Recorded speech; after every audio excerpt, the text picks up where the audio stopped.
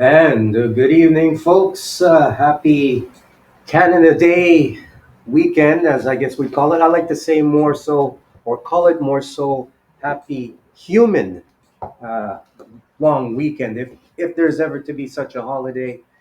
So, yeah, it's been a while. And this is why I guess I figured this might have been the right time to post. So, here we go with the show. Careful out there. That arm is unstable. Not sure how long it's gonna hold. There's bush lights everywhere. The wall.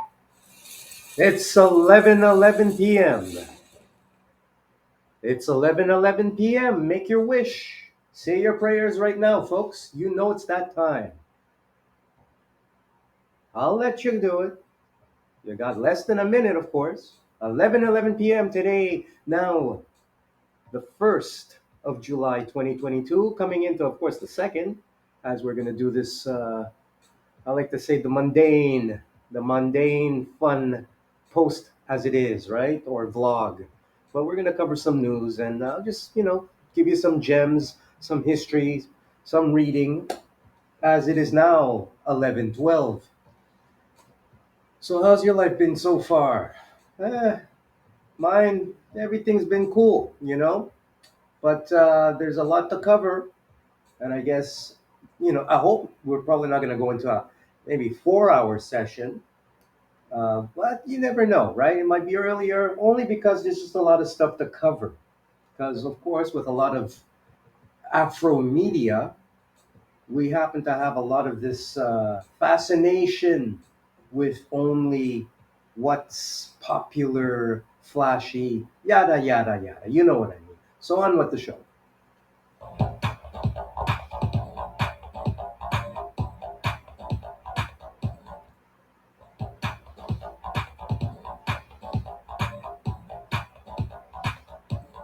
All right. So, as you see, this is the issue of the date that's coming out. Actually, I put it out as the actual written blog, but the written blog is still always in what we shall say is rough draft. So, yeah, this one I call BS, BA, MA, and PhD. Go figure why. Only because we have a lot of those folks who are telling us, or somehow, well, teaching us. Some people can say indoctrinating us uh, to beliefs and to life. So we're gonna just cover a bit of that. So we got some amazing stuff coming up this week. Also, let's hit on with the news right away. Right before we do that, I also want to give a shout out to all my viewers out there. All few of you, but it's all good. It's all good. I'm not here only about the money. And even though, hey, money's freaking good, everybody needs a buck, right? So my long story short is, yeah, I'm from the old school. I was working in the whole, as we call your veterans now, but we're still in the war. I call myself a POW. We're now in the whole. I was what we call a first responder in this war on what was at the time the funkydelic pandemic, and because of certain choices, here we are today, vlogging and trying to give you some gems of the truth, and somehow find my whatever you call calling. Being a Gen Xer, coming from the generation of class of, well, I would say birth class of 68, 1968, the most revolutionary time in at least contemporary history. We were those kids who played together, that Martin Luther King said. And here we are today, a little over 50 years later now. And we're still stuck at the same kind of crap that happened during our, uh, our birth line hood. Yeah, so I'm here from that generation to have a few coffees here and let you know what time it is. And hopefully, once again, this is for everybody. Hey, this isn't just a black thing or a white thing. When I was growing up back in the day in the '70s, that integration. Some of our friends, their kids were their parents were Nazis, right? And they used to feel horrible about the shit they did, right? And they was always happy and hey, Schwarzer, we're so sorry, and the history means so much. So we've taken so much away from history that I decided tonight that yeah, or not only tonight, but since at least what kicked it off for me, what activated me, because this broadcast is about also finding your inner activation through learning your history and maybe getting some roots at the same time. Uh, Wash your mind for a change. We always hear about brainwashing, brainwashing. How about just wash it? Just wash what was not or what isn't so kosher. Brainwash, you call it, but I say just wash. So here we go. I just had my sip of coffee here. There's no tea to sip here. There's only coffee to drink, right? I also want to give a shout out to all those folks also that I follow because I follow some pretty solid folks out there like IUIC. Shout out to all the brilliant deacons and Bishop Nathaniel, Asaph, and the crew, the realest people that I can say are talking truth these days because we see the whole system falling, right? And yeah, Sloan Bell is also on cue. There's so many, too many to name, right? But let's see if I can give a few shout outs, right? Yeah, Gina Maria, her with the UFOs, or now we call it UA, what? Yeah, whatever, unidentified aerial phenomenon, UAP. This guy, this bro, Rabbi Alon Anava, near death experience. You see, this is the thing that's going down, right? We have a lot of folks, like I was saying, like my friends, Nazi parents, and all that. People come around and people get to see shit for what it is. Oh yeah, I'm gonna try not to swear. It's for all kids, but hey, Anyway, so if you're around with people, and I feel we lack a lot of this. This kind of we've been so much into victimhood that there's no method of survival. So anything can happen with this younger generation that's not ready and doesn't have a clue what time it is, right? So, yes, there are people who are Jewish, rabbis, uh, neophiles, as I would call them, all kinds, even the nihilist. People think, oh, it's only such and such. Yes, you know what? There are some people, through the grace of God, that do come around. It's just that we never hear about them. And when we hear about them, they're either whacked out, right? Snuffed out, but it doesn't always have to be so because it's always about the narrative, right? When Martin Luther King was whacked out, right? But anyway, yeah, Karim, daughters of Zion, solid. So yeah, this rabbi also, right?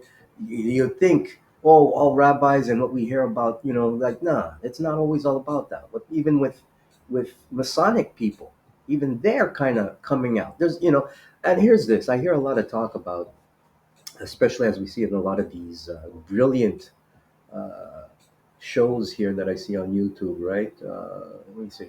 Ready to Glare, hip hop cartoons. Yeah, the Dr. Nilly Fuller.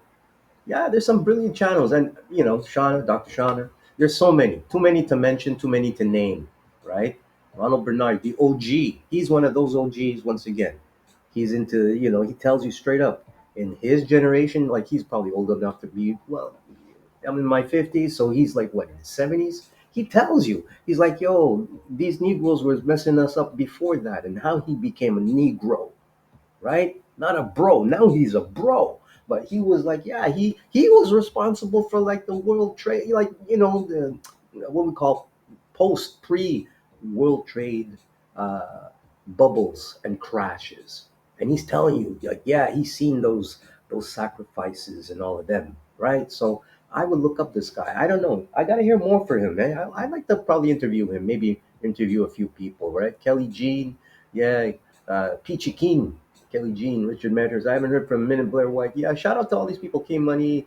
I'm just throwing out some names only because it's like this is what I've been inspires me to blog. So this is my blog on and how we say top hits of people that's been influenced me. Dr. Reiner Fulmick, You got to be out of your mind if you ain't following what this bro's doing. This guy's telling people what time it is. He's done something known, doing something known as the court of uh, public opinion, which is to fight against crimes against humanity. As such, in this case, we're talking about crimes that might have been committed even like pre-war, during war, and because things after the war was so shady, we know, right?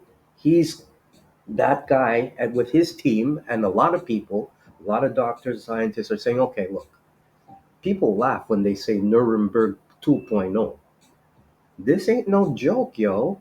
This is going to be real because we got some real times coming up. A lot of it is also because of what we're not being told, which is truth, and it's cultures of we do have a death culture, just like you have people who believe in a Jesus with a J. You have those same people who probably call him the devil also, right? And that's real. So yeah, shout out to Dr. Reiner Foment, who's you should definitely check it out. You won't see it probably on this channel, but you probably see him on Odyssey. Look it up. I'll probably even throw in some links. Yeah, so there's some more folks out here, as you can see. So I'm just throwing in, some, yeah, Dr. Claude, please stand up. He needs a, like, you know what? I like when he comes on Voice, Dr. Voice. Also, shout out to you, sir. But I would like to just see him, if anything, having the books are good, but there's a lot of folks that don't read out there. So maybe there's got to be some type of a narration while we understand, but there's got to be po folks who's got to get access to this stuff. So I'm going to show you a bit in my post. At least what I'm doing and what I'm trying to do is also give you the links where you can download certain papers and stuff like that, right? I legitimately also, right? So there you go. Go back to Africa, the hill, yes, and so many more. Scott Ritter, shout out. Um, this is, yeah, I think this is a cool thing to do, right? Because we don't have a lot. There's so much competition, right? So Patrick Lancaster giving us the straight dope as to what's going on, right? Lisa Cabrera, yeah, they're slow, Anton, do I have any more? Wow, I thought I had less, but I don't have like hundreds of subscriptions, but enough to kind of just get me through. Thought Crimes was really good tonight. I highly recommend. I do a lot of sharing also, right? So that's part of the whole, I guess, what they would, or we could say, scheme of things, right? Dr. Bean, Russell, I haven't heard from him in a minute, aka, right? So yeah, shout out to all of you brilliant folks out there that help influence my vibes to actually have the balls to do this, because it's not like you can actually go out there and say what you want easily, right? And you have to be careful, and there's so many of this, but like the Masons, like I'm gonna go off on some topics sometimes, so try to bear with me. Like I said, you'll find the gems. We're now in a time where there's a big truth coming out between the good and evil thing. Because we can do evil, so be that, right? So part of that war, as we're seeing now, is confusion. They use confusion. So confusion in what, the whole spectrum of biology, sexology, psychology. And so because of that, there was a norm that we tried to keep in this planet, a norm of life, especially after the Second World War, suit and tie, nuclear family. Now, I've said in my previous post, it's possible that a lot of that, even that, within that, was not what it was. Meaning, uh, the epiphany I had today, right? So there's an actor by the name of Elliot Page. Now, Elliot Page formerly was known as, they called him, a dead name, and that dead name was Ellen. Now, when Ellen was an actress, formerly, right, she was awarded for a film back in the day. You should check it out. Juno. Juno, that was the film. So when you go and see that film, right, and then you say, okay, she played, a young tween who got pregnant, and then when she got pregnant, right, some, all this thing, right? So fast forward, maybe what when this thing won an award. what was it, over a decade ago? I'm sure. Like, I can't remember. I'm not gonna look it up either. That's for you to look up. So now, Mr. Page, right, is good. Mr. Page is right, and hey, that's okay. You know what? Maybe Mr. Page was actually Mr. Page to begin with. You following? Okay, hold on, hold on. So maybe Mr. Page was actually Mr. Page, and because of how things work in the world, and of course the industry, you get into film, but they never tell you when you get into film young, you gotta do them switch up, and all of that. And there used to be a casting couch. Don't get it stupid now.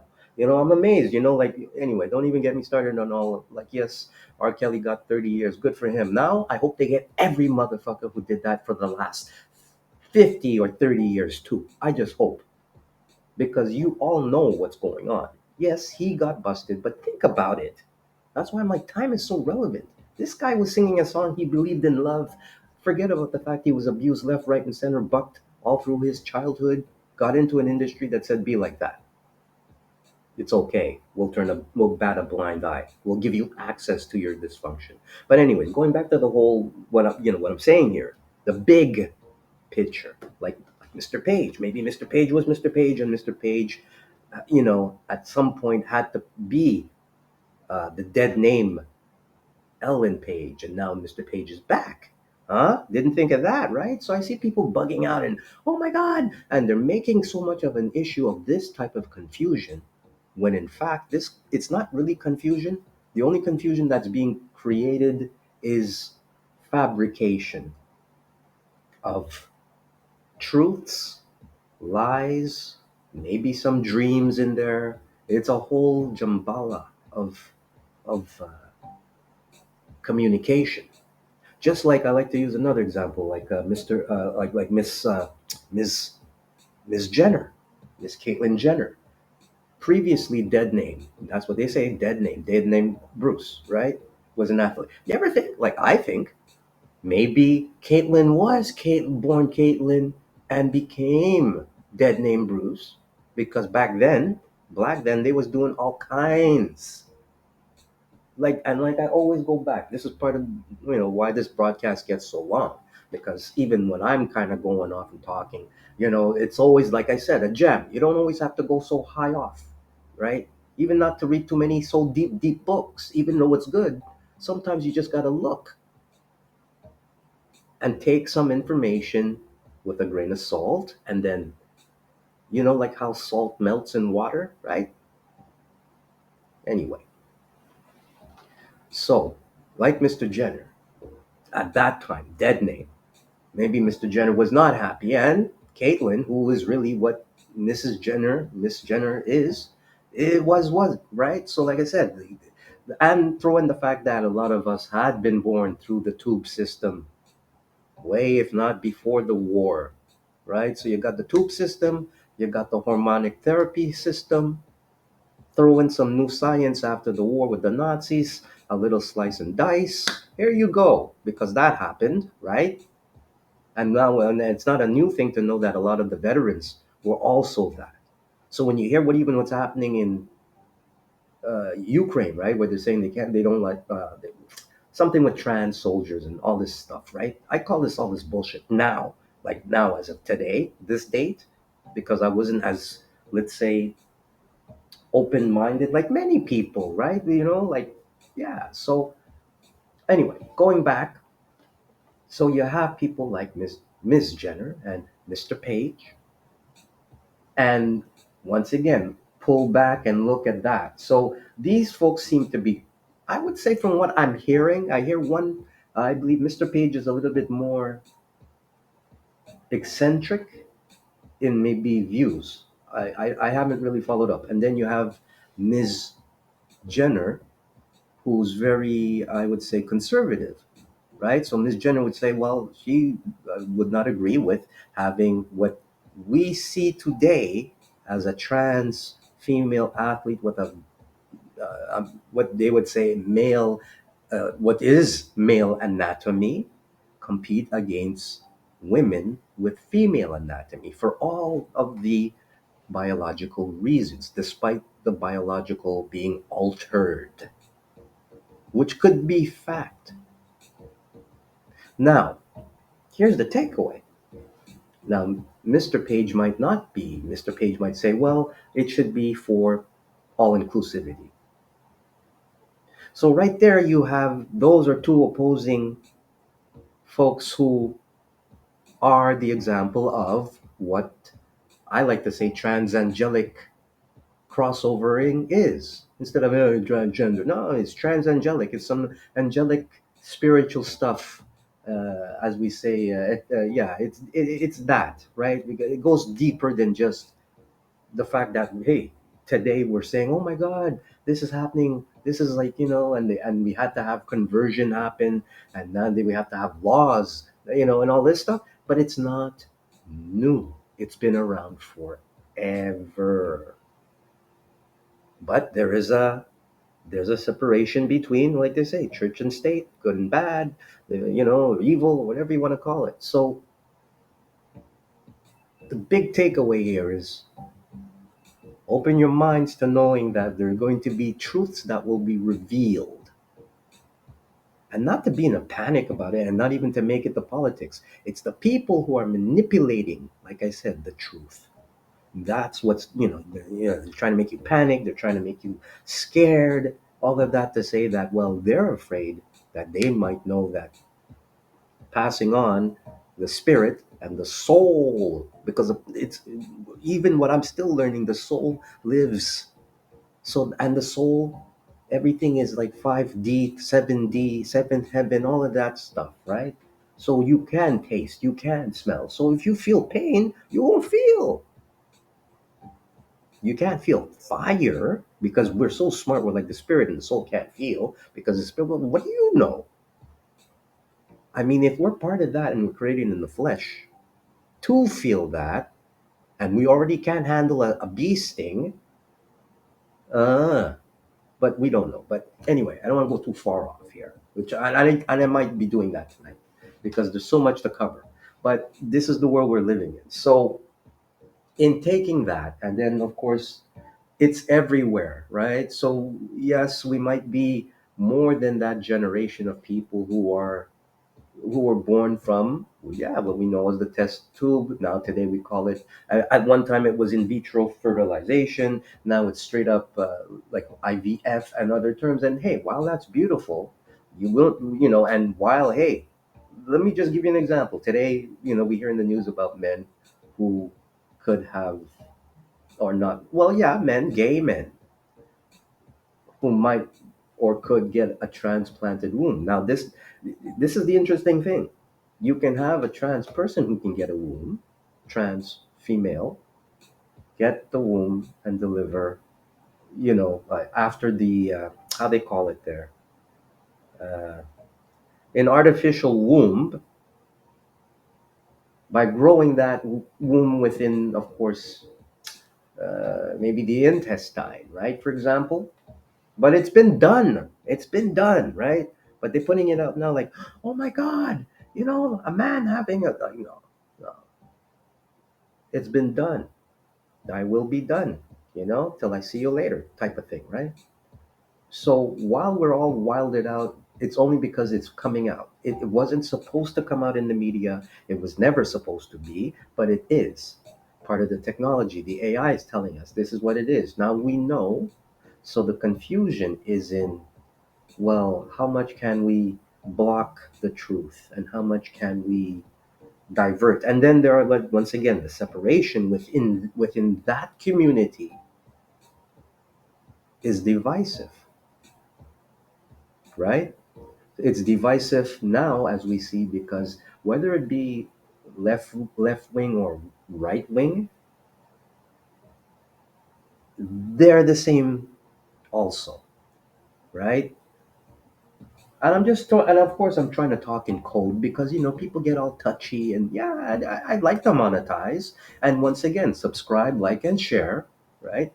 Um, this is, of course, for the family of people. Once again, doesn't matter what your background. If you want to drop it, I'm not going to be too religious and spiritual, but I just want to put some stuff out there, and like I said, pick the gems.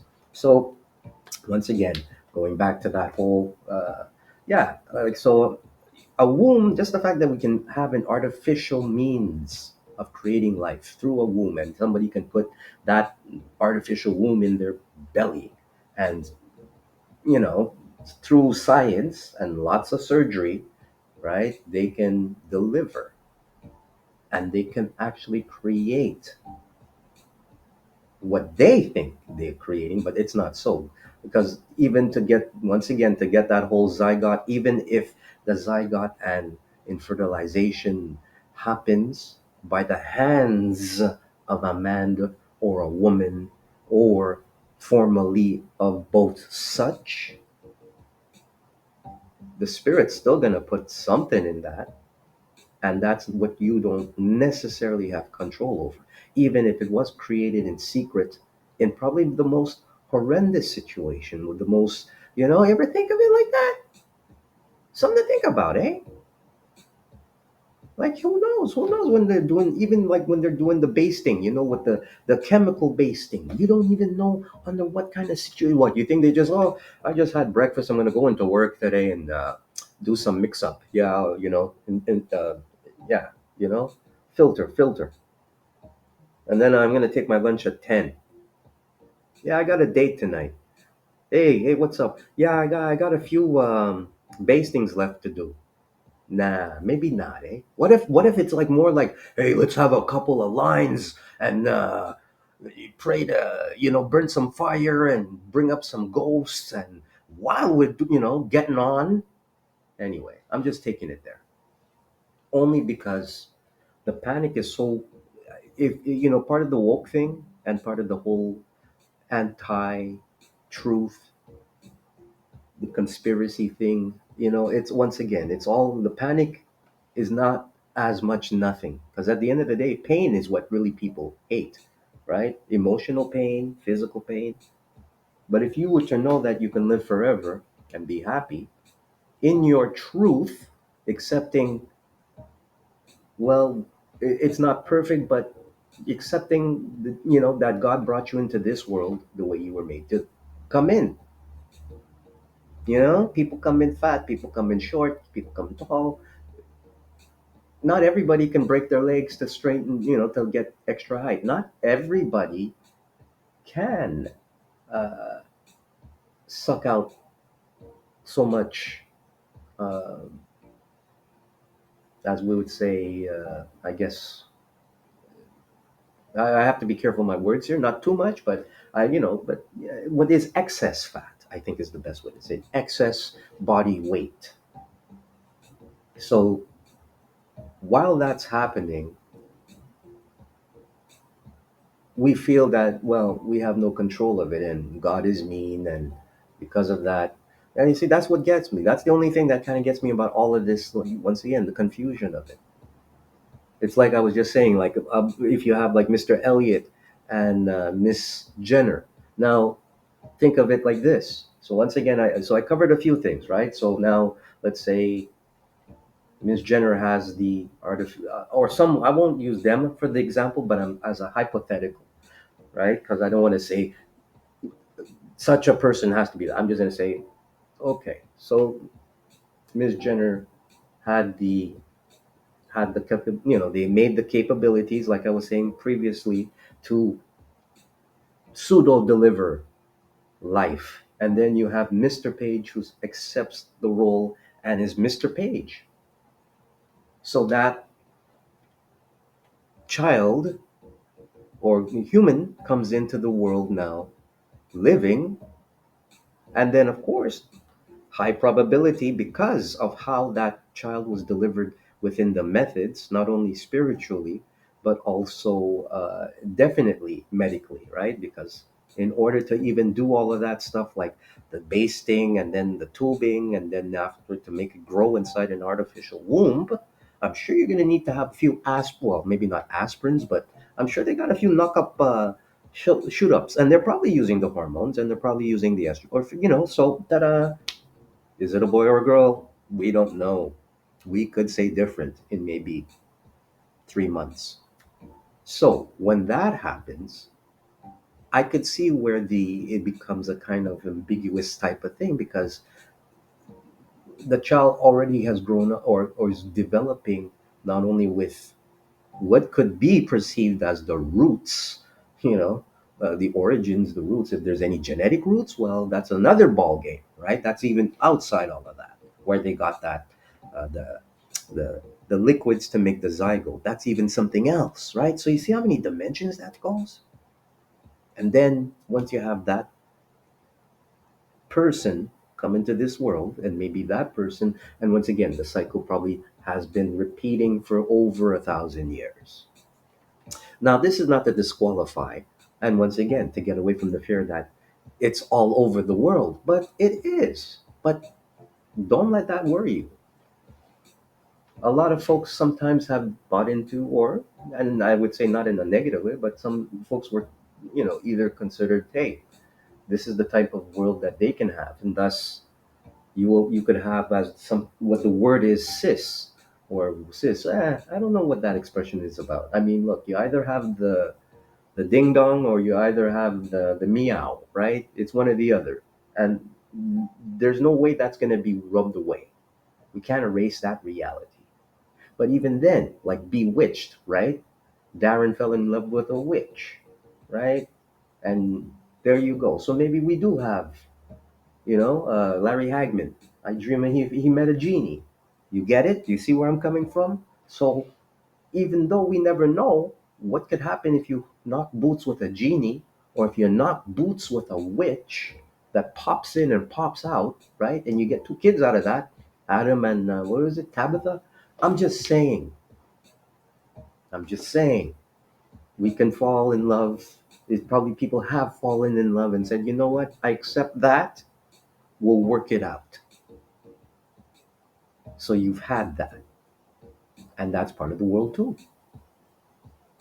Unfortunately, just like, like some folks, some women who cannot have children, right? Not, biologically, because of, biological health problems, right? That could be said for, hey, maybe that could be said for certain situations also. That complication thus is the reason for in vitro outside of that, right? It's what it is. So all of this to say that, yeah, I just wanted to throw that out there so folks can realign, because we are going. I mean, hey, and there's no bread and butter to take out of anyone's mouth when it comes to talking about stuff like gender and the fighting. But the fighting, once again, it's something that is as much a family in family issue. You get it? Because the nuclear family that we knew, or that we're told supposed to be, which is that the regular quintessential man, right? Ward Cleaver. If you kids don't know, like the 50s, the guy gets a job after the war, and the wife stays home, cooks, gets two kids. Stereotypical boy, girl, father, mother, man, woman. That's what it was. But here, how about a new twist? Right? Maybe it was like, oh, we saw it like that, but hey, maybe because we know Hollywood is already like all about. We already know that's already been come out. They didn't like it a few years ago. They killed a few of their own people, but now it's out. People know, right? They've been telling us it's a lot of reversal. We know that it's a lot of reversal in Hollywood. So wouldn't it be interesting if we're like, okay, so you're gonna say the Leave It to Beavers, that's all reversed, but they portrayed it as such, not reversed, or humdrum? Yeah, maybe. Psych. Anyway, let's move on with the show. So that those are some takeaways. This is a data jockey. My name is Yurok, streaming educational, factual, unadulterated lessons from world Black history, finding solutions to surviving basic instructions before leaving the planet Earth. Informational documentary streaming, historical educational media, Fair Use Act disclaimer. This site is for educational purposes only. Fair use. Copyright disclaimer under Section 107 of the Copyright Act 1976. Allowance is made for fair use for purposes such as criticism, comment, news reporting, teaching, scholarship, education, and research. Fair use is a use permitted by copyright statute that might otherwise be infringing. Nonprofit, educational, or personal use tips the balance in favor of fair use, right? So hashtag new black media, stop the black genocide, black cop, drop the hop, world black history, literacy, culture, Afro First Nations. So yeah, so that was my little intro previously, and of course, I mean, I'll dip to that because I believe whatever elections that are going to be coming up shortly, we're going to go buck wild on the whole, you know, gender thing, right? There's a lot of that, all that talk and stuff, and when you can actually obviously see that even the folks that are bringing it up, and this is what I love about what I'm seeing on YouTube, right? So like I just given you the examples of I call it the Jenner Page family, right? How about that, for example? So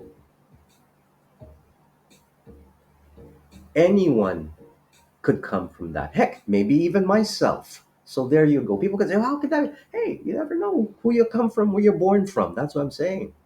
So I'm not saying it's everybody, but significantly after 1978, they've been telling you. They've been telling you. You know, it's been going like, ah, how'd you make your kid? I had a surrogate. Okay. So a lot of surrogates could be also reversed. That's all I'm saying. Just open your mind to the world. So there, and the reason why I'm telling you this also is only because this could probably break up the discrimination, right? Because yeah, the part of the word is, well, if the world knows, let's say, I heard a brilliant thing the other day. I think it was Bella was saying, if like Marilyn Monroe, it's all in verse, right? So imagine if you have a world of this generation of people, and even the old generation realized that who they were totally infatuated with and found like was sexy in all the magazines for all generations, and all the models like Victoria's Secret are not who they are. They're like even if you go to a certain area in Asia, right? In Thailand, they're straight up tell you, "Lady boy, I'm a lady boy." They'll tell you that straight up, and they'll be like, "No, no, no, bro, that's it. I'm a lady boy, and you know what? I'm a lady boy, and I'm down with my girls." You see what I'm saying? Lady boy be like, "No, I'm not. I don't go like that. I don't swing that way. Why? Because I'm a lady boy. I'm a boy, B." They talk like that. I'm just saying, right? And even then, maybe we have more of that among us. So when you even look at your tubers, when you look at your YouTubers and your TV and everybody, like I said, there are some folks who are probably even that, and they're there to tell you the truth because they know what it is, what they're going through. You see what I'm saying? It's part of the code, the gender code, I would call it, right? And God bless those people because and it's in every, and if you want to talk about the world leaders, right? It's real. And maybe there's some cool world leaders who eventually will wake up, and maybe out of what we call that group, that specific whatever hundreds or few or whatever group of folks, or maybe very angry because here's the catch. When we talk about reproduction and the fact that you can have and make reproduction, for a man, one of the biggest prides for a man, and I can only say from my experience, I happen to have the reproductive organs to do those, to create life. I would say it's probably one of the most honorable things that a man can do. It's because we're hearing a lot of stuff about, oh, men want sex, baby, abortion. It's like, you know what? We're not telling you to stop having sex, but for God's sakes, generation zero, whatever you want, like, a rubber. We were using rubbers big time throughout the 80s because of AIDS. People said, you know what? And we knew people who had AIDS, and next thing you know, they were dead. Now, what is true about AIDS and what is not true, you have to go and research with Dr. Fauci. But one thing's for sure, we were busting rubbers back then. That was the only way, or else you didn't have sex. So here we are today, and we have all this talk about abortions, another fear, scared, I believe, type of tactic that's working. Don't forget, we're told you guys, if anything, the world's brainwashed. Yeah, we're totally under the what we call a psychological yeah, hypnosis thing. Yeah, but like even with this whole thing with the Roe versus Wade, half the planet, at least now, as of today, wasn't even born when this stuff came out. I was like about 3, 4, 72. I was like, yeah, man. Once again, Generation X, you had to be there. And then they had that movie with Dustin Hoffman, right? They had the movie. Oh, jeez, I'm having a brain gas now. What do you call it? It wasn't Roe versus Wade, but okay, let's get busy. Um, Roe versus Wade movie. There. Oh, no, no, no, no. Whoop, whoop. Bear with me, folks. Yeah, okay. The only reason why is just to show you a point. What's his name? Dustin Hoffman, right? Dustin. See, it's funny. You can't even find it no more. What? This movie was big. Hold on a second here. Just bear. Dustin Hoffman. See how the internet is? Because you would think even something like this would have come up, but this movie was like a. Okay, hold on. We'll take out the rule. And it wasn't about abortion, but this film was about divorce. And that was the year when divorces were happening big in the world. Okay, that's the movie Divorce. Here we go. Kramer versus Kramer, right? So this was 1970. Yeah, okay, 79. So when this film came out, right? This is like about 5 years after for a few years after the whole Roe versus Wade. This film came out, and of course, this is the 70s, and this is the boomers. They all starting to get divorced right after their swinging 60s. So there was a lot of promiscuity, just like the 80s, right? Into the 70s and the 80s, except they had the pill in the 80s. By 60s and 80s, girls were using the pill. And then when HIV popped up in the like early 80s, the pill with a combination of the condom was kind of a given. So in case the condom broke, the girl was on the pill. But for some reason, yeah, you didn't need a condom if the girl was on the pill. Even realizing that the pill didn't kill HIV. Huh, get it? Good. We're following. So anyway, going back to the whole Roe versus Wade thing, girls weren't getting as pregnant in that era. But just to kind of give you a heads up, this movie came out. And this movie was like, yeah, big time drama based on, Muzungu stuff, right? So yeah, a 1979 legal drama film written, directed by Robert Benton, based on Avery Corman's a book, right? 1977 novel of the same name, also known for Oh God, right? This is a comedy about George Burns. You got to look that up. Oh God, yeah, old Jewish guy, about 100 years old back then, playing God. It was yeah, he was a good Him and Gracie, yeah, that's another day. So Dustin Hoffman, he's still in the house, but I heard he's been chilling. Meryl Streep, right? Dang, she's been around since then. Yeah, it's true, eh? She's kind of she's one of those. She don't age because she was in look, you see? That's anyway, I'll get back there. Don't distract. Jane Alexander, right? And Justin Henry. Is that the boy? Yeah, he's a Gen Xer like us, right? The kid. So it tells the story of the couple's divorce and its impact on their young son, right? And so it touched upon gender roles, women's rights, fathers' rights, work-life balance, and single parents, right? So that came out, yeah. So it was best supporting actress. So you see, she's been winning for a minute straight. You guys think you know who she is? She's OG. She's been winning since 1977. Best adapted screenplay, best actor. That's funny they bring his face up, but yeah. So this was a big winner, best picture, right? So when you look back, like Roe versus versus Wade era,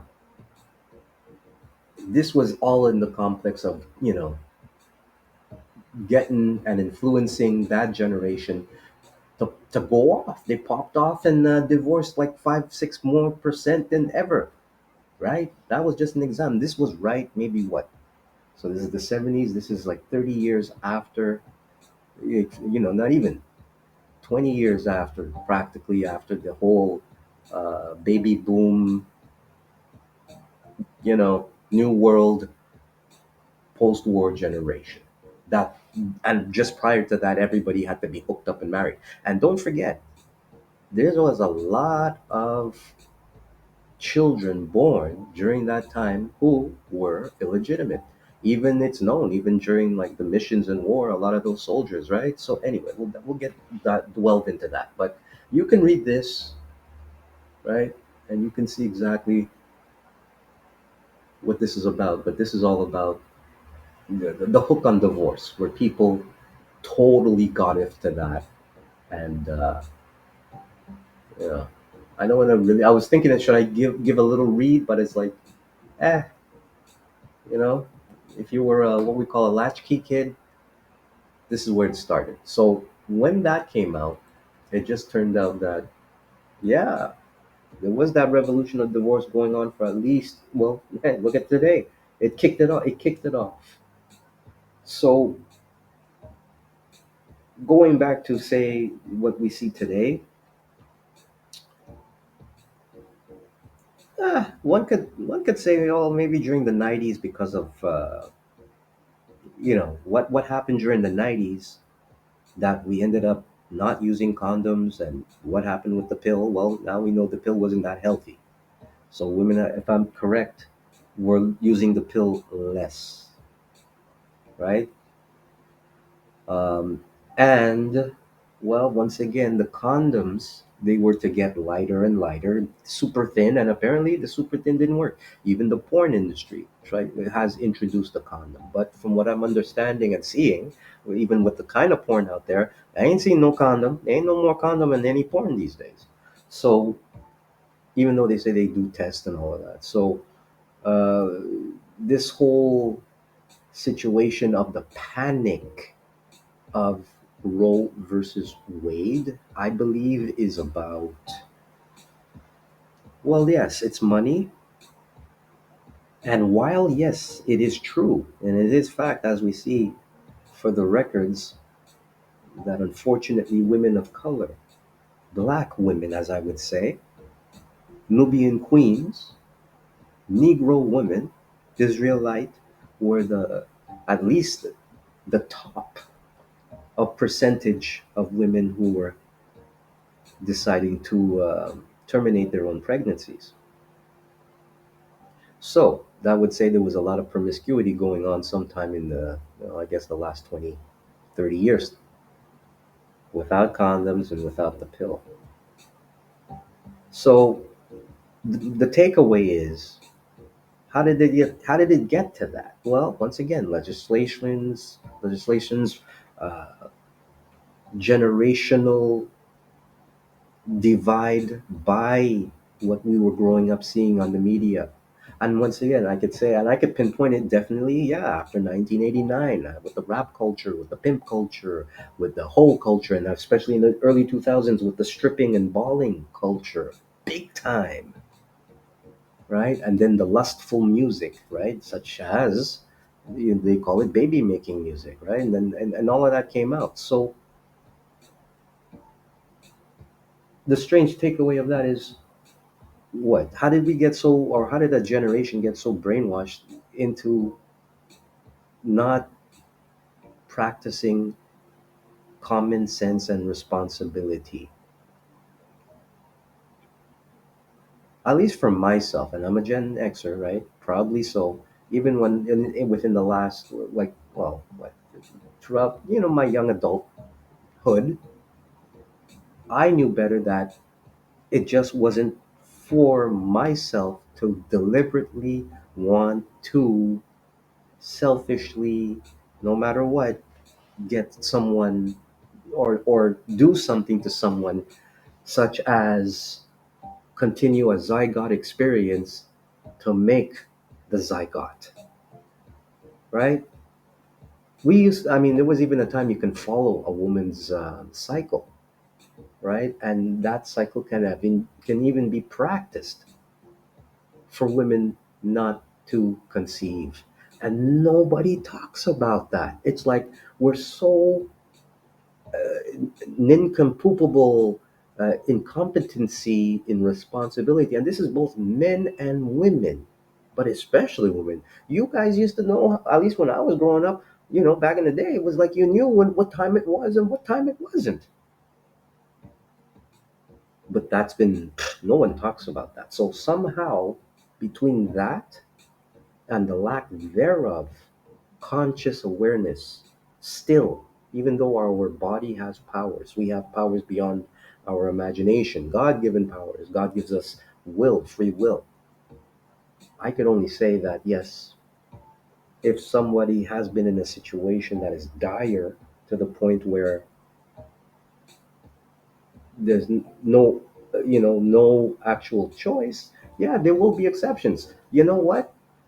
If you're going to throw that move and once again go for the full Monty to the point where you know that you can make that person pregnant, I would think, at least, even to my knowledge, had I been in that situation, I believe even when I was younger, on any type of that type of scare, it would be I believe the morning after pill was around. I don't know if I guess it's still around, but the morning after pill. But what I've learned is even from that time, from 3 to 6 weeks, if somebody is under duress and let's say locked in that they can't come out, there's a problem there. And let's say they're able to get out and it's 4 or 5 months. I don't know. That's a very big heavy debate, right? Because you're already kidnapped or in a situation where whether it be a relative or and you're already there. So this happens, unfortunately. So now that you take that situation out, right, which could be a horrible situation to be in, it should be really about responsibility. Because any other situation than that, right, at least when I was growing up, like a young adult, right, like most, and it should be, we thought would still be, it's once again responsibility. The government is telling us, well, your genitals are not your own, and how you spend your genitals matters to us. Isn't that deep? Your genitals are not yours, and how you spend it is not our choice. It's not up to us. So, spending it, hey, for somebody, if you spent it and you create something that you don't want out of it, and hey, you can even make money out of it, so be it. So, yeah, and I talk like this only because the numbers, it's the numbers. The reason why this this Roe versus Wade law bill was pulled was because somewhere down the line, someone or many people, many folks consciously said, hey, something is up. Because if we look back and you do the timeline of abortions, even though it might have been like even in the past illegal, as we said, and it might have been many back alley and terrible situations, I would beg to differ if that situation had been, how we say, as profitable, even like as ubiquitous to go anywhere as it was maybe even in the time of Margaret Sanger. That's Mr. Gates' family, right? And even though maybe that would have been the case, they might have been more cold and bold about it, throwing kids into the alligator lakes and that what it was, right? But when it became to be systematic, thus, and I'm a Montrealer, Montrealer OG, right? OG, that whole MK. I'm that, right? I'm basically as I'm blogging, I'm all of that. I represent everything I'm talking about. Okay, so yeah, even I represent that, because once again, as I'm learning about myself, we're always all learning about ourselves. Hey, my mother used to tell me things, rest her soul, as she was my mother, but there were things I didn't know about her that maybe I had to start questioning, right?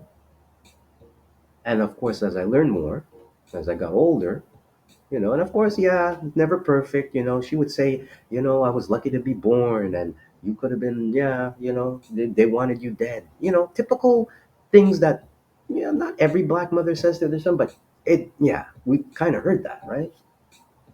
And then they tell you other weird stuff, other weird, weird, weird stuff as you grow up. So black men or young boys, when your mother tells you something, listen, because sometimes they're giving you keys into, even if it's parable, they're giving you keys to learn about yourself. Maybe they can tell you, but that's a whole other topic. But going back once again, the world we do live in, it's a lot about free will and choice. So we don't need to judge, we don't need to hate anybody. What we do need to do is open our mind and accept that the truth such set us always, always, always free. And that's, you know no ifs and ors about it. How the truth will come out is another thing, and how people will get comfortable about it is another thing. And it's also with education. Like, look now, okay, so they're telling us how if you had children, if I have my children here, like making children now today, me personally, if I had children, I wouldn't send them to no school. I'd be homeschooling them big time, right? Because once again, the nobody has nobody has their business being in our crotches, and nobody has business teaching my child about their crotch or about crotches. That's how I talk. I'm talking straight up tonight, folks. So it's straight up about that, because once again, maybe some of those folks in the opposing side say, well, because we had it so difficult, and because we didn't have genitalia, because, or we were, as they say, sterilized. Sterilization is a big thing, eh? That's part of it also. Even as we would say, unintentionally sterilized. It's a real thing. So if you have folks like that who maybe have taken upon them for whatever trauma reasons, yeah, let's make it more sinister. Let's teach them that you too have to be like this.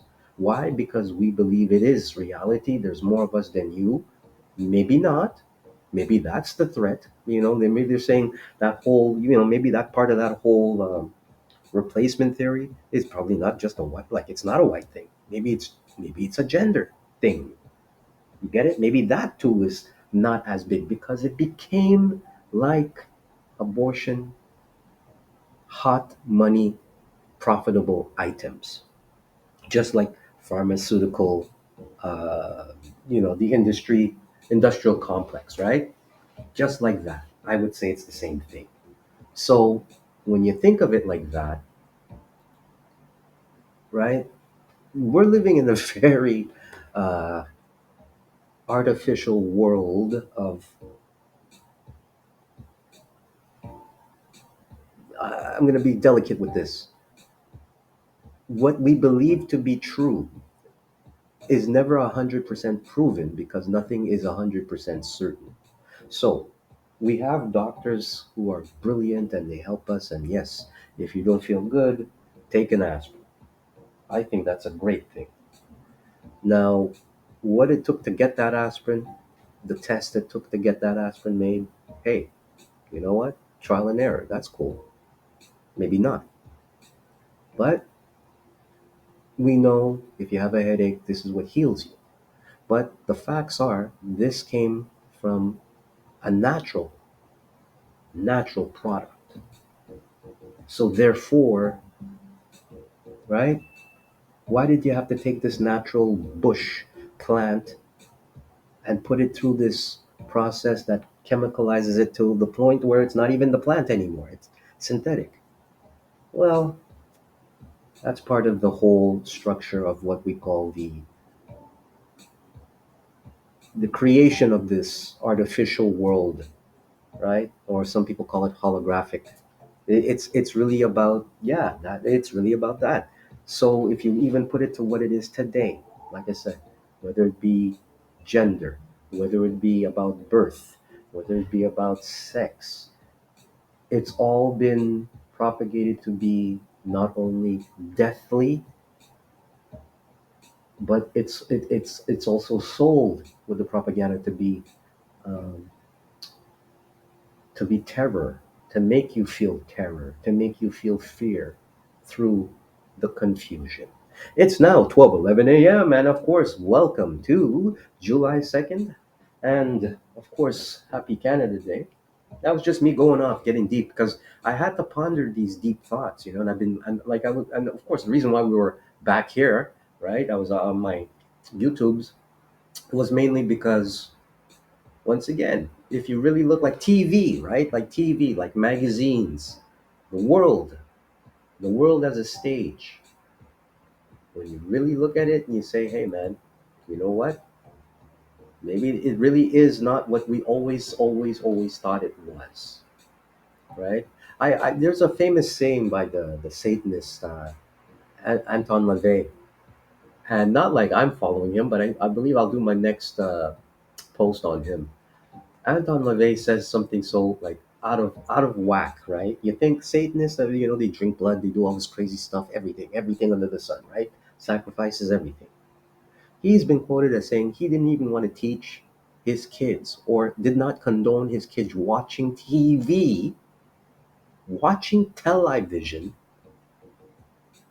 because it was too like corrupt, or he was just opposed to that. He's like, yeah, it's interview. I'll pop it up in the next blog when I take on that whole genre. But that's just to show you, even no matter how mystical and how crystalline these folks are, and then of course you have that, right? Even within the whole division of genders, you have the prophets, and you will have uh, the antithesis, right? The antichrist, right? You have that. And even then, right, you see what time it is. The reality is we're all one of the same, not divisive. Getter is probably one of the best websites I've been coming to. Oh my gosh. Hallelujah. We do not have to rely on the blue and white page anymore, right? And of course, what I like about this site is that it's so straight up. It's straight to your throat, balls to the walls, throat, throat to the goat. I don't know, it's a terrible rhyme, but anyways, yeah, it really gets to you. It really like straight up good, real news without any. Uh, oh, you can't say that, and blocking you and whatever they've been. You know what? I haven't been on that blue and white page for a minute, because it's like, you know what? Why should I bother to fight, right? I mean, a lot of this stuff is going to disappear at some point. Thus the aspirin, right? I mean, maybe it'll be around, but what happens if that stuff disappears? What happens if all the gender medication disappears?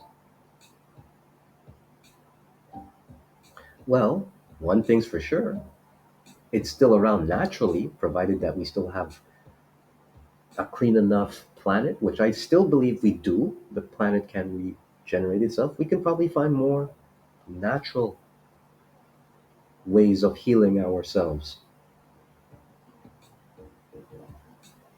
But I digress. Let's continue. So, notifications. Yeah, so this is one of the awesome, best, I would say, probably going to be forever, um, social media websites I've been coming to checking out, because it's like, where else you're going to go? So, welcome to the date. And today's episode, of course, BSBA PhD. We're just going to cover, some quick news and selected readings And once again, the mundane. I'm here for the mundane. I'm not here to be like the others, which is flashy and, you know, dire straits broadcasting. I find once again we got too many royal family, focusing on that hustle. We need to have some type of, okay, let's hear some facts here. Let's hear what, like, yeah, what Mazungus listen to, right? Without being too boring, but I try to. So yeah, Happy Canada was Day. Of course, the Canada Day parades were canceled, right? So that was something to know. It's just a roundup, but I believe the celebrations will be still going on, right? But this is just to let you know, if you were looking, Canada Day celebrations are making a return after 2 years of scaled down festivities because of the COVID-19 pandemic. But some Canadians hoping to catch a traditional parade may be out of luck. So several cities say the rising cost of security and insurance, in addition to troubles securing funding, is forcing them to rethink celebrations. So in Montreal, there will be no Canada Day parade for the third year running. So that's something to know. Be careful out there. Another thing that happened this week: the last remaining WW2 Medal of Honor recipient dies at 98. So why this is significant also is that, well, duh, he's the last remaining Medal of Honor recipient from World War II.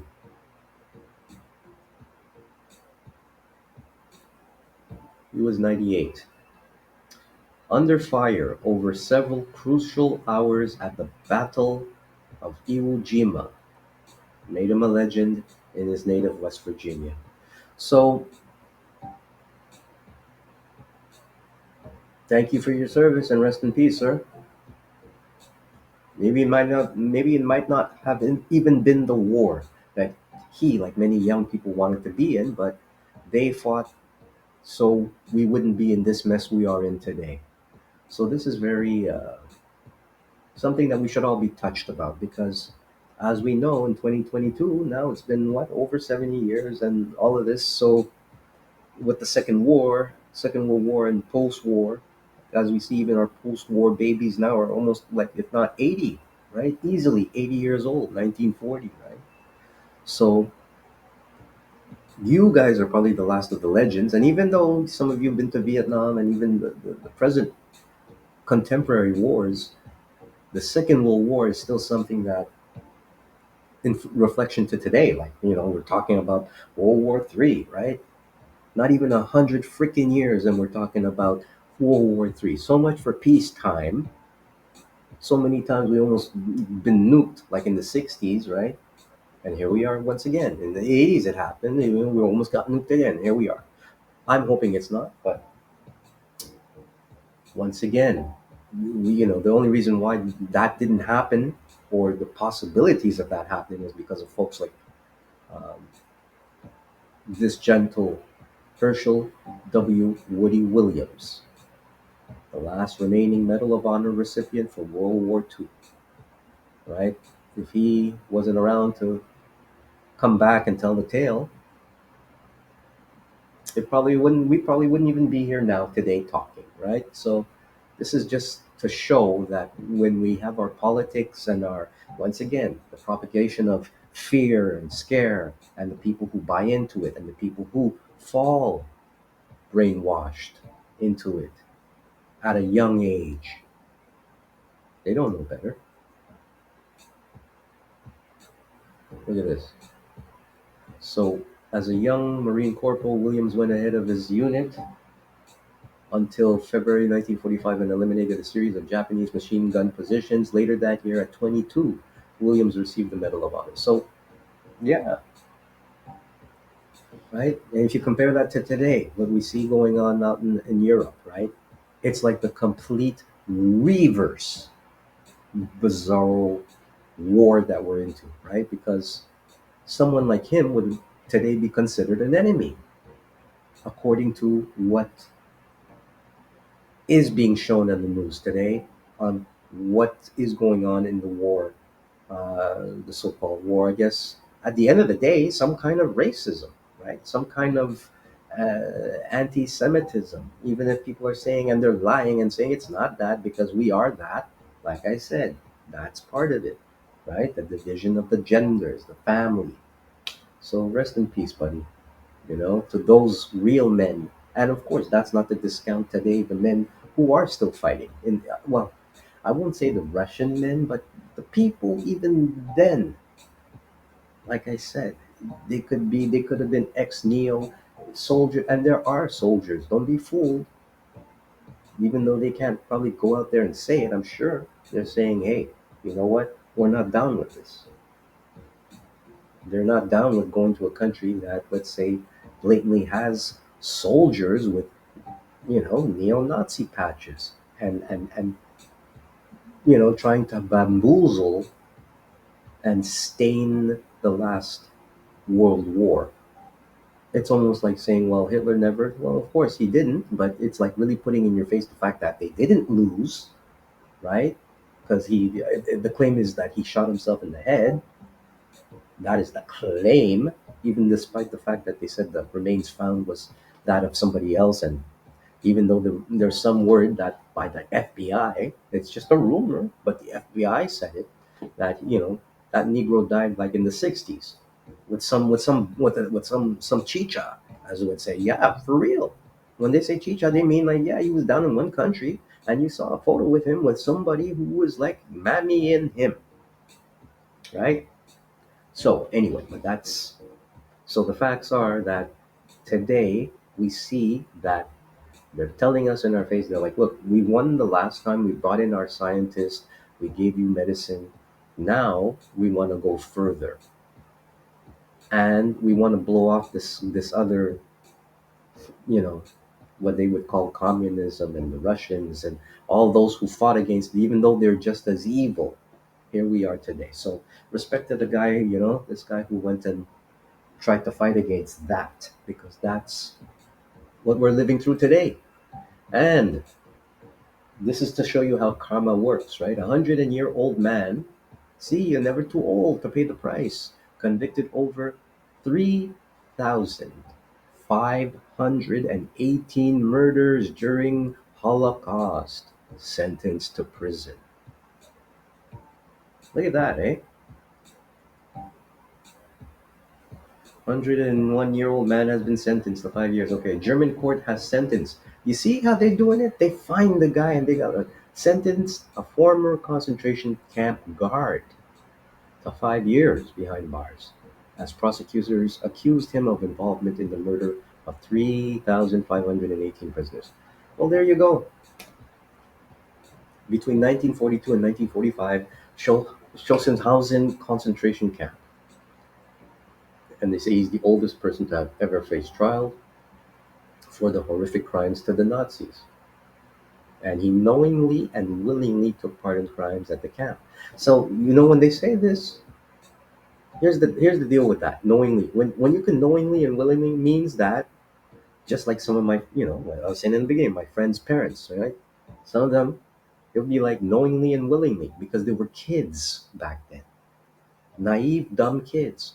Once again, probably tubed up when they made all those, like I said, like we know Hitler Youth. You see the documentaries, hundreds of them. They even had women getting pregnant with the purpose of producing them, right? So if they did that, and let's just say, let's throw in the kicker, like what I started with, right? Let's say what you thought were a lot of those so-called, as they were, women.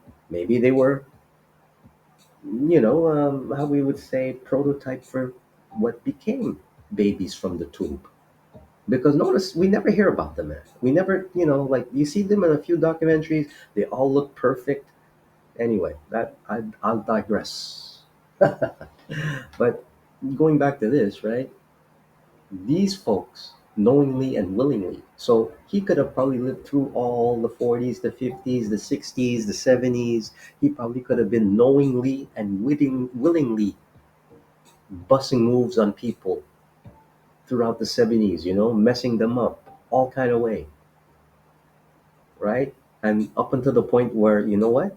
We're going to take his 100 year Negro Nazi ass and done. Pleading his innocent all throughout the trial, of course, at 101, denied any knowledge of what happened in the yeah, he was instead a farm labor. Yeah, you're gonna bust other, and maybe that's what he really maybe that's what it was. Who knows? Who knows? But the fact that this came out just when our other veteran just passed away, yeah, if it was worth waiting nearly 100 years, or I guess in war, in wartime timing, 70 years to get some kind of retribution, I guess. So, the execution of Soviet prisoners of war by firing squad. See? Soviet prisoners and gassing prisoners to death. It began in October of last year, and the man was not jailed for the duration due to his advanced age. Wow. So, see? So, this was between 1936-45, housed many political prisoners. Look at these guys. Look at that. That- That's a lot, eh? Hmm.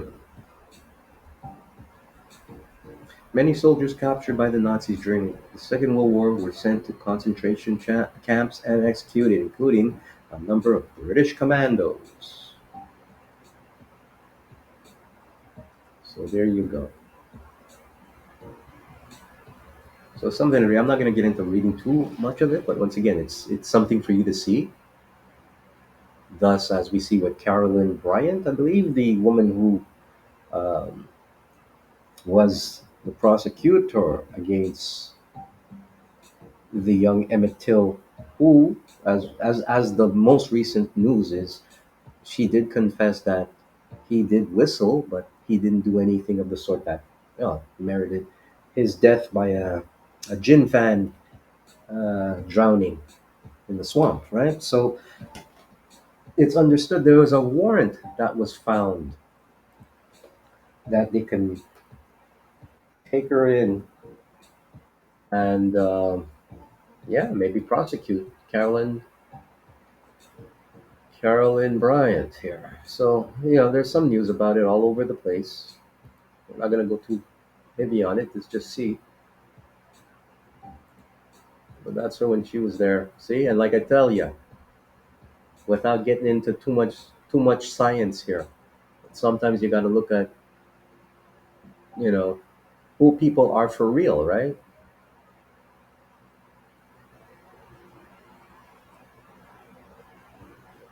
Yeah. So a warrant for the arrest of Carolyn Bryant Donham, identified as Mrs. Roy Bryant on the document, was discovered last week by searchers inside a file folder that had been placed in a box.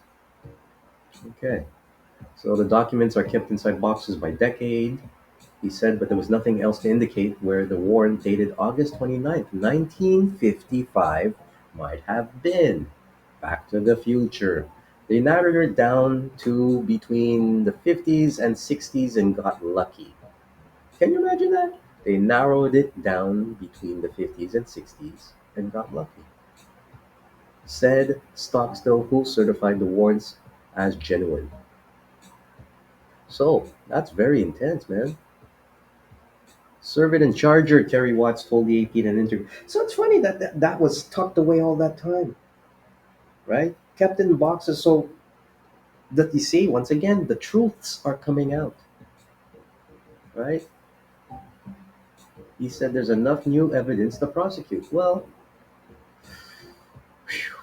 if it is, if it's God's grace and will, but the mom passed away, Emmett Till's mom, right? So, if anything, it'll probably be the family. But now in her 80s and most recently living in North Carolina, Donham has not commented publicly on calls for her prosecution.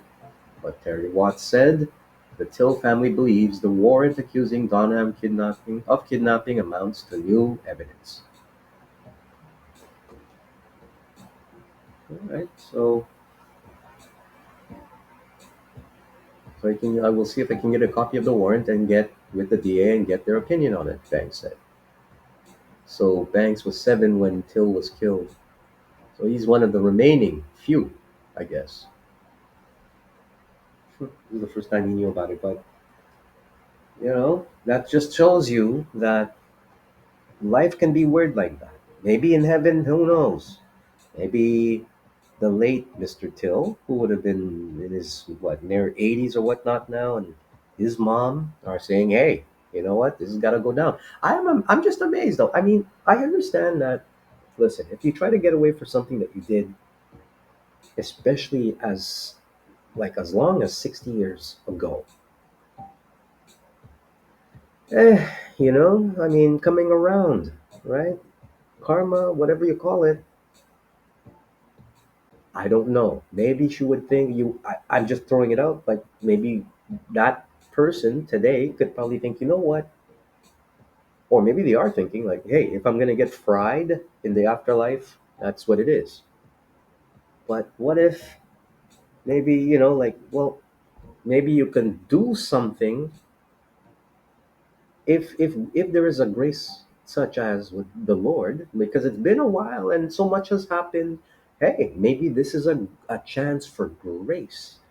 But I get a feeling that even if the more, like after what, 55, right? Rock around the clock, 70 some year plus years, right? And you still didn't even think to say, look, this was really not a cool thing to do. I should make peace with God, and hey, some got to give something, right? Because even if she was to get busted and do time now, she probably wouldn't get no 20 years. She'd probably get like you know, at best, bail. So this is what very. It's food for thought, though, right? Because just look at the picture, all chill. This guy, I'm not sure one of these two they passed away, but they didn't pass away easy either. I believe one of them had like a spinal cancer, and they were in pain till the end. So you see, wickedness doesn't pay, but sometimes you feel your licks. Well, that was this guy, Roy Bryant. Is it him? And this guy lived to 1994, yo. See what I'm saying? Yeah, it's this guy. And she lost a son too. Look at him. Well, maybe not these guys, but yeah, Roy Bryant.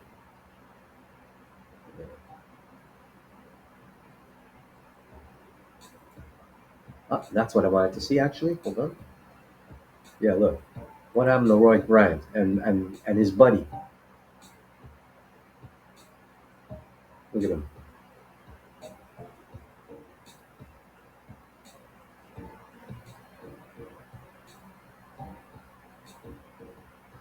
So what happened to these guys? Let's see. Let's get to the bone. Let's get to the meat.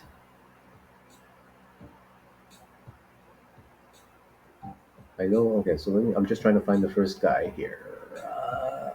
But this is, this just show you how the fate. So William felt the half brothers suffered disillusionment, ingratitude, resentment, and misfortune, but didn't appear to feel any sort of guilt or remorse. JW owned no land, but was eventually able to rent 217 acres in Sunflower County. Wow. After all of that, of course, right? However, because no black people would work for him, he was forced to hire white workers to whom he had to pay higher wages. That didn't last. JW went from one menial plantation job to another, never staying in one place for long. So he went back to even plantation, right? On Valentine's Day 1958, he was seen standing in a bread line to receive rations from the welfare department. So even though he was all proud and all big up in that photo, right? Even his own Mzungu people kind of said, you know what, you're going to have to pay us. And of course, he's lucky no Negroes, I mean, I'm surprised he even went to them to ask for work. But, because no black people would work for him. Like, huh? I'm surprised he even had the guts to try and hire. Anyway, so he ended up in a bread line. While this can be confirmed, yeah, he denied. And yeah, so He and his wife Juanita briefly moved to Orange, Texas, but returned to Mississippi. Once back, JW had several run-ins with law before ultimately dying of an unspecified form of cancer. Unspecified, like they can't even figure that shit. It must have been really bad, but it was. I had read somewhere something with the back, but so Roy post-trial trajectory was very different. So he and his wife. So he was still married, right? Uh, they lost the store after a boycott by the black community, right? So the woman who accused them of harassing her in the store, she owned with Roy. So she was the owner. I believe, like well, even like myself, I would say, I would admit now, I didn't even realize she was the owner of the store. I thought she was actually shopping in the store too, for some reason. Maybe I did know, but I forgot. But she was the owner, well, not the owner, maybe the wife of the owner, right? Because women can just own stuff. But yeah, that's it. So he and his wife Carolyn, the woman who accused Emmett of harassing her in the store, she owned with Roy. Boom. The store doesn't exist no more, right? But she would. Okay, so let's see. He lost the said store. So they lost the store after the boycott by the black community. So it does say that blackcotting does work, right? That's one of my hashtags. Boycott, and surprise, they had to boycott.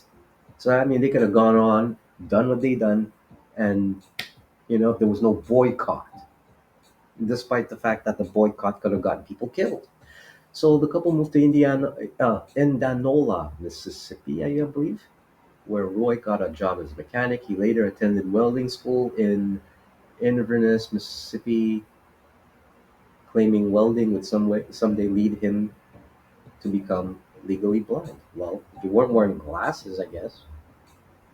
Uh, He had tried to. Oh, this is juicy. According to the Clarion Ledger, Indianola Police Chief Will Love confirmed Roy's attempt to apply to become a policeman. Roy got a series of welding jobs before finally returning to the grocery business. So he was still able, he didn't serve no time, right? He was able to run a small store in Ruleville where he lost his permit to handle food stamps for a year after allowing customers to use them for non food items. Wow. Ato di Bon. In 1982, right, the Inspector General Office of the U.S. Department of Agriculture learned that Roy had been purchasing food stamps at a discount for cash and then selling them back to the government at full value. What? So this guy, wow, wow, look, look, look. All right, so he did all of this, he did all of that, but the end is he died of an unknown cancer in September 1994. Still claiming he didn't do it. So you see, the unknown. Who knows? Sometimes there'll be their own people who, give them a, what do you call them, a hot shot, you just stop your, or a cancer shot or something, they just do them thing.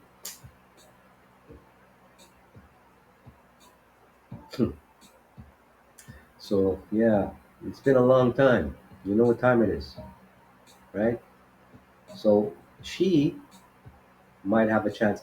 I don't know about the boys though. I think because I know she had two sons and one died also, right? And so at one point, uh, Bryant was saying, or there was some type of indication maybe in the how the press was carrying it, that because she lost her son sometime in the 70s, I believe in an accident, uh, it was kind of, well, the karma was paid, the debt was paid, right? Look at that, they're selling photographic prints. Do you believe that? Somebody can frame that in their home. I'm just trying to find but yeah, one of the sons didn't make it, and I don't know what happened to the other son. One thing I for sure, when you see this story right here, right? Simeon Wright, he was the witness to the abduction of Emmett Till, and he died at 74. Now, hold on a second.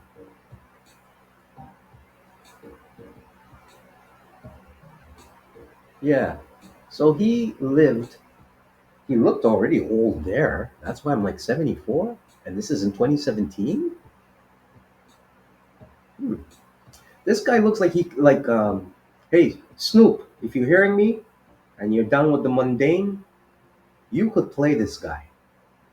If there's a movie to be made on, okay, yeah, Moses, not okay, Simeon Wright. I don't believe this. Is it Moses? Simeon Wright left. Okay, this is the kid Simeon Wright. So can you imagine that, right? He was one of the kids. Okay, wow, condolences. But the father Moses should be played, but he really couldn't do anything, right? But he was a witness also, and he couldn't really do anything to help, um, at least defend Emmett Till from being robbed or going to getting done. But yeah, he was sharing his bed. Simeon Wright, of course, was 12. That was his cousin, and I'm just trying to see what they say anything about Moses. No, but you guys could look it up and research it. But yes, definitely, Moses was there. Um, and of course, I was thinking that he was Simeon. It's not. Not that's not. This is Simeon, and this is Moses. Moses, yeah, I would say Snoop Dogg should play that role. Calvin Broadhouse, starring in Moses, but because he had something. If anything, he had a good a press interview. If anything, describing what happened, because these were they were kids, right? They were kids back then, but this was the at least. There is the debate that he could have done something, but nah, he couldn't have done anything. He was already done, right? He could have only lived to tell the tale as accurately as possible, right? So yeah, so that's the news with that situation. So you never know. Try to keep your karma clean. 40,000 Army National Guard troops will face pay loss discharge as deadline kicks in. So let's have a little listen to this. 40,000 Army National Guard troops face pay loss. Discharge as COVID vaccine deadline kicks in. Nearly 40,000 troops in the U.S. Army National Guard who have rejected COVID 19 vaccine shots are set to face penalties after the vaccination deadline passed on Thursday at midnight. Army National Guard and Air National Guard members were mandated by the Defense Department to be fully vaccinated by the deadline set by each military branch. Defense Secretary Lloyd Austin warned last August that those who refused to comply would be unable to participate in drills, get paid, or put their service days toward their retirement. Unless there is an approved exemption, National Guardsmen who refuse to get the shots face repercussions and consequences. This includes loss of pay or the loss of the ability to train, the Pentagon declared in December. Those who persist in failing to obey a lawful order face discharge. As of Monday, approximately 88.6% of the roughly 336,000 member strong Army National Guard have received at least one dose of the COVID 19 vaccine, according to the National Guard. This means more than 38,000 Guard troops have not been vaccinated and, as a result, are subject to potential expulsion. We're going to give every soldier every opportunity to get vaccinated and continue their military career, Lieutenant General John Jensen, director of the Army National Guard, said in a statement. We're not giving up on anybody until the separation paperwork is signed and completed. The Pentagon has made it clear that the federal government won't pay unvaccinated Guard members after the deadline, meaning that they won't be paid when performing federal missions, such as certain assignments to the nation's southern border, if they are allowed to participate at all. That being said, unvaccinated National Guardsmen might still get paid by their states in the performance of their state assigned duties, depending on the state. For So that's what's going on, right? So I'm not going to make any comment on it. I'm just, once again, for educational purposes only, just sharing you what I've been reading. I've been reading the Epoch Times. That's another, just like, of course, Getter, one of the better news and information sites, social media sites going on right now, right? And it's important. So, yeah, take a look at that. Is capitalism racist?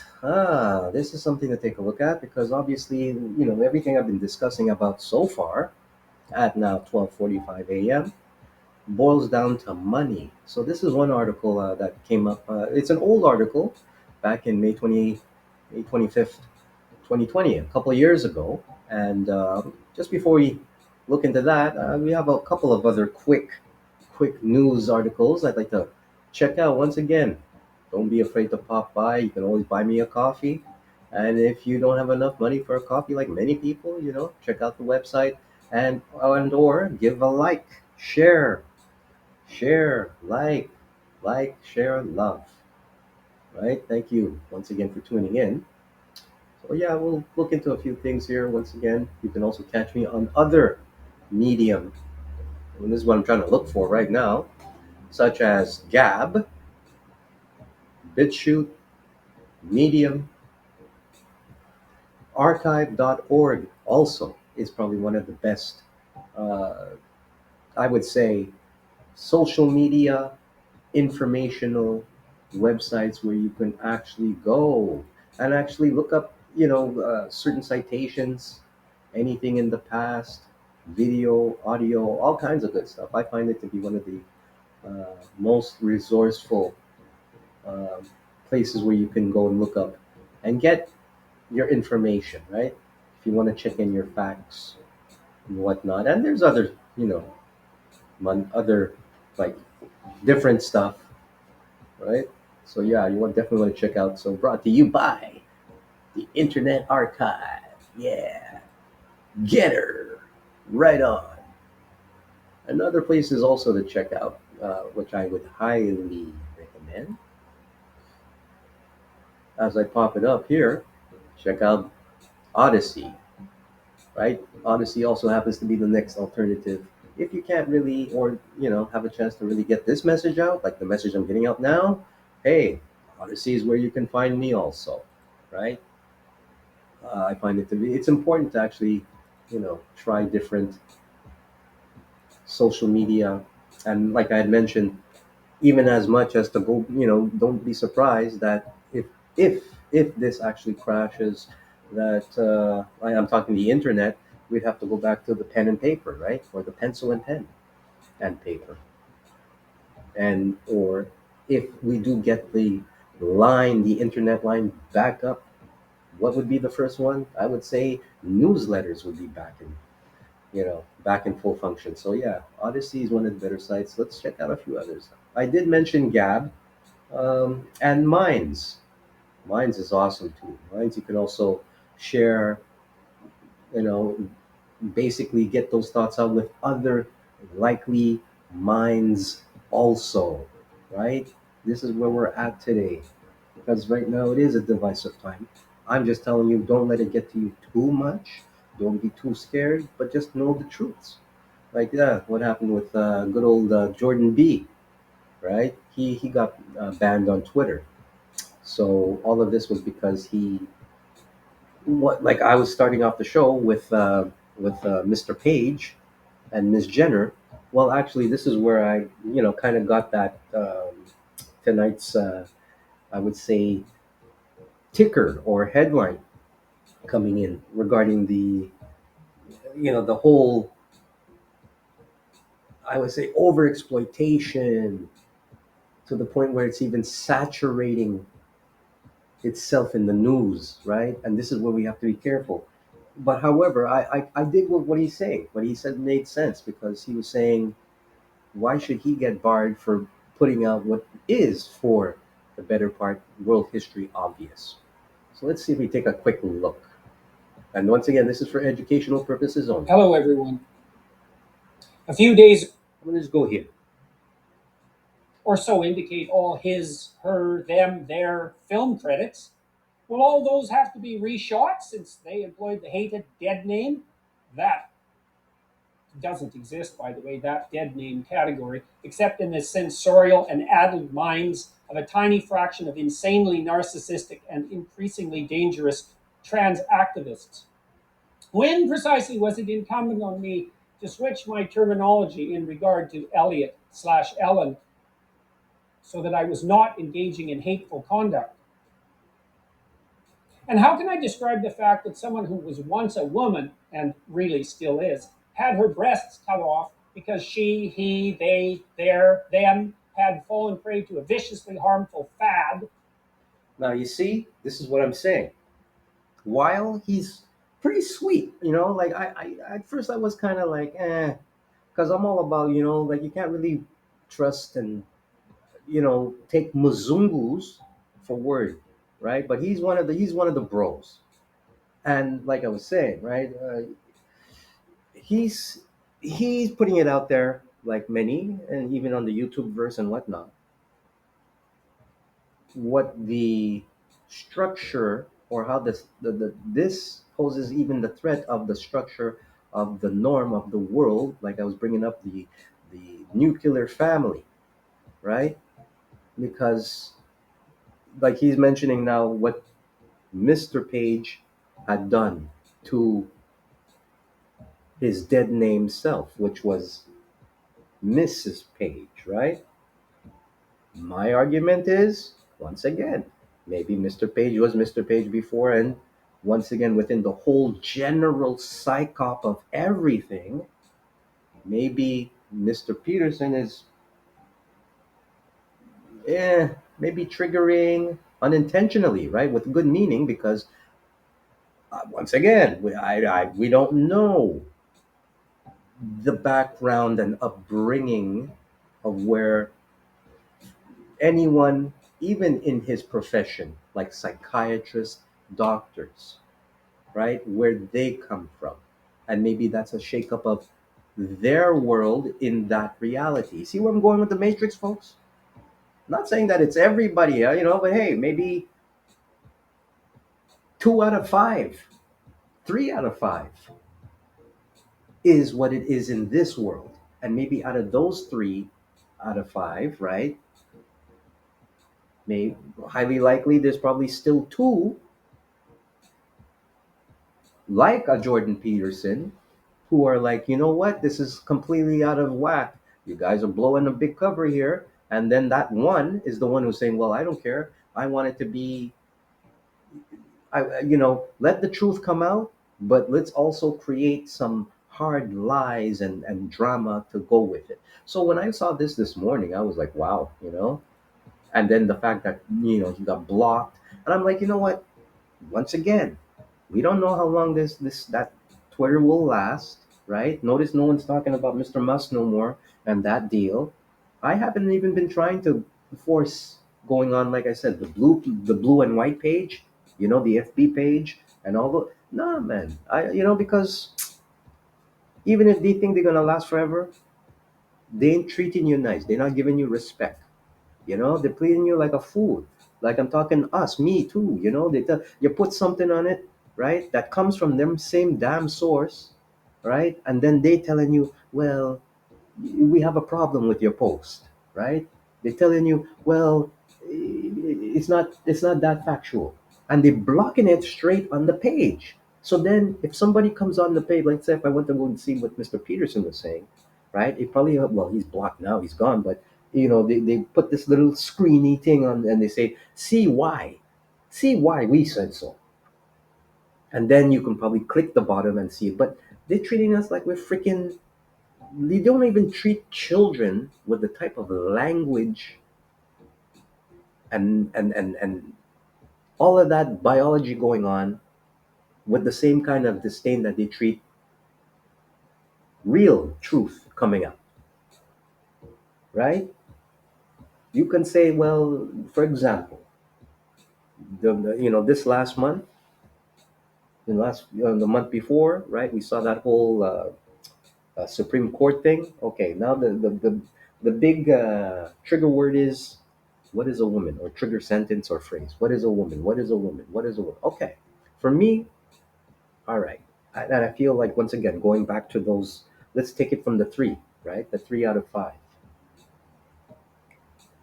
Those two out of the three could easily say, look, this is not, the route that we have to teach, because maybe it wasn't what they wanted to be. So therefore, let's not lose the moral and ethical code of being a decent human being. But then you have those two, right? Because once again, you got the three, and then you have the other two who will be like, well, we don't care. Let's cross, let's just cross that road when we get there and worry about the consequences later. So even if it means blocking the truth, we're gonna block this. It's so demeaning. So anyway, all of that to say, it's too bad that he was all shook up like that, right? But like you said, you all have to remember this is a bigger picture. It's not just about him. It's not about him. Let's take another listen to what he's saying. One's from Twitter, quote, violating our rules against hateful conduct. You may not promote violence against, threaten, or harass other people on the basis of race, ethnicity, national origin, sexual orientation, gender identity, religious affiliation, age, disability, or serious disease. By clicking delete, you acknowledge that your tweet violated the Twitter rules. Delete. If you think we've made a mistake, submit an appeal to us. Please note that, should you do so, your account will remain locked while we review your appeal. And that's the thing, So what? So who are these people saying all of this? Once again, maybe they're qualified doctors, maybe they're scientists. I don't know. Maybe they're regular Joes, right? But maybe those folks are also in that dilemma. That's my point, right? Maybe those specific folks are the ones who are like, you know what? Let's, even though we're not happy and we're in the same boat as what his opinion or maybe he has lived, we're saying we don't give a crap. We're going to still among our own, stab him in the back, right? It's almost hypocritical. That essentially the point I'm trying to make. Because he's upset at them. And it's like, who is them? Them? Oh, you mean those people who are probably just as confused? Okay, so maybe there are five of them. It's possible that all five are so corruptible there's no coming back. So what do we do? Move on. Go with the people who are, as we feel, are not corruptible. How many times you're gonna get a warning on your page saying we're gonna police you, you can't put this? How long are you gonna put up with that shit? Right? Let's take this apart. First, it is clearly the case that I did not promote violence against or threaten anyone with my missive. So that leaves the arguably lesser sin of harass. Let's assume, since I wasn't informed, that that was the crime. And further, harassment on the basis of so called gender identity, since Twitter did not do me the favor of actually specifying my crime, and there are many possibilities on that front. We unfortunately have to guess at why this has occurred. And that's actually a big problem in and of itself, and also indicative of the utter carelessness of the Twitter organization with regard to the propriety of its own censorial actions. I should at least. Like all of that. I mean, this guy's supposed to be still, like the man when it comes to that stuff. I mean, but if we pull out of that, we see how the construct is. Maybe he might have never liked Twitter like many people in the beginning. I didn't get into the tweeting thing for a while. I've actually once again one of those vets from the old school of the era of the 1999's computer science multimedia design, right? So this was way before those the platform and the app existed. If anything, we could probably even do this now. We can make the future books, Facebooks, as I'm trying not to use their name too much. We can do the future Twitters. We can. That's why, once again, when you see sites like Minds and Getter, right? But he's tripping on Twitter, and it's like, you know what, bro? Just jump on Getter already. Just jump on Telegram. Heck, even Zelensky's on Telegram, right? Because that is now the division. You see, like right now at this moment, hey, like I'll still check out some others. I'm not saying they're all great because still they all fall under the same umbrella. But I can say, for me, I'm really loving Getter, right? Because I feel Getter, even if once again in this world we have the same kind of everything. Maybe once again, who you think is Mister is Mrs. Right? You have people on the good side, you have people on the bad side. Doesn't matter whether it's on YouTube or anything. So you can have it still in Getter, right? Because no one's perfect, but at the same time, they're on the good side saying, look, keep the world normal or keep some decorum, have dignity. Uh, Even if you want to be, there was a time you could be a philanderer and, or a floozy, as we used to call it, which is basically, you know, a hoe or a pimp. And it wasn't something that people even then would put out in your face, unless you were Al Capone, right? There was still a dignity to it. But now it's been gone, right? So, yeah. So you have places like Getter you can come to. But Mr. Peterson, he's just bugging out, going off on something he shouldn't, right? He's just going off on that. And so my whole point is, you know what? You gotta, you're either with us or against us, but don't try to do any kind of, if you can't beat them, join them. Was a sin and had been recognized as perhaps the cardinal sin for thousands of years previously. It still might be regarded as unacceptable to the woke authoritarian moralists who now insist, for example, that we celebrate Pride Month, not hour or day or week, but month, and who have literally called it Pride Month instead of LGBT plus month or whatever else alphabet acronym which is currently insisted upon as the only acceptable enlightened terminology. And that's the point, right? Even like what I even realized when I heard this today, this morning, I was like, yeah, that's pretty much the point, right? Because all right, let's take a quick recap here, right?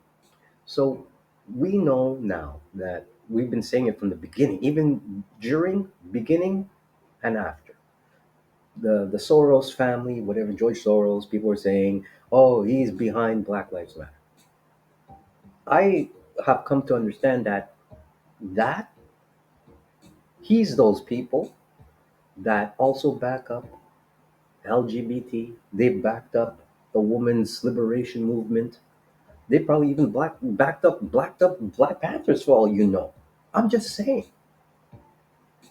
Maybe not, but I'm just throwing out there. And that's a leftist type of thing that was created.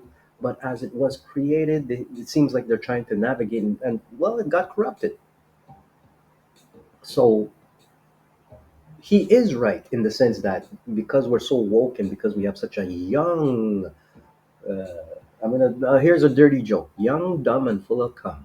All right, generation. I won't say it again, so don't trip out. I just gotta throw it out there. That was the expression. Because of that, nobody really knows the once again the history.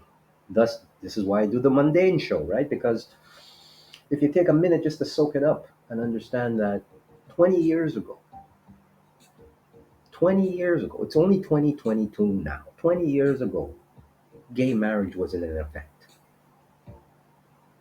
Uh, Even as what we were calling it LGB at the time, GBT, that even as left as it was when I was in the, let's say, the 80s, the 90s, the good times, right? Where nobody gave a crap. Pierre Trudeau said, "Whatever happens in your bedroom, it's none of your business. Stay in your damn bedroom." And even if you were a little freaky, okay, right? But we eventually came to realize that, hey, you know what? This shit's been hijacked, like everything else, like the civil rights movement, right? And because the young generation that exists today don't really have that, or haven't been given the advantage, maybe I've been too hard on them. They're not given the advantage that we had to actually have to see and take a book and open that book and really go to, great tides to find a word and understand that meaning. We could do it still with technology, but God forbid this stuff disappears. That's my point, right? So here we have somebody like Mr. Peterson. Once again, he's bringing out some valid points, but he's been in the game for so long. Maybe he's giving more power, to the whole issue. Like and while I agree we have to fight, once again, we can't fight in panic because that shows some weakness. I don't regard pride as a virtue. It has been classically regarded as a sin. I don't see that sexual orientation or sexual desire of any sort is something to celebrate or to take pride in. And so what I said was merely a fact. Now, it's possible that I hurt someone's feelings because I pointed out that pride goes before, for example, a fall. But And that's a very good point, once again. And if we decided to, discombobulate that crazy word, discombobulate, um, how they, the acronyms and how things came to be, we can also see that it's not even within good intention, right? Because yeah, it's a fact what he's saying. Pride is not a good thing. To be proud of yourself, to be proud of someone, yeah, but it's pride. If I'm not going to look it up in this episode, at least not yet. But what we know is with that word, when you hear it means that you're having a projection or if anything, a feeling and the emotion of uh, you're proud of somebody. You feel content, but you feel content in a way that yes, I could tell somebody about it, or I can say the greatness of whatever they've done. I can push it. I can proud it in your face. I can put it out there. I guess it's some decent things about, but the only reason why you can do these great things is because it's only you have the gift coming through God, right? I mean, no matter how much we love to think, hey, if we could fly today, even Superman would be like, yeah, I could fly because he comes from Krypton, all this stuff, stuff, stuff. But hey, at the end of the day, yeah, even God makes Krypton, right? So he is right. Pride before a fall, and everything as we see and we hear from the prophets, even biblically today, it's true. We're very proud people, young, dumb, and full of yum, and proud. But it's not your fault because everything is so fast. But even for the youth out there, hearing it from this guy who's like, uh, I believe a boomer, if I'm correct, maybe a Gen Xer or early Gen Xer, but he seems very tight together, and I know he's very emotional and everything. And that once again says something for even from where he comes from. He talks about how fucked up it is with his career, I guess. Well, not career, but I guess with the industry that he works with, like psychologists. I'm thinking about getting a degree in that because we have a lot of people out there who need help. But going back to he says he calls them out, and this is what we're seeing the call out also within the medical and the pharmaceutical, and that's being called out. And now we're actually starting to question. And like I said, this is probably going to be part of the big panic that's going to come, but we shouldn't once we realize we can go back to the natural. The big panic of seeing that, well, maybe all the science and all the technology and all the books and all the history, because we know history has been tainted big time, right? The Apocrypha, and all of this business, right? So who's to say that medicine, even though it was a cruel invention given by God to be able to perform surgery with a doctor's hands, who's to say it's all legit? Just like we see with what remember back in the early, what, late 90s, early 2000s, Nip and Tuck. How many people watched that show? I didn't watch it, but I heard it had a big following. People, the freaking drama around plastic surgeons, right? And here we are today, which I would say, getting a boob job, it's all falls in the same thing as, getting a young dumb job.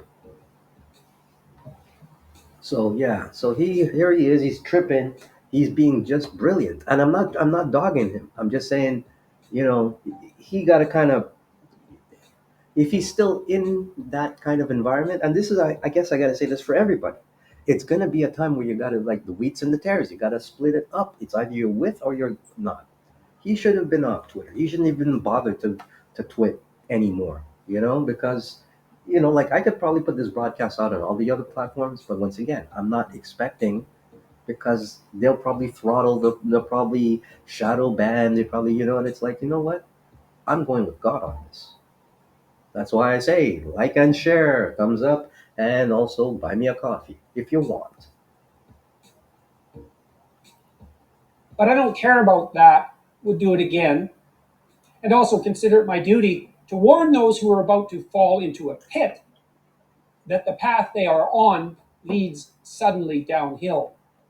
Okay, Jordan, thank you very much. So anyway, so Mind is one of those sites also that I've come to, and that's where you can actually share things that might, otherwise not be able to, yeah, to see. Yeah, rest in peace, this guy, Dr. Zelenko. Yeah, he was big for a minute, with the whole, during the whole era of the pandemic. You could look it up, check out, and see more, because it might be very sensitive to what banned video, which is also what I'm a member of. You definitely want to go check out that website. So, on with the news.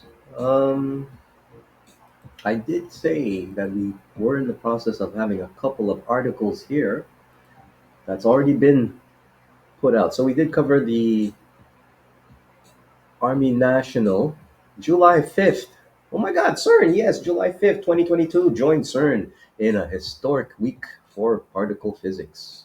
So, CERN is back, and they're going to be doing some, let's see here, it's 10 years of Higgs research. So, I guess you remember when you had that wild, weird guy running up, when they had that big thing outside, whatever I guess the show, or the, I'm thinking of the artistic word, but I guess it's a premiere of CERN, right? And then you had that weird guy who's supposed to be like a devil swirling around and all this like half beast shit.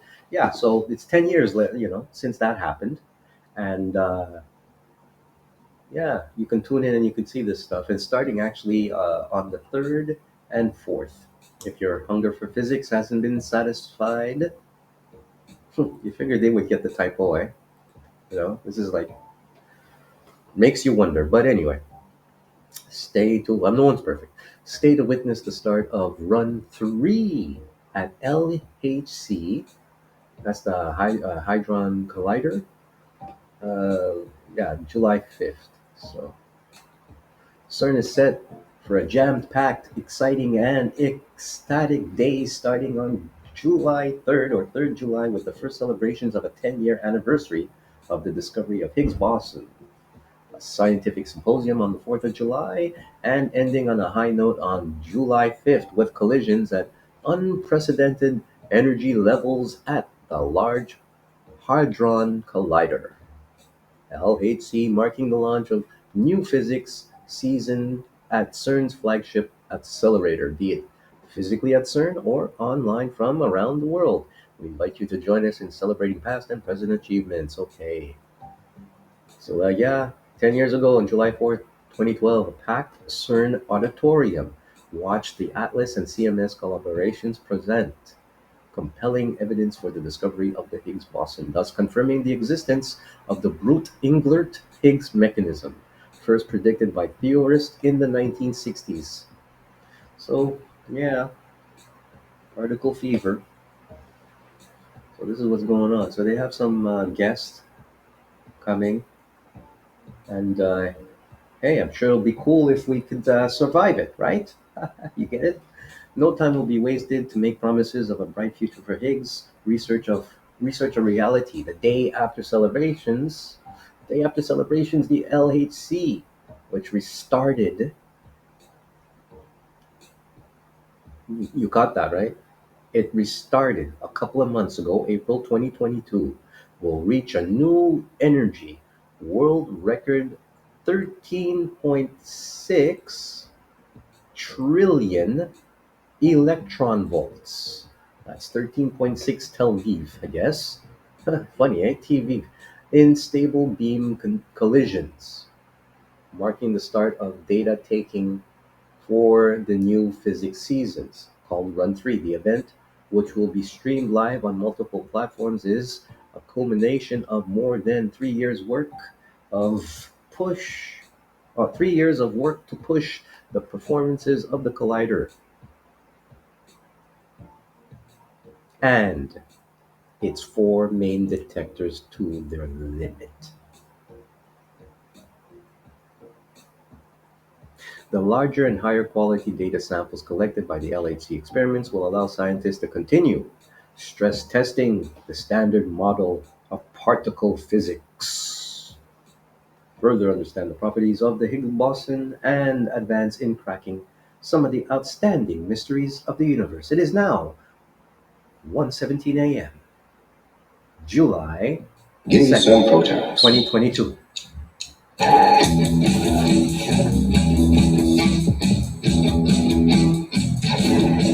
The LHC Run 3 is starting up now. Accelerator mode proton physics. It is a very exciting moment because we have now 3 years of technical stuff.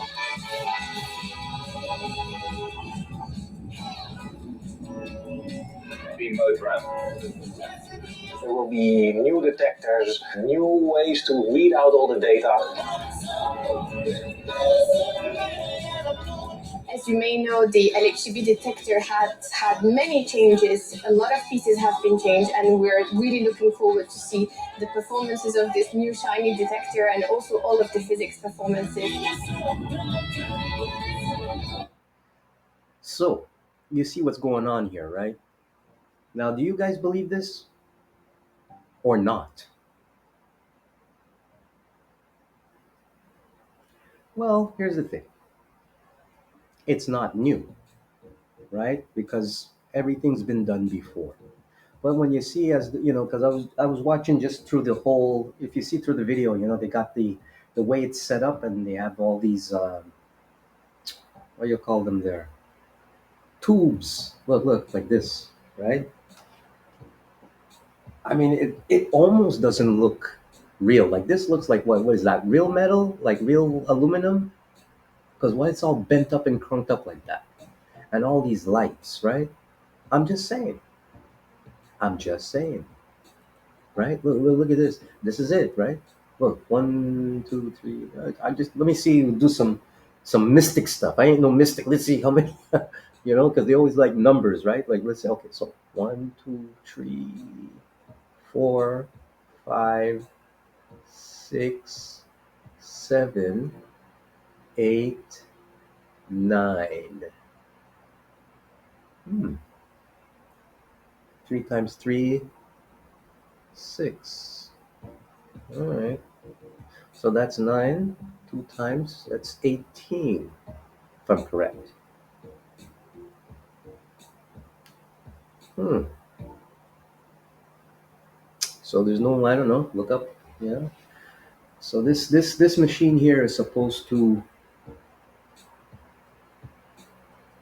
like, look, and the reason why I'm just, freezing this picture for a second here, folks, is I really want you to take a look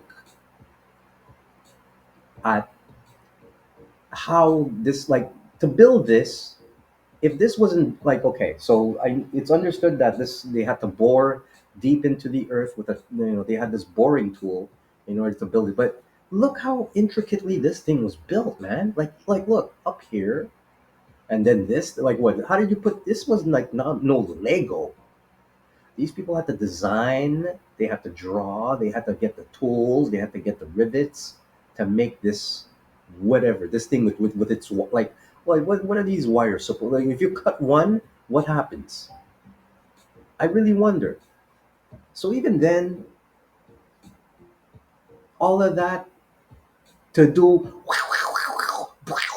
bring particles together, really, really. The collision of heavy nuclei. Look, you see that, like that light, like is that supposed to be a proton, right? The lead nuclei. And even this, right? Because we can't see this machine that is that collider thing that works with what computer animated uh, simulation would tell you is happening in the machine. But how you know that? Just like a lot of the computers today, like even then, even with regarding like when people got sick last year, and or with the economy, right? Like the what do you call it, Federal Reserve. These twits, these big hotshot mazungus out there are using these damn computer programs. They've been doing it for a long time, right? And as we'll look into it, in a bit there, I'll show you the example. The Limits of Growth is a book that was written about how we can, by some wild person with wild thoughts. We're gonna check him in a second. But once again, is it imaginary? Is it godly? LHC experiments plan to collect more data during LHC run 3 than they did in the first two runs combined. And here's my thing, okay? Everything if you've been following, like I said earlier, about the creation factor. Let's just like call it that. Like the examples of the people in our world that makes these things happen, that makes this beat, right? Always be, I've learned, if anything, I've learned from even watching other YouTube channels with the brilliance of all the brilliant shows out there. I've learned to really watch people more. I've learned to watch how they speak, how they express their eyes, right? And then you can actually see, and of course you got to look at other things like maybe bone structure stuff, like just go there, because that's what's going to happen, believe it or not. And once again, if we are part of that, people are going to call it out and say, well, bro, you're not even trying. That's why I always like to look up, even like I said, who's your mama, where your mama, where you come from. You come from tube, or you come from womb, right? How much injection you get, how much, you know what was cut, why you're so vexed, why you mad at the world. Of the physics performances.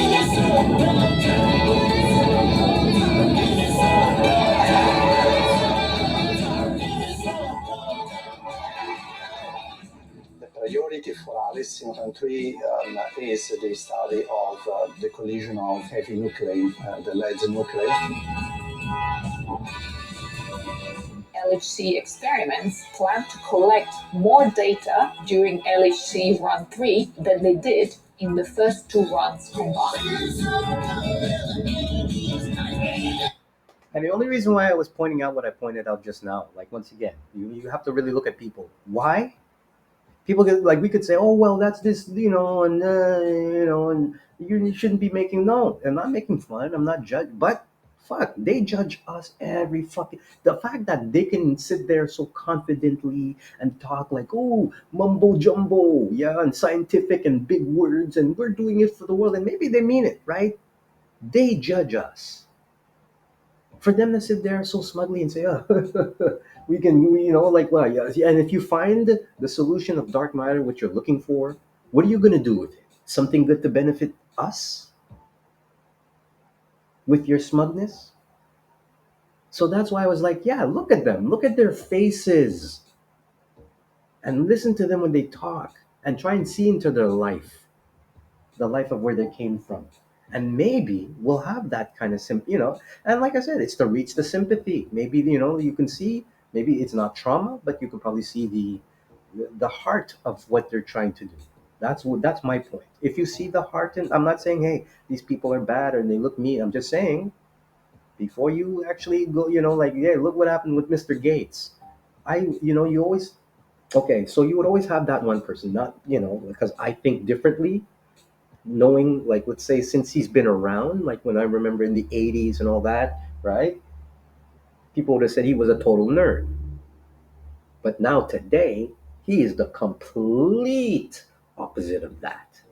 He ain't no nerd. He ain't that young, right? He ain't that redheaded, looks like, whatever, Foreman in that '70s show, which is coming back actually with a reunion. Yeah, in the '90s, cool, right? Like that kind of typical Revenge of the Nerd. Now he ain't that. He's a crotchety old womb man, maybe, right?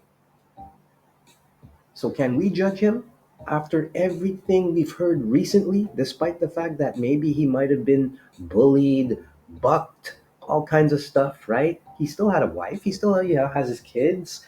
He was making good. He was biting Apple, or Microsoft too, right? Because people were like, "Oh, he invented Microsoft." Newsflash, once again, you weren't there for a minute. Do your research, you'll find out it wasn't like as invented and been done before. Okay, he was just a nice poster boy maybe to put to it, and probably did enough to actually say, well, yeah, with the right people, you're able to take over and take things like patents. What else is new, right? But look at these sweet, precious people with good intentions in their face. Physics performances.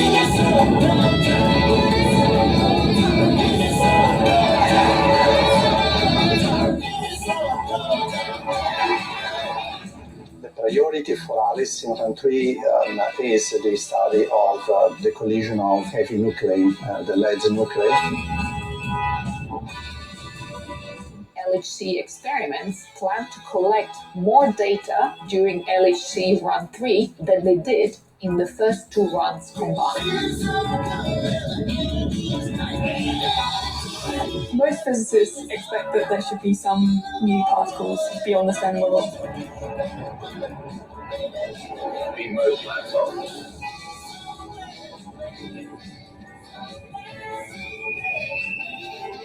Be most stable beams.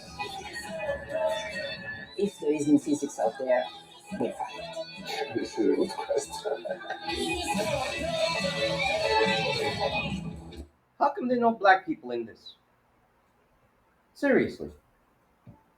Because it's happening where? Way out there, right? And even if they did have a couple of bros out there and sisters out there, you know what? We ain't part of that, right? I'm just saying. Because even they get to say, well, who partakes, right? I guess, right? Down the ranks, down the top, whether it be Uncle George Soros or whether it be Uncle Klaus, right?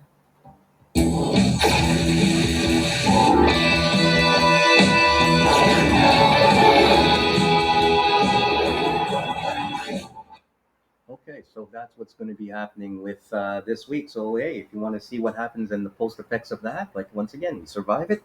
Hey, it'll be good, as we say, water tank fodder, office water tank fodder, right? Second Amendment was meant to put down slave rebellions. So yeah, that came out on Fox News.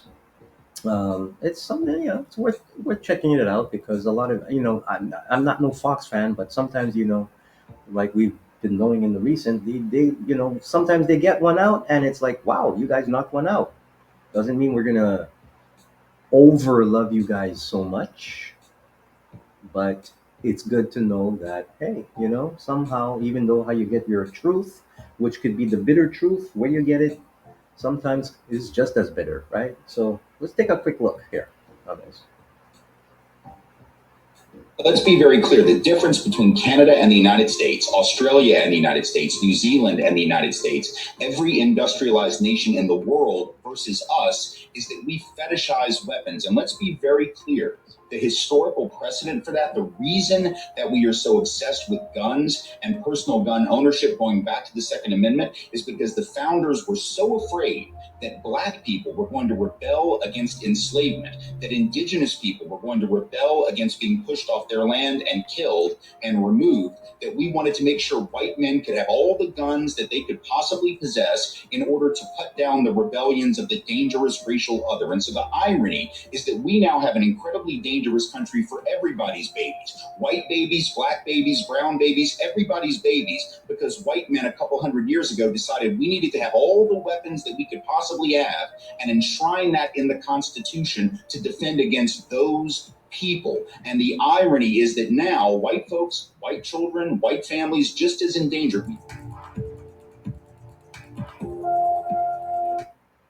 All right. So, sometimes once again, you knock one out. You get one, knock it out of the park, right?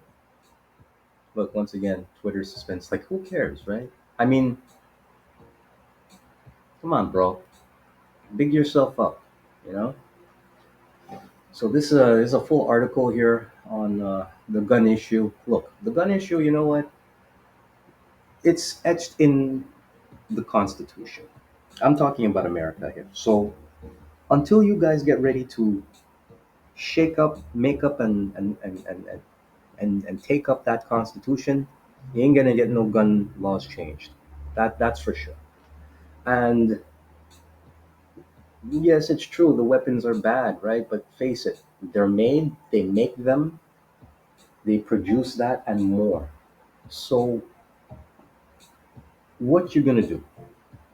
Even if you outlaw guns, you're gonna have folks who are always gonna have the intent to harm. I even had a debate with someone about there was one of those memes, Facebook memes, where yeah, and I'm not pro gun. I'm just saying you got to really think of this. You got to know your history. You got to know where it comes from. So the meme was something along the line: so many guns, or so many people, you know, with the wrong mind can take a gun to harm people, but it could take one person to to mix up Kool-Aid and poison a community, which was in reference to Jim Jones, basically. If you don't know about the Guyana, that whole massacre thing, which they call it a massacre, but it was like a poisoning or major brainwashing, hypnosis of folks who were into this guy Jim Jones, this white preacher who went to Guyana, which you have a lot of black brown people. It was back in the 70s, and he was a gun-toting guy, right? People were still going around killing people with guns. Crime was always there, maybe not in the way that we see it like today, right? But instead of doing that, he basically wiped out what, a congregation, a community, whatever, right? A near village of people by making poison Kool-Aid, right? Or poisoned, I won't say that, but I mean, I digress that one. I'll take that, strike that one out. But I mean, poisoned drinks, flavored kids' drinks. Not one in particular, but one speculated brand was, anyways, he did that. And he didn't need a weapon. His weapon was what was the closest mundane or easiest thing, which is nutrition or food, as we would call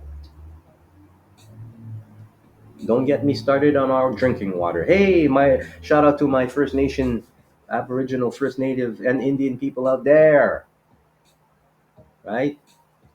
How's your water today? I pray it's good. Get out there, be active, and get your water cleaned. Just like Flint, Michigan. I just heard that guy, Rick Schneider, got released. Gee. Well, once again, right? Karma. But we'll get back to that in a minute.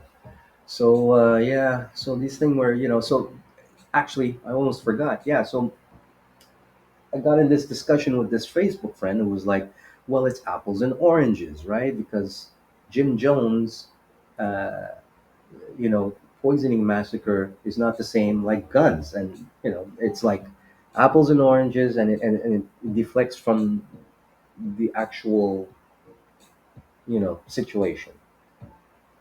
Now, my response was the same like I'm saying now. I said, "Hey, it would be great if only whoever's saying they want to see a change, do some shit."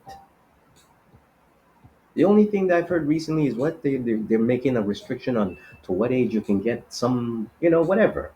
But we always have these folks out there who will be like, "Hey," once again, they get you scared, they get you thinking, yes, guns are not cool, weapons, I don't, any weapon is not cool. But at the end of the day, it's who's holding the weapon. The weapon's not going to pick itself up and do something to you. Even then, in the freakiest of situations, let's say if maybe you're sitting at the table and you want to butter your bread and you pick the wrong knife and you drop the sharp knife and it cuts you, right? Okay. But, highly likely, not necessarily you're going to try to, you know, trigger trigger on yourself. But it does happen. So my point being, while we have a lot of maniacs out there from everything we were talking about before, because of all the confusion and all the hysteria and all the panic and all the fear, right? You've got folks out there in even a younger generation who have been trained. I was telling someone the other day too, like we forget to realize that we call it. Well, we're saying we're in World War III now. I beg to differ. I beg to say that you know what, World War III happened and it started in 1991 actually, 1990, and it's been going on for near like over 30 years now, 32. Because how you would say how well, when Desert Storm happened, right? Afghanistan. Fast forward, 9/11, the Taliban, ISIS, leaving as recent and still going back to Somalia. If you don't think that's World War III, that's been going on for like ever, you might have missed something. We already have three, four generations of children, babies born into this world who have gone to serve. The youngest right now, who would be 18, was born in maybe 2002. So, what happens to a lot of them that come back, if they come back, and when they come back, and if they come back safe versus when they come back injured? Either by misadventure of some friendly fire, right? A lot of folks come back messed up, especially since we've been in this kind of industrial complex, and there's one of many: the prison, the military, the technical, right? There's so many complexes, the medical complexes, as we call them, complex confusion. So while you have that, right, you have a constitution that says you're allowed to carry arms. That's what it says. But now people say, well, what are we going to do about like what happened to the kids in the school? Yeah, it's terrible. Now, was it the weapon that did that? The weapon, folks get mad because the weapon can really cause damage. That's why, right? What those things do, how they tear up and ruin a person's physical body, a person's being, is really hard, especially if they're children, right? However, it still took that one person to go in there. Now, things get complicated when you say, okay, guns don't, people kill people, right? How come whoever was there in law enforcement was not ready to do what they have to do, which is, in some cases, unfortunately, kill people? You had how many? This one guy in the school, one gun or one firearm, right? Not one gun, but whatever. You might even have more.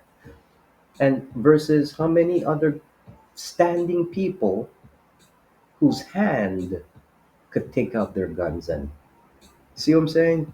So we that's once again the confusion. We got stuck on that. We got stuck on the kids and how terrible it must have been to see or what emotions they were going through and all of that. Even while it was happening. I guess that's what blowing, everybody's mind, right? Because now they're saying, well, they had no choice and all this stuff and laws and unions and whatever and whatnot. But still, for the optics, it says a lot more. And even the fact that it happened a few other days in other places, you know what? God forbid, because right now, a lot of this is happening by individual. See where I'm coming from? So when people are like, oh my God, you got to do something about that, it's like, well, yeah, even if you have less of them, less arms on the road, you know what? If you had one guy with God forbid, another weapon, like a baseball bat, and that person happens to be a wicked baseball bat beater, right? Well, then you could say, yeah, the cops could have had one on him and maybe busted the door open and maybe not have shot him or taken him out, or if they weren't afraid of the bat, right? But the fact is, they claim, of course, they understand, the bat could only do so much damage, but not like the same damage a weapon can do, right? A firearm. So while we were focused on, you know, what weapons can do, we have to look at the psychology behind the folks that have weapons, and that's what that is the caveat. I guess that's what the hard discussion is right now because they're trying to figure. Well, what if somebody who is mentally ill should they have a gun? Well, it depends. If the person was part of the military, maybe, right? And if the person has actually now become working with the law enforcement, why not? And then thus that begets everything else, including what we call the black market, right? So it's way more, I mean, even if they stop making what we call the bullets, right? Even if they start making the ammo, something will come about that will still hurt people. It's maybe not as, you know, not as destructive, but they're still gonna make them, which once again goes back, I guess, in a spiritual sense, right? No pun intended. If it doesn't kill you, it doesn't make you spiritually stronger. And or if it does kill you, well, hopefully your spirit will be one to rise strong, and your soul will be with, of course, God, right? And by then, all pain, all tears, you don't feel a thing. So that's the point coming back once again to this world, in this earth, in this time, in this place. It's all about the spirit of the people, the spirit of that person brought into this world, whether by womb or tube, how they were, medicalized and switched up, mixed up, being who they probably were in the beginning, convinced to be who they weren't after, right? So much to it. So these are, I guess, when we talk about bell whistles or whistle, bell whistle or a gaslight, doesn't mean nothing. It just means what it is. It's just telling you in your face. So America, take care. Like in Canada, we're not big on, we yeah, we got guns here. You have to have a license once again, right? But it's not in our constitution as what the number two fucking thing to have for your freedom of rights. In fact, I don't, we believe there's no other freaking like country or constitution that has it like the top 10, the top five at least, or the top three, you know? Thou shall, like opposed to like thou shall not kill, which is what on the number, I can't even figure that one out, but Thou shalt not kill. Thou shalt have the right to bear arms. So the Second Amendment beats thou shalt not kill. Ah, what a world. But yeah, in Canada, we do have it. And of course, Canada is not perfect. In fact, there was a court case recently regarding uh, the unfortunate mass attack in Nova Scotia, which happened, if I'm correct, last year. And I am upset to know that to not be able to find out exactly what the hell happened, what's going on. There was a time when I was in college back in was it this, the winter of '89, I believe '90, with the whole Mark Lepin thing, what he did with the massacre he did with the women in the Polytechnic. Now, well, almost even the same thing 30 years ago, right? And if anything, I can almost say for our generation, apart from what happened in Kent State, right? That was if anything, I could kind of say, if not one of the first, if not the first in our generation mass killings in Montreal that was even in the world at that point per se, right? Because this guy killed himself, if I'm correct. The police didn't even make it there. That's what happened. And after that, of course, then there was the Columbine and all that other stuff that Michael Moore stuff, American stuff, right? And even then, in hindsight, I could look back and say when that happened in Montreal, I was in a college student. I was studying news and television. And I remember the first thing I thought was someone came in the class and said, "Oh my God, there's been a mass shooting of women." And the news did cover and investigate enough as to why and what happened with this guy, right? He didn't like women and a whole bunch of stuff. But now, here we are, all this time later, and this happened in Nova Scotia. And it's like, what? We can't even know what happened.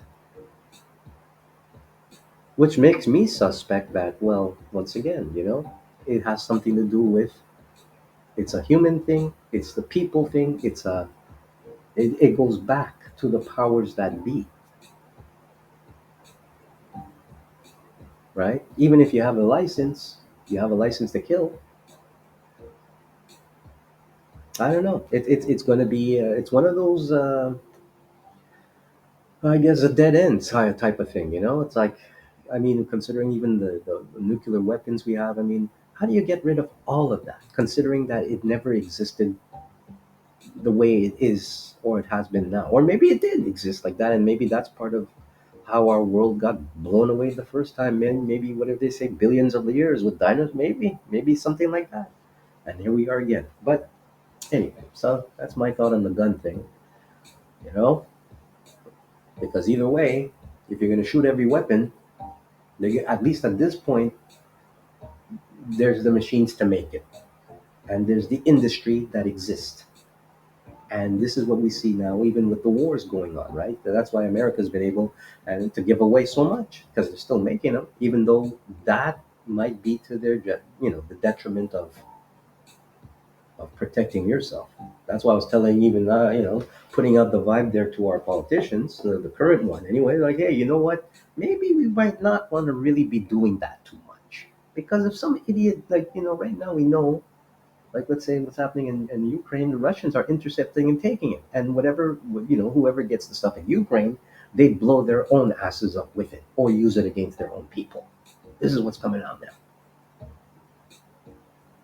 right? So save me, save it, save it. So yeah, you got to be careful because if anything goes off in the Russian side and they find, let's say, the serial number or they find the price tag and they say, "Oh my gosh, this is made in where?" Made in America is one thing. Made in Canada, I'm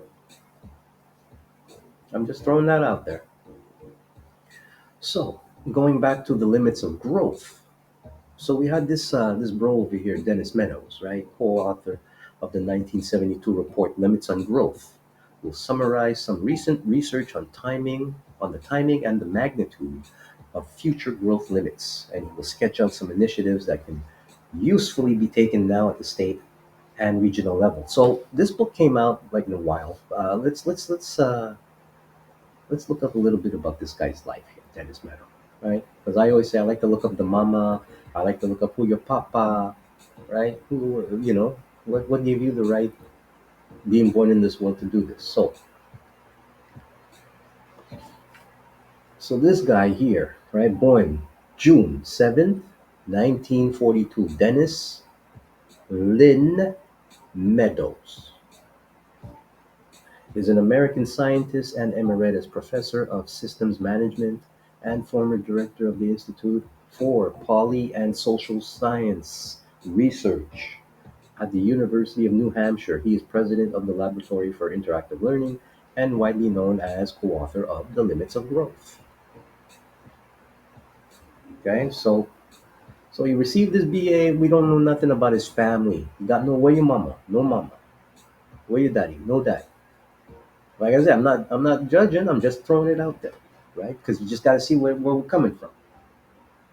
So he started working at the faculty of the Massachusetts Institute of Technology in the late 1960s. So he was in his 20s, right?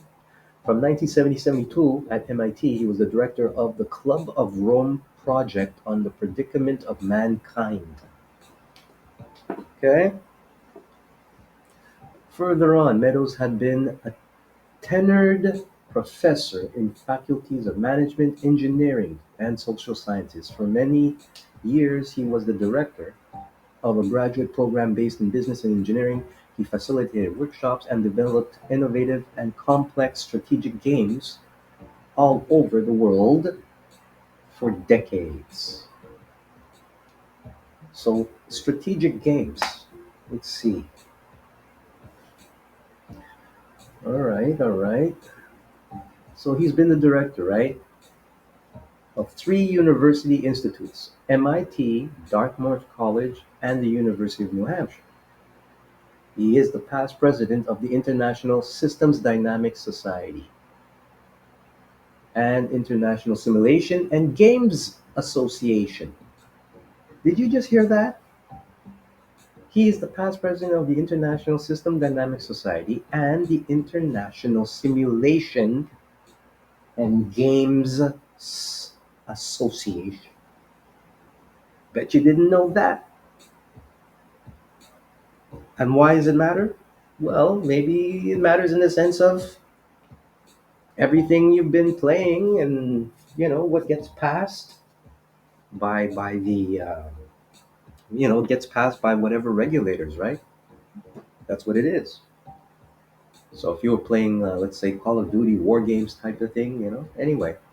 In 1986, Dr. Meadows, along with Thomas Adler and Colin High, founded the Resource Systems Group, a spin-off of Dartmouth's Resource Policy Center. Sought to combine academic rigor with high-impact government and business projects. Their vision was to foster sound decision-making rooted in serious data analysis to address resource constraints with complex systems, right? So this guy's big fish. So the Club of Rome is a global think tank that deals with a variety of international political issues. It was founded in April, Martin Luther King, 1968, right? That was when he got popped, and this was founded, and raised considerable public attention, always, of course, in 1972, which is another special year, with its report, The Limits to Growth, from 1970 to 1972. All right?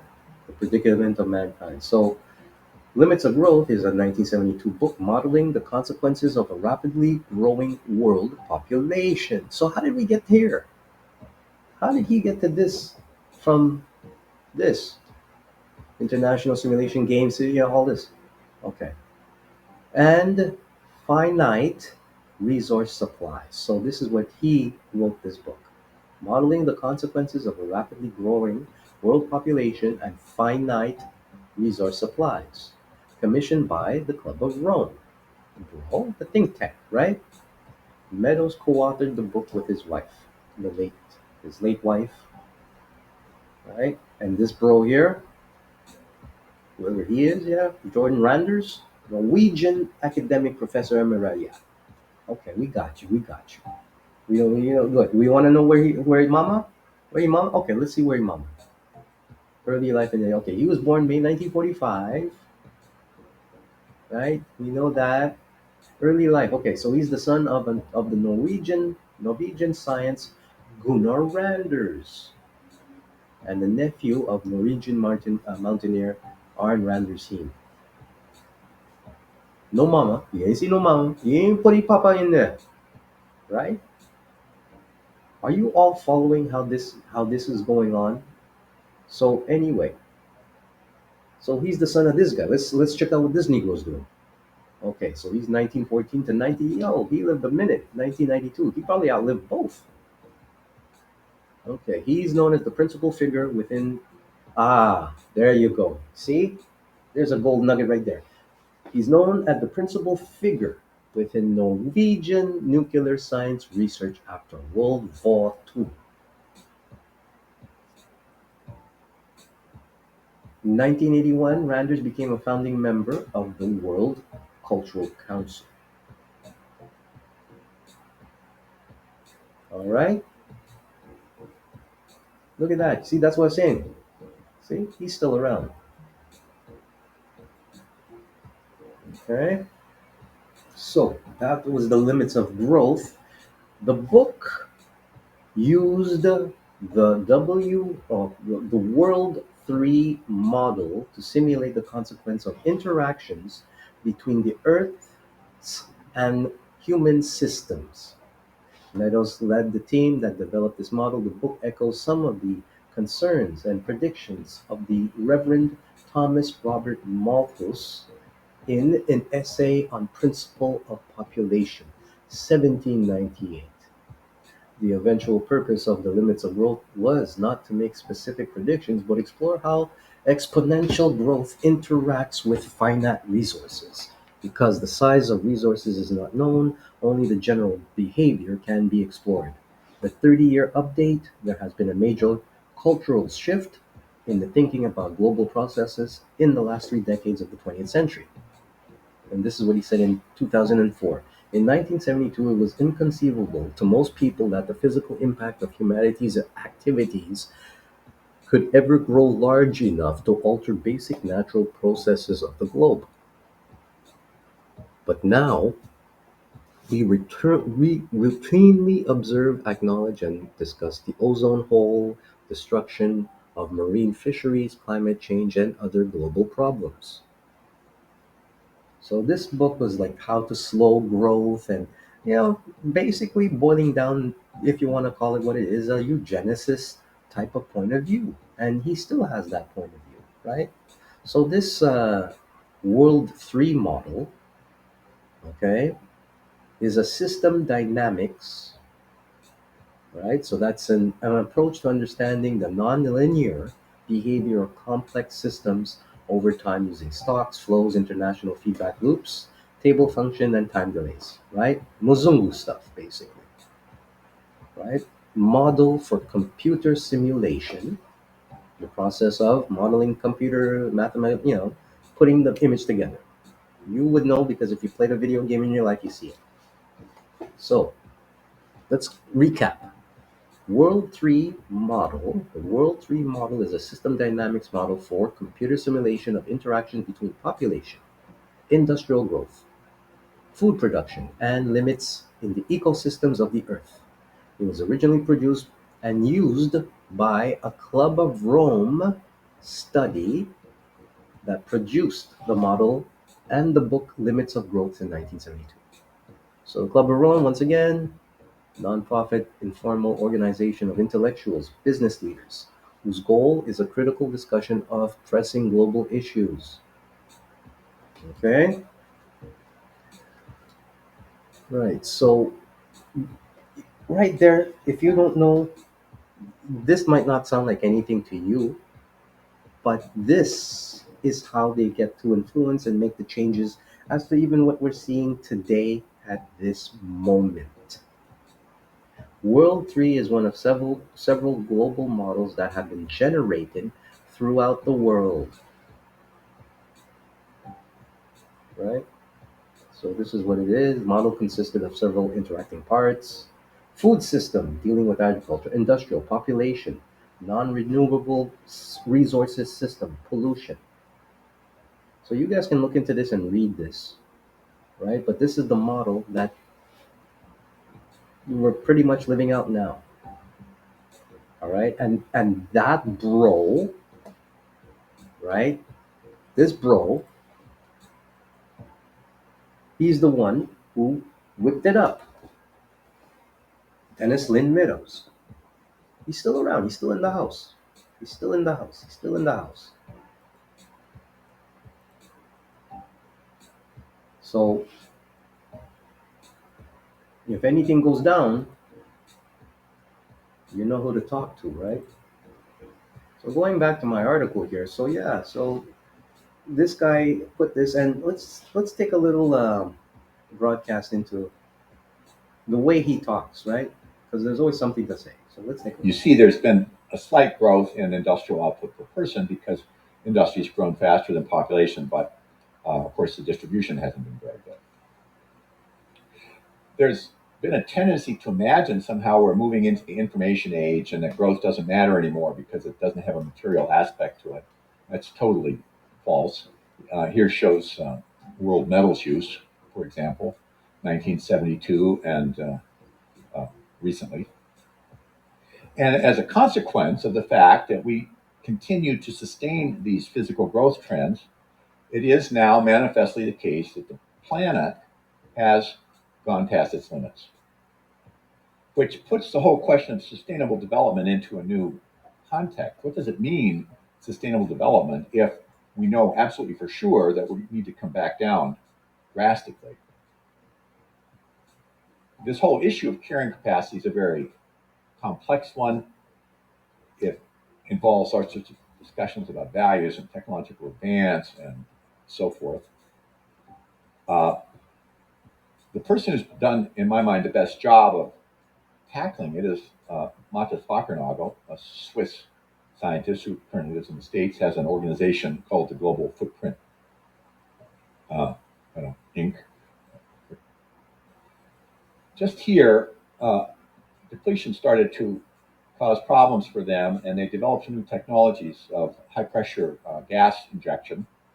And you see, it was a great success. It boosted their production up, but now they're in very steep decline and virtually no prospect that they'll bring it back up. And it's one of the main reasons you're starting to see really significant economic and political problems in Mexico because that source of income is gone. And of course, it's going to start causing problems for us here in the United States as well because we've been dependent on that to some extent. The easy oil is gone, not to beat this too far into the ground. But it's been, for me at least, astonishing that something which is so central to our society and economy remains so much the subject of ignorance and myth. So, I mean, So he's well spoken, right? And of course, he's lecturing here, and he's kind of basically giving you the heads up as to where the future is, right? Because he's telling you, and he's showing you here, like the energy gap, right? Projected shortfall is 17 to 20 building, all this stuff. Nuclear plant day for 50 years would give 10, like, wow, right?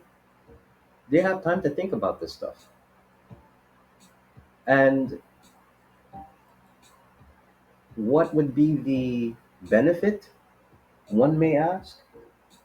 Well, folks like this gentleman here believe it's for the better of the world. starting to see this. Uh, Economic indicators are used as a surrogate, and they're very confusing, partly because the fossil fuel industry is politically very powerful and has been able to command phenomenal subsidies. So they have been able to obscure what's really going on.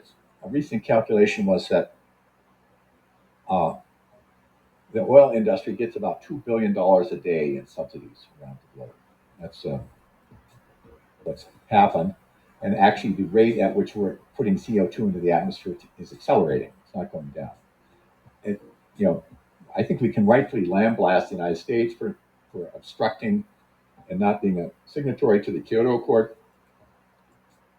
Universal problems are ones which affect everybody, but you can actually do something here. You could quit overpumping your groundwater here without having China quit overpumping its groundwater.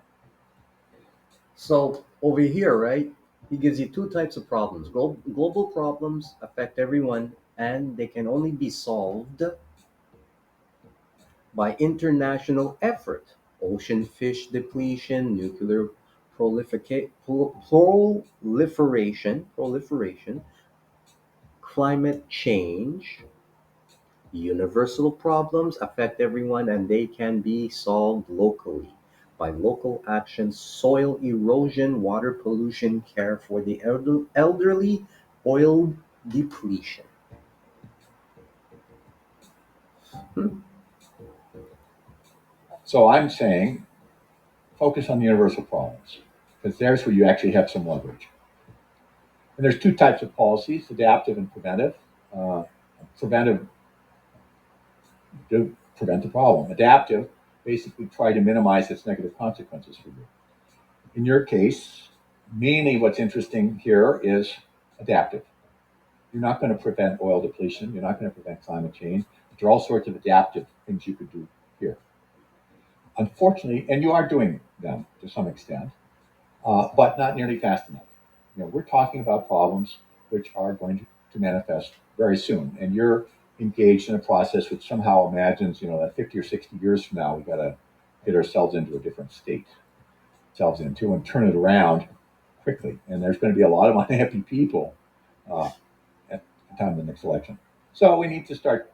So, as he's saying, you need to start to learn that everything he's describing here and even what we're watching here is based on World 3 and that damn computer and programming.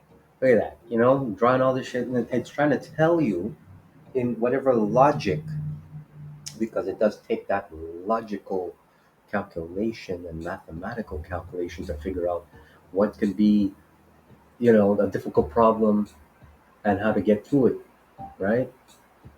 Difficult problems become easy with greater time horizon. Well, naturally, even that's biblical. We all know that. Just trust. I mean, time does heal. But this is a computer evaluation of how, right? So, right there, once again, like I said in the beginning, that material, we're trying so hard. Even if folks come from the tube, they come in this world, they know that they come from the tube and they come from the computer program. So that's why you can't have people even like this brilliant young guy. At least he's telling you the truth straight up. I mean, there are others who could try and or trying to articulate what he's saying, and they sound completely schizophrenic, like not even. No, no, I wouldn't say that. I would say psychopathic, right? They're completely like ooh narcissist and everything. Why? Maybe because yeah, I would think I was unique if I didn't have my genitalia or something had been different. If I was pumped up with something, right? Because I did mention in my last episode, even there is a knowledge that hey, if you don't got your nuts, you're probably going to be a great singer and or any type of alteration of what your body is used for in the reverse sense of the world. You are a star, you're a genius, you're brilliant like Einstein. You really believe a guy looked like that? Anyways, let's continue. Are thinking about increasing our time horizon. And here, if you are able to convert the sort of theoretical level down to the practical level, all sorts of things begin to emerge, even at the level of Santa Fe. Uh, Give power to the government councils that last longer than short-term elections. I don't know enough about Santa Fe to understand your local governance system, uh, but decisions are made by different groups and people, and they have different time horizons, and it's a question of shifting the power over to those who are looking further out. You can do that. So you see, he's telling you how they do it. That's when I was going back to the think tanks and to all of this business, right? The Club of Rome. They're telling you one time what time it is. By long-term appointments, by giving people direct access to the press so that they aren't censored by short-term politicians who don't want to look bad. There's lots of things you can do. Reduce the influence of short-term financial interests. There are lots of things here. Lobbying laws, governing your financial contributions. Also, things like starting local currencies. There's a nascent effort here in this town to create some kind of Santa Fe hour type local currency. Local currencies are fascinating. There are thousands of them around the world, and some of them are very big. And they offer opportunities which you do not have when you are locked into a fiat currency system like the dollar. For example, you can create a local currency system that has negative interest rates as well as positive ones. Negative interest rates mean you want to spend the money quickly. Positive interest rates mean you want to put it in the bank and let it. So he's basically telling you the future of how you can even invest, right? Because this was done in what, I believe in 2012. But you want to definitely check it out, Question to influence and underlying foundations of the false. you know, you really want to hear what he has to say about the origins and of course where he gets his ideas, right? And this is a, a really good documentary, at least per se, in the sense of you will learn something, right? And I'm one of the type of person that it doesn't hurt to learn a bit of everything and also get other sources to validate or maybe confirm information instead of having just someone tell you, right? And of course, this is where we can say almost sometimes people put their own foot in their mouth, right?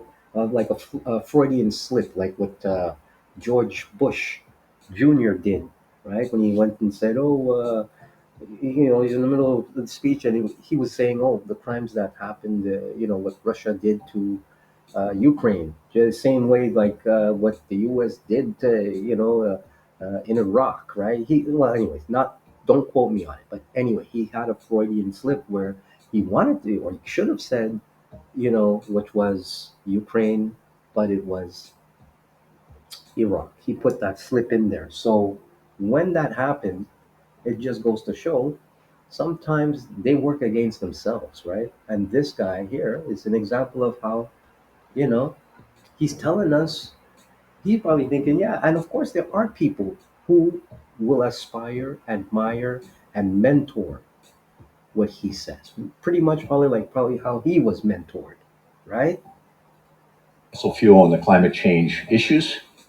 My main goal is to assure you, A, they are real, they are very important, and they are nigh. They are coming soon. In fact, we're already in it.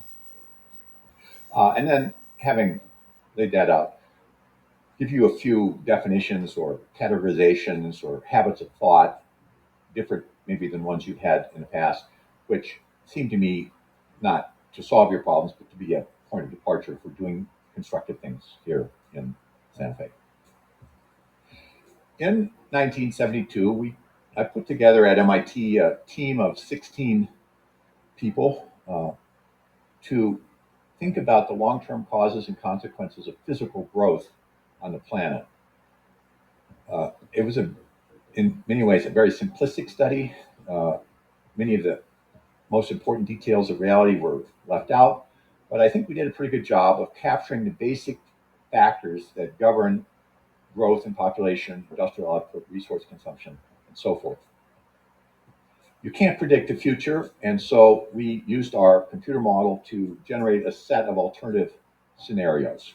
And this is the one which is sort of characteristic of our results. It goes from 1900 up to 2100. This red line shows where we were when we did the study, 1972. And here I'm plotting 5 variables: non-renewable resources, so the depletable resources, industrial output, food production, gross food production, population, and persistent pollution. Persistent pollutants are the things which have a very long lifetime in the environment. So, I'm not going to run the whole thing. But once again, in this, the mundane of it, it's still to show you that people will sit through this shit and they'll eat it up, right? Right? He's telling you straight up how he's going to like mess everything up. And he's one of how many in the industry of, once again, the state, the complex, as what they call it. Let's just have a little test more because I know some of you are loving this.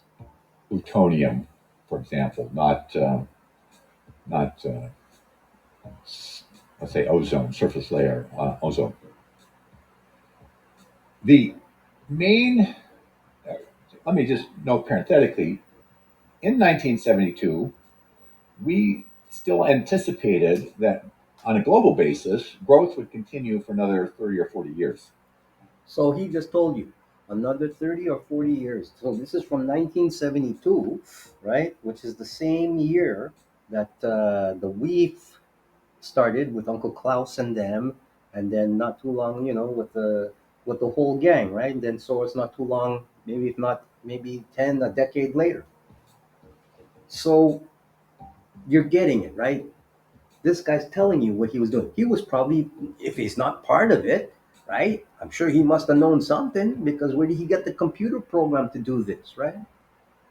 And a lot of these folks, that's where they come up. They say, well, the computer, and they can explain it. They probably even know how to, you know, explain or say the big words, but even they themselves don't look like they know what they're saying. They don't even look so convinced to themselves, right? That, of course, there are distributional differences, but on average, we would continue to see an expansion in the level of industrial activity and total population and so forth. We've gone back twice since 1972. We did it in 1994 and then again in 2004. Looked at recent data to see how we were doing. And what I can tell you, at this level of aggregation, we're basically on track. The only thing, I'm just pausing that there, right? Because you just heard for yourself this was, if I'm correct, the source of, well, this particular seminar was in 2012, so that's about a decade ago, and he was already telling you what they had waited out and planned out in 72 through this program, and boom. or looked at recent data to see how we were doing. And what I can tell you, at this level of aggregation, we're basically on track. The only thing that's coming down during that period is non-renewable resources, and they're not coming down very much. You'll notice that even in 2000, we still have about 85% of what we started with. So basically, we expected 3 or 4 more decades of uh, expansion. The thing was that the policies which produced that expansion, those habits, if you will, had the consequence of overshoot and collapse.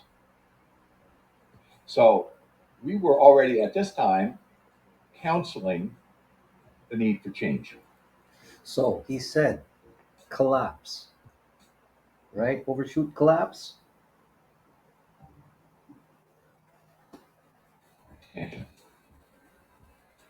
The thing was that the policies which produced that expansion, those habits, if you will, had the consequence of overshoot and collapse. So that means the think tank computer program, they realize that can fall apart and collapse, which is probably what's happening now, right? It's probably happening right now because they probably thought, oh, well, we got it made so far. And this is a decade ago, right? But maybe now is that collapse that they overshot. Because I would, if you don't tell me, I tell you, there's a lot of overshooting going on. So we were already at this time counseling the need for change. As you'll see in a moment, it was a council which didn't have massive impact. Here were some of the main lessons from Limits to Growth.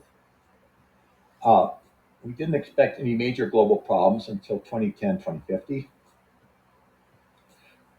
Uh, but we also found that eventually the economic, political systems, the cultural values, and so forth, which produce this phenomenal century of physical expansion, brought overshoot and collapse. This put us in direct opposition to many economists and others who felt that somehow there was in the existing system mechanisms that, when it was necessary to slow down, would produce that result and leave us, in a fairly satisfactory state. We couldn't. So this was also based on, once again, the, I would even dare to say, a cult of it, right? Because they have to be able to, even to try and call and predict time. They're doing this based on the what they feel is the promise of their technology to get people conditioned, aka maybe other methods such as, once again, uh, mass hypnosis, for example, right? If there's a buzzword, yeah. But he's telling us based on the fact, and here's the thing: a decade ago, he's saying, all right, from 2010 to 2050, if I'm correct. So here we are, it's 2022. Now, we can say we've seen some shit go down since, like the 2010s and whatnot. We've seen, and we forgot a lot too, because even then a lot of it was what was allowed to be told to us, whether it had been a tsunami that knocked out how many, I still can't get over that. If I dare say hundreds of thousands, a tsunami, people forgot about that. That happened in the early 2000s, right? And then here we are pouring buckets of ice on our head. I wonder how that campaign went. And then, of course, we walked crates in the hot summer last year while we saw some bros get choked out by law enforcement, which we now today are starting to at least get some information from the prophets and the seers that, hey, this is even staged. There's agents and Masonic symbols all over the place, always having their fingers and their claws in everything. Find them. Uh, we observed that the big pressures, which will be called problems by our politicians, occur before the peak, not after. If I ask you, where do you think the population would be really suffering uh, during this period, there's a tendency to imagine it must be out here. It's not the case. This is the period of intense pressure because it's in that period that the negative forces are building up in order to counteract the things that sustain growth. Finally, when you have overshoot or stop, the growth stops, that means, by definition, that the forces which are sustaining growth have been offset by the forces which are counteracting it. So he's talking about forces. See, like the forces that counteract against the negative forces and like, okay, you playing with forces, huh? Forces. That just, yeah, okay, finish up. Forces that are counteracting it, things like climate change and resource depletion and so forth, are what we call, Yeah, like things that are not like God, right? Like that has, and of course, here's the thing. Yes, things that don't have to do with God, because they can engineer that shit too, right? With their forces, right? They can engineer that. So they're like, yeah, unless it overshoots and the forces are out of whack, because hey, in this world, the forces are really not about God, right? all problems, and they are most intense in this period. Now, what's happening out here, I haven't a clue. It was always clear to us that as soon as things peaked out and started down, the global system would change in ways that certainly weren't reflected in our model. So I personally, So this thing, and he was just about to say he never person. I'm just gonna take back in a second here, just 1 second.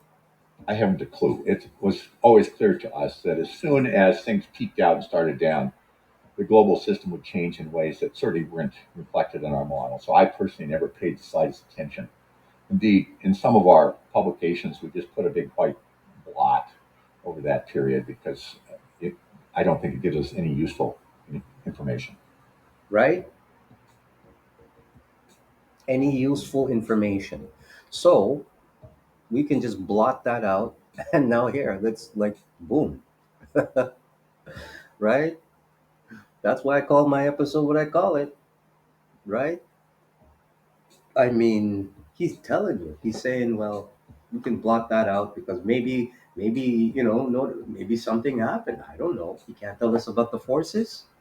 I mean, you're supposed to be, the guy with the BS, BA, MA, PhD, right? It's funny because the forces, and then something happened where like, oh, you know what? They don't have a life. Maybe I don't know. They had maybe they made children in between that, had a family take care. I don't know. Maybe relatives. Who knows? People pass away. Okay, they caught a cold. They got sick because even though we think we could be perfect, right? And once again, this is not to diss the guy. This is not to say whatever he's saying is.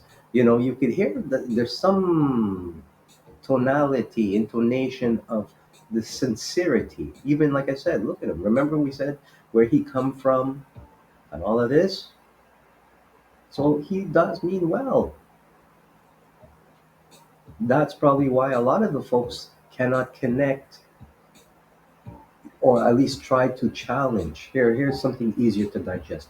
They're challenging, even if they might or might not believe God. They're challenging because they're saying, look, if you can't pull up and appear before me in the flesh, like we see on TV, well, we're gonna be the TV because we're gonna say what the computer program that we can talk to that we made, we can say this is what we want to have as the model of everything around us. Only because we can't get challenged by it, right? And then you have a blot, which they believe God won't see. Isn't that hilarious? Yeah, it's a blot for us, but it's in His conscience, right? They were like, well, it's not that important. Yeah, yeah, yeah. Since when is nothing important when you're studying something? We'll see that one more time, and then we'll move on to the next subject. Thank you very much for tuning in. In some of our publications, we just put a big white blot over that period because it, I don't think it gives us any useful information. We found that technology alone doesn't change the basic behavior of the system. We, in our model, tried all sorts of things. We could double or triple resources. We could make assumptions about fabulous improvements in agricultural productivity and the enhanced ability to deal with toxic pollutants. And And what? We taught, and you know how relevant this is to how okay, this is 2012, now it's 2022. Look at it, listen to it, you're experiencing it, right? And he's like, essentially, this is why we can say, because of time and how the world works, everybody has a time, and there's always a time and limit, right? If at least in this world, time has a limit, right? Nothing lasts, everything spoils. And here they are thinking with good intentions for who they are, believing that they in the flesh, in the moment, can make a difference once they're no longer in the flesh, right? If they don't believe that existentially they are or were of value, understanding that they are being used just by who they do not believe. Yeah, they're being used by God, even if it's coming, via the devil. It's the big design of things. But that design is also to, show us, I'm learning, and to teach us that even though, yeah, you can come up with the big words and you know what? I still got you. Main lessons of limits to growth. No major global problems until 2010. Between 2010, and says until 2010 to 2050. And then what? After that, we're good? We're back to what? Existing economic and political systems will not prevent overshoot and collapse. And that means, I guess, according to the design that they want to keep established, the most profound problems will arise before the peak, not after the peak. Hmm. And the pace of change will grow. Technology alone does not offer attractive solutions. More sustainable development requires also social and economic changes. Duh. That's where I guess the hypnotism happens, right? Because it's like, well, you can't convince people after doing all this bullshit. You can try and bring in, yeah, it sucks, but you know, the, you, you're going to be a Gestapo, right? You existing, it will not prevent overshoot and collapse, right? It will not prevent that. It's going to be, and then let the worst of it happen, and then only that, after the worst has happened, like Noah, or like Moses, yeah, pace will change, will grow for the better, but this shit don't work. You need to like brainwash. No, no, not brainwash. You need to wash the brain in order to mass hypnosis, right? Change climate is just one. So that's what he's saying. He's going off on that. Do we blame him? Do you believe somebody like him would be judged by God? You know what? That's between him and God, because it's all about what's in his heart. That's why we have to be careful. That's why when I say Uncle Claus and even those guys, the reason why they've been around here so long, right? To do what they do, there's a reason for that. And even they know it. They've known it probably since they were doing all those choke out parties, right? When they used to like, yeah, float off, they like, like, yeah, they choke them out when, and they're kind of flatlined. There was a movie called Flatliners, right? They get to see their life, they get to do stuff, and then they come back. But no one's ever who's like died, crossed over, ever came back to say the follow up, unless like what we see or hear today, which even then you can't even trust that too much. Near life death experiences, there's so much to it, right? Because one argument is, well, even though they've been part way and it seems good, and you've been told a lot, you're still back to your devices as a human being in this world.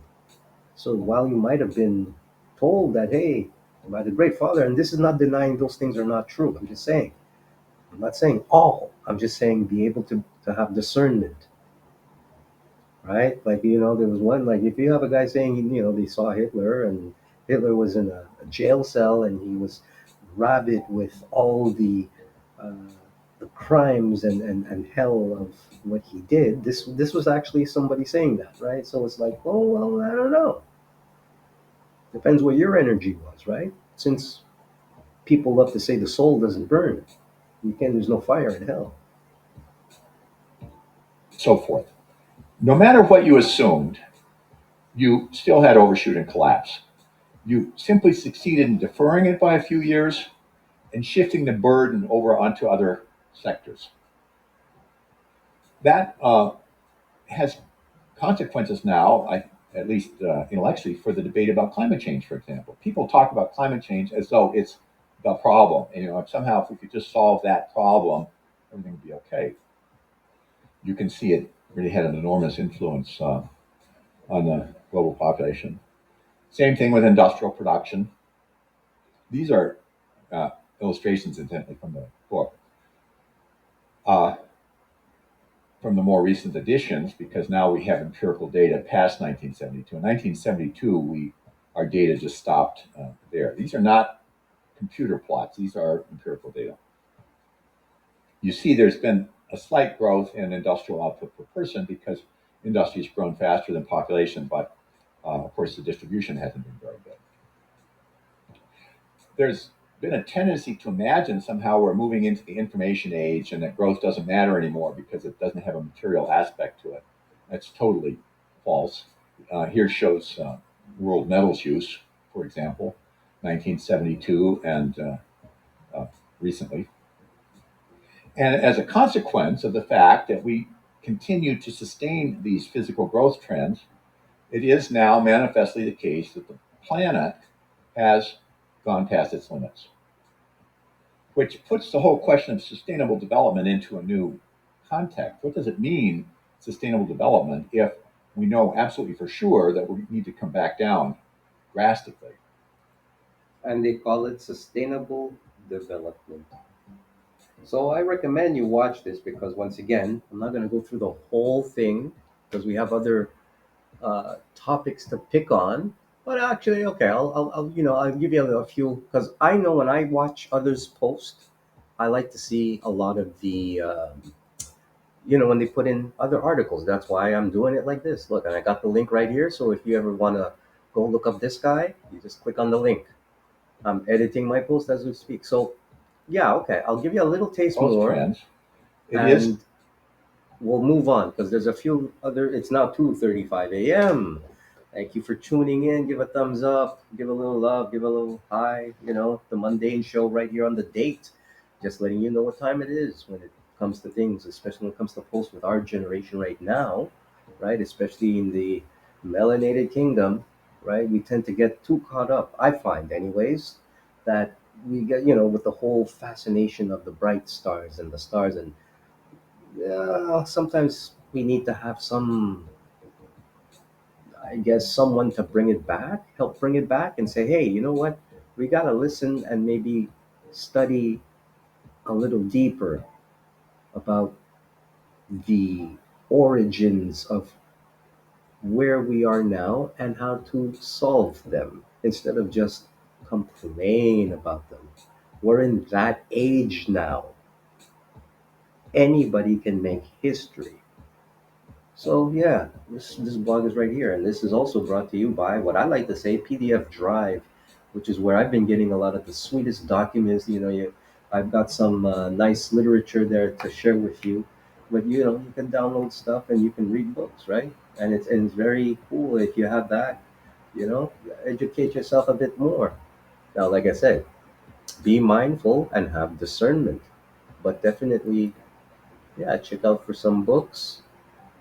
I mean, I ain't getting money from doing any of this ad. I'm just throwing it out there, right? I'm just like, hey, brought to you by what I was reading this week. Pretty much, right?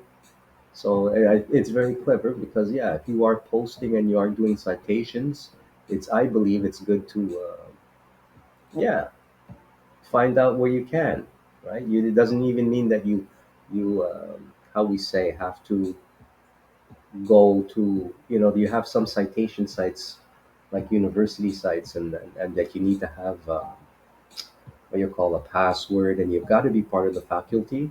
Well, here at least you can, yeah, there you go.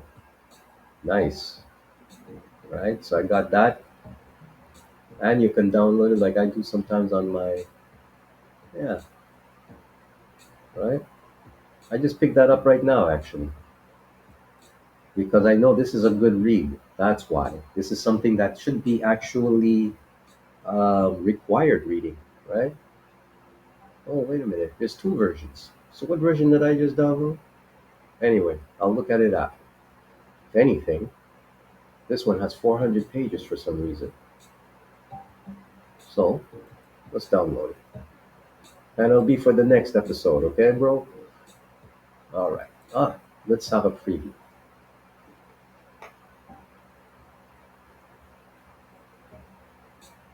The Immortal Life of. Oh, it's still loading up. Henrietta Lacks. That's why I was like, okay, it takes about a few seconds to load up there. And of course, it is 400 pages. Not loaded yet. Yeah, it's all good. It's all good, bro. Because I already downloaded it, and since it's been down, well, actually, look, how about this?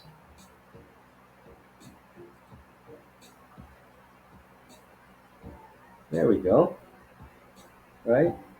The Immortal Life of Henrietta Lacks.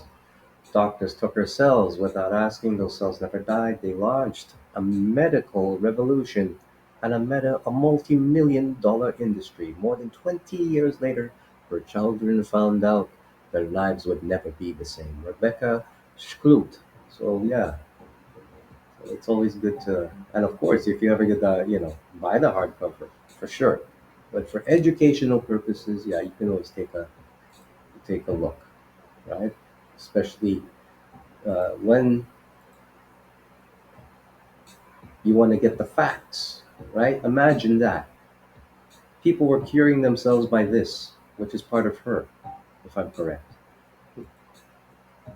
right? Because they have to take her genes. So check out PDF Drive. So yeah, we've heard about this, bro. Yeah, I did say I wanted to show a few more, but nah, you guys can go and look it up. Look up these people who are still around. They get prizes and honors and all of this stuff, right? The 30-year update, right? Now let's see what else we got going on. Yeah, we've been hearing a lot of stuff about what's going on in Russia right now, and of course, it's dicey because while whatever we're being told on the airwaves or what waves on what's going on with the inflation now, right? If you've been to a grocery store, you know it's very expensive to get food. Whether it be bread, it's expensive. In Canada, it's expensive. It's gone up at least a good couple of bucks, right?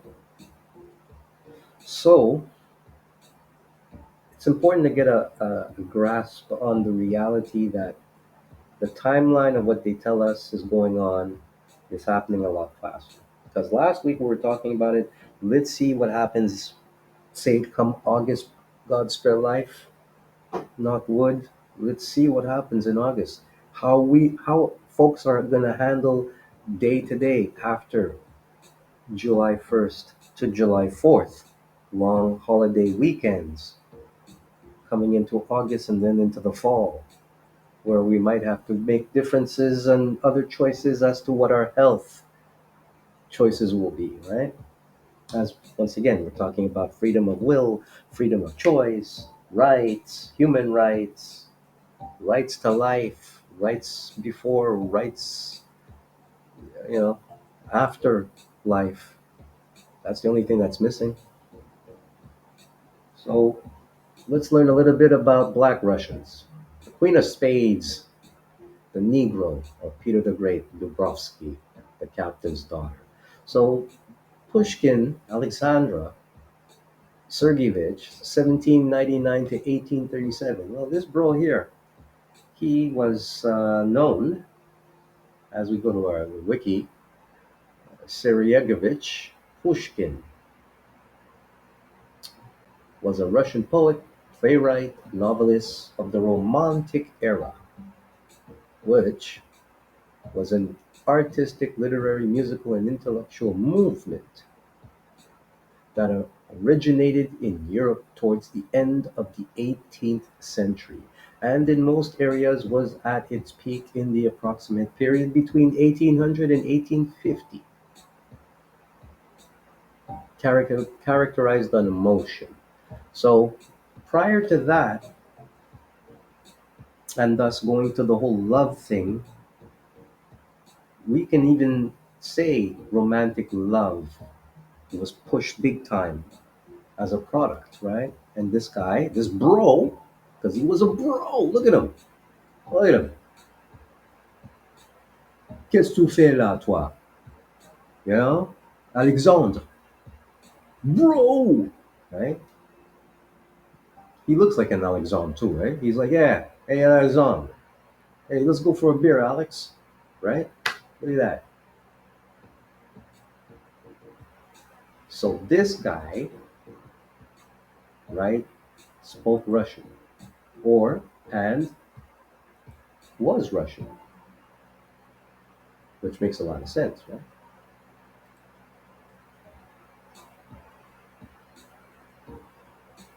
He is considered by many to be the greatest Russian poet and the founder of modern Russian literature.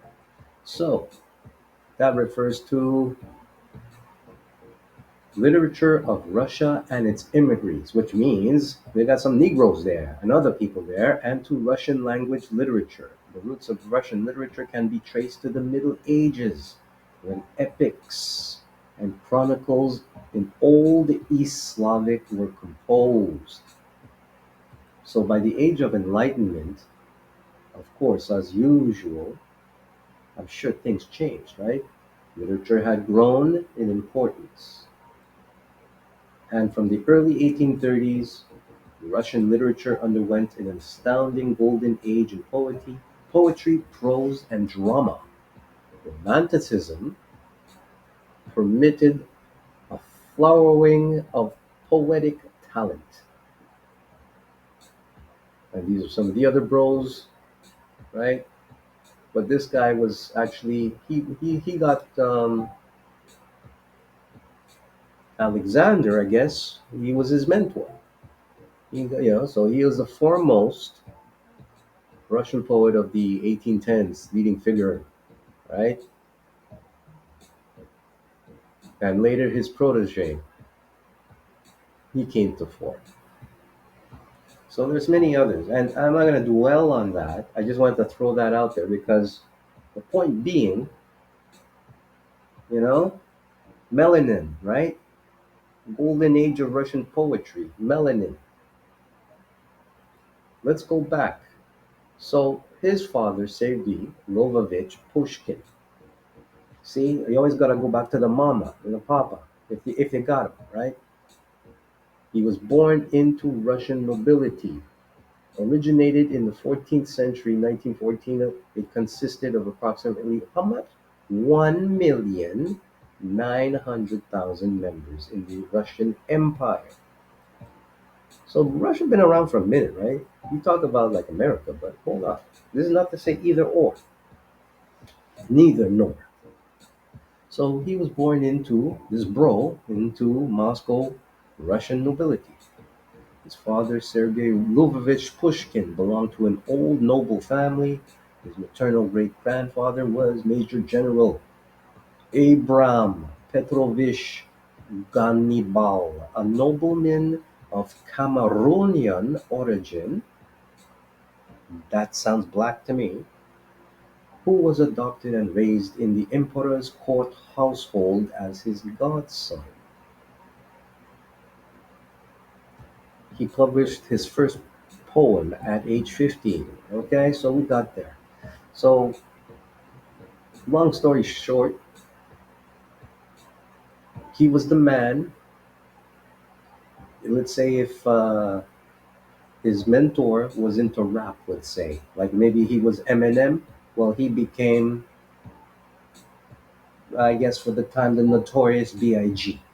because his life ended in a battle. Pushkin was fatally wounded in a duel with his wife's alleged lover and her sister's husband, George Charles de Hecarin Dantes, also known as Dantes Gherkin. Gherkin, yeah, a French officer serving with the Chevalier Guard regiment. So this bro here, he wasn't having it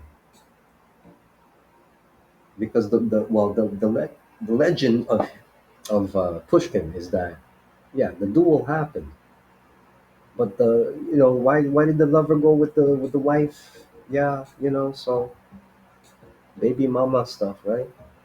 But he had no kids as far as we. Oh wait, yeah. He did have my bad. Hold. He had the what? Maria, Alexander, Grigory, and Natalia.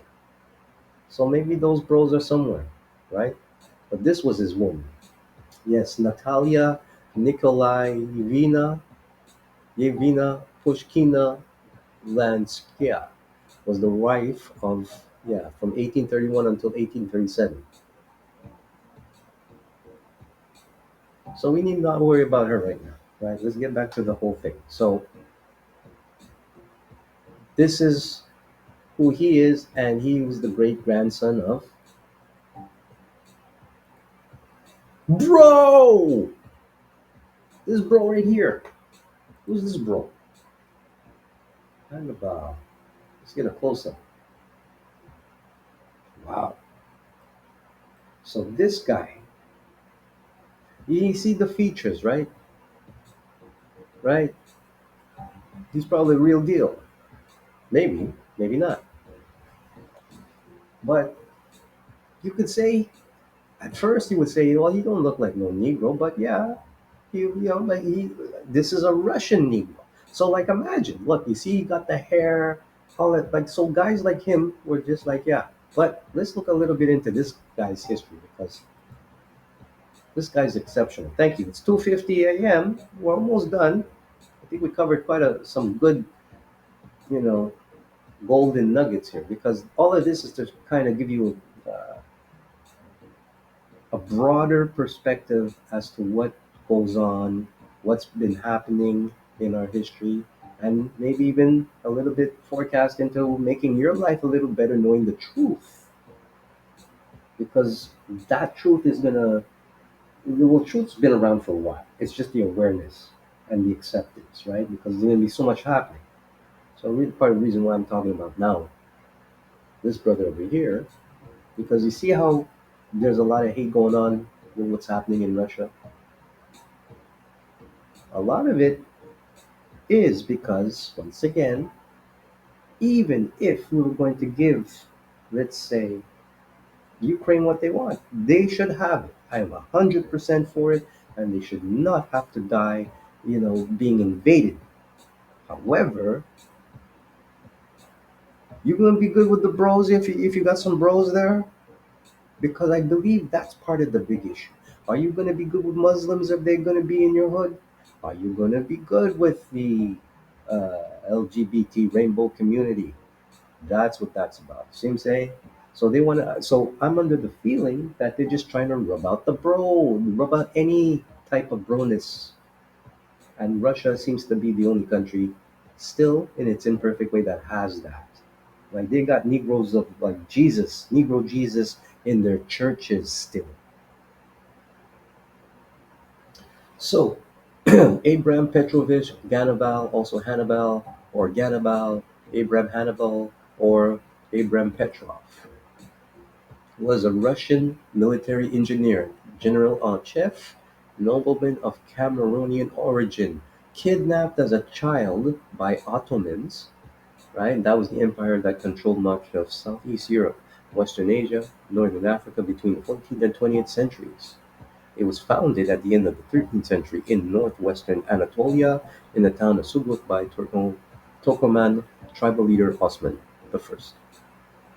Okay, so this bro probably grew up with these people, right? Ganabal was traded to Russia, like a hockey player, I guess, and presented as a gift. So he was a gift to this other bro, Peter the Great, where he was freed, adopted, and raised in the emperor's court, household as his godson, right? He bears witness to the christening, all this. So Ganabal eventually rose to become a prominent member of the imperial court in the region of Peter's daughter, Elizabeth, right? Auntie Elizabeth, right? And she was popular because she didn't, her decision not to execute a single person during her reign, right?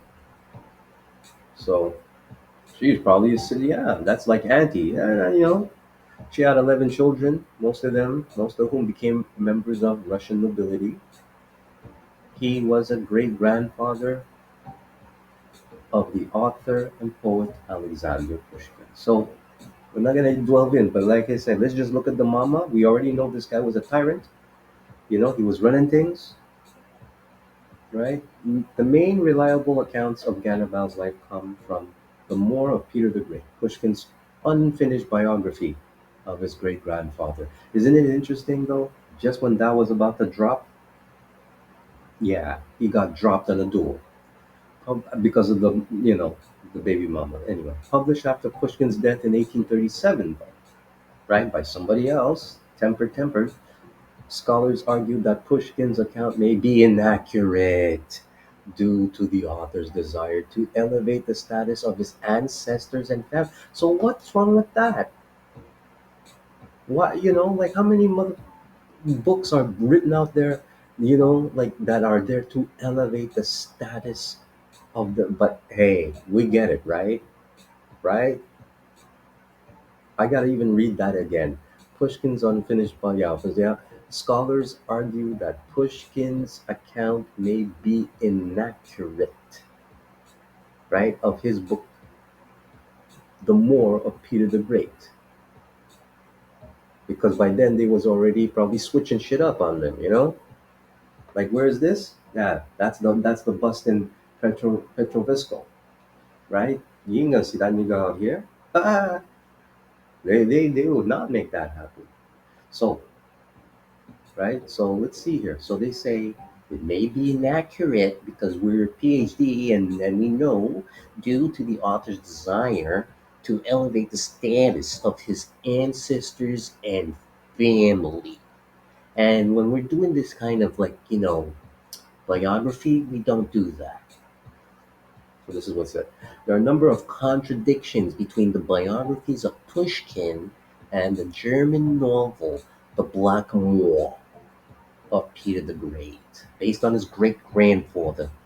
A historical biography of Hannibal. So yeah, so was larger. Well, it was largely responsible for the myth propagated by some historians that Hannibal was born in Eritrea. Oh, oh, where is that? Country in the Horn of Africa, Eastern. Okay. Recent research has established that the general was born in Central Africa. So finally, see, recent research. Presidency. So even then, they might have said, well, no, they might have fought to make sure not it was not so. Anyway, so what was it? Yeah, the mommy. So we say he was abducted, right? So Richard Pankhurst, former professor, yeah, he believed the young Abraham, as he named him, what? Really? Was born around 1698. He was the son of a prince. You know what? We're not going to do this. I just wanted to know, but let's just say, uh-oh,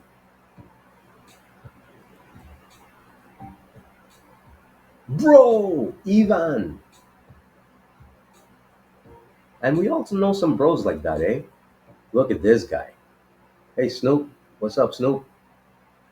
Calvin Broadhouse right there. You could play that role, right? Who's that? Uncle who? Portrait of German-Russian General Ivan Ivanich Moller Sakomelsky. All right, let's check out this Negro right here. Look at this now.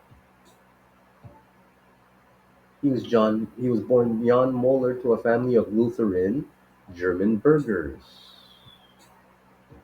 See, a burgher was a rank or title of a privileged citizen or medieval towns in early modern Europe, like Moors, Moors.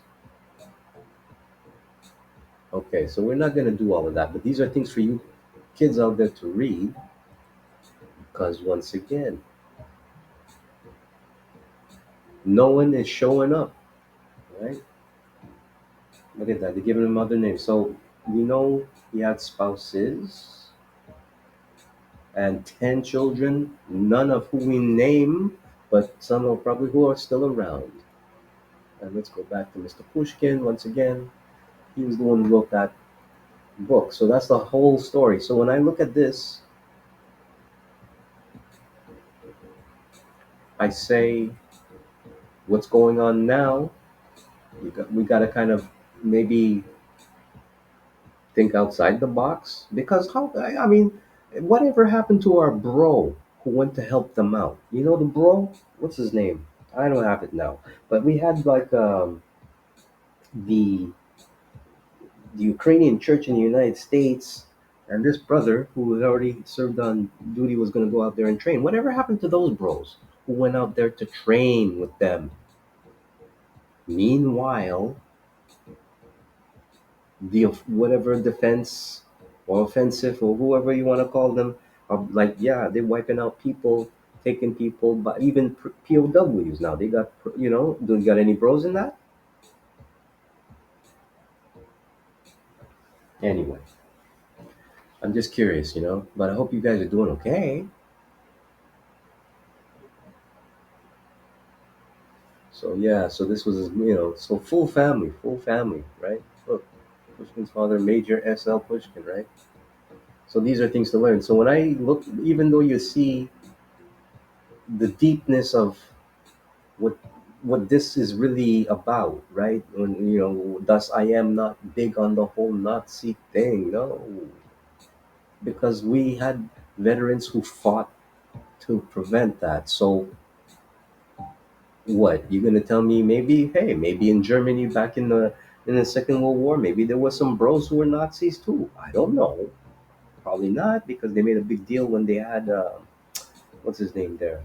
Is Jesse Williams? Not Jesse Williams, no? The runner, Jesse Owens. My bad, Jesse Owens. Jesse Owens, right? So I'm just saying, I'm just putting that out there, right? Now this is where we are. Meanwhile, that bro who's probably helping them on the defensive front, bombing Russia is, yeah. It's not just that, like, like we see Putin, right? Yeah, yeah, whatever. You can hate him all you want. He ain't black, right? He's a blonde ass white guy. Russia's mainly a that, but Russia got a lot of people, a lot of melanated history, and they want to wipe that out. So as you see over here, you got some history to look at. You got some books you can read. If you want to take a look, Queen of Spades, right? The archive on that, the more Peter the Great, and much more. So we're almost wrapped up. There is a few things to cover, right? But I leave that for you to read the news as to what time it is, right? So, going on, we did hear about this business here. This guy was a pastor, and a South African pastor plotted to genocide thousands of black people, right, with poisoned water. So I don't even think I need to get into that, but you can always look at it on the website. So this is just to show you once again why and how people go, like, why would somebody go so far to do that, right?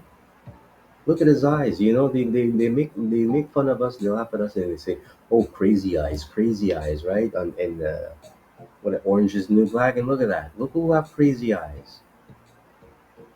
So that happened in June. Also in June, yes, here's why we no longer talk honestly about police race-based data. So this is an article, yeah, you can also look up if you want, regarding this. Um, the article came out, right, about the whole disproportionate cases of interaction when it comes to the police in Toronto, and disproportionately targeted and use of force incidences and whatnot. So there was some, uh, I don't know, some acknowledgement, I think at best. Acknowledgement at best. Community Officer Program in 2019. Communities told service. We have seen our relationships improve and grow since starting our Neighborhood Officer Program back in 2013. And after hearing your feedback about the success and value of this program, we launched an enhanced Neighborhood Community Officer Program in 2019. Communities told us they felt safer and welcomed our presence and our members being part of the daily life in the community. It's a very fresh approach, and they love it. People love it. You can speak to the community members who are here. You can go into the community and speak with them. They love it. It's about getting to know someone personally, and you can call somebody to ask a question, whether it's regarding immigration, whether it's regarding your higher studies, whether it's regarding a police charge that you've had. but you have that contact with the police officer you can call it as, and that's So, but politicians, criminologists, and civil rights groups responded that releasing the data without context that the black community was over policed was unscientific and would feed into racism. So, this is what civil rights groups, who I'm curious to know, because we don't have no NAACP here, criminologists, yeah, because they just do criminal shit, and politicians without the context that the black community. I hate that community. We're not no freaking community, man. You know, because they put that in everything, even LGBT community, community uh, was over policed, was unscientific anyway. So it's used solely to search for systematic bias when it, yeah, well, you know what it is? The reality is. One is the bias thesis, which argues black people are overrepresented in police statistics because they are subject to biased or discriminatory treatment by the police and the broader criminal justice system. Rates of black offending stem from the negative consequences of centuries of colonialism, slavery, and racial oppression. The impact of intergenerational trauma and contemporary social disadvantage. Yeah, the usual. The higher rate of offending. You know, once I mean, I did an episode on that back a little whiles back, and once again, that was the eureka, the invention of engineering. You know, this is all engineered, as I say it, because well, they're telling you right here. They're saying they already have a counter to the report, right? And like I said, without context, when in fact, what context do you need, right? But it makes an interesting read, and and it's good to see at least there's some reach out that they're trying. You know what? I even throughout this whole last couple of years, because of the divisiveness of um, the previous, well, we can say now pandemic, even law enforcement, military, as we see in the reports now, are divided, right? Because the impact of everything else going on by just a few people making decisions, right? Interesting article to read here about the medical association, how it's being cited that medical association, and this was a top one, or is a top one, collaborated with castration and child abuse fetishes. So it's definitely a longish read.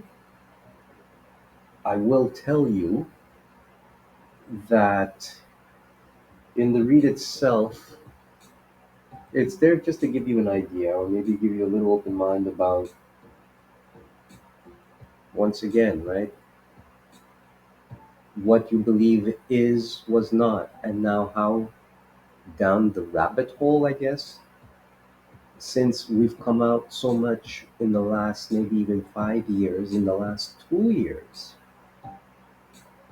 about agendas and laws permitting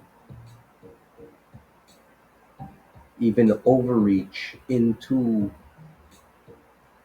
each person's being and livelihood and right to reproduction.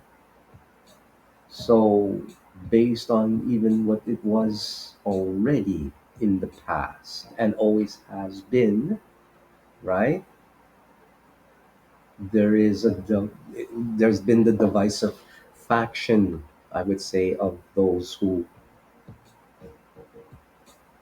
will taint maybe something positive, because overall it shouldn't be that this is the negative. Let's say this, even though it was created by the same people who make all of this happen decades ago,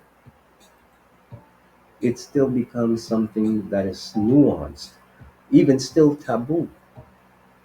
So you will have those folks who will somehow push, propagate, even though they have their degree and their, and once again, they need context, the gray area, right? Some people can say, no, maybe it's just pure evil. And then, thus, whatever political alignment with that is wrong. Once again, like I had mentioned in the beginning of this blog, you have folks that that's what it is for them. That's what it always was. Maybe even not by choice. Maybe without even as much trauma because of situations. But they're not about this.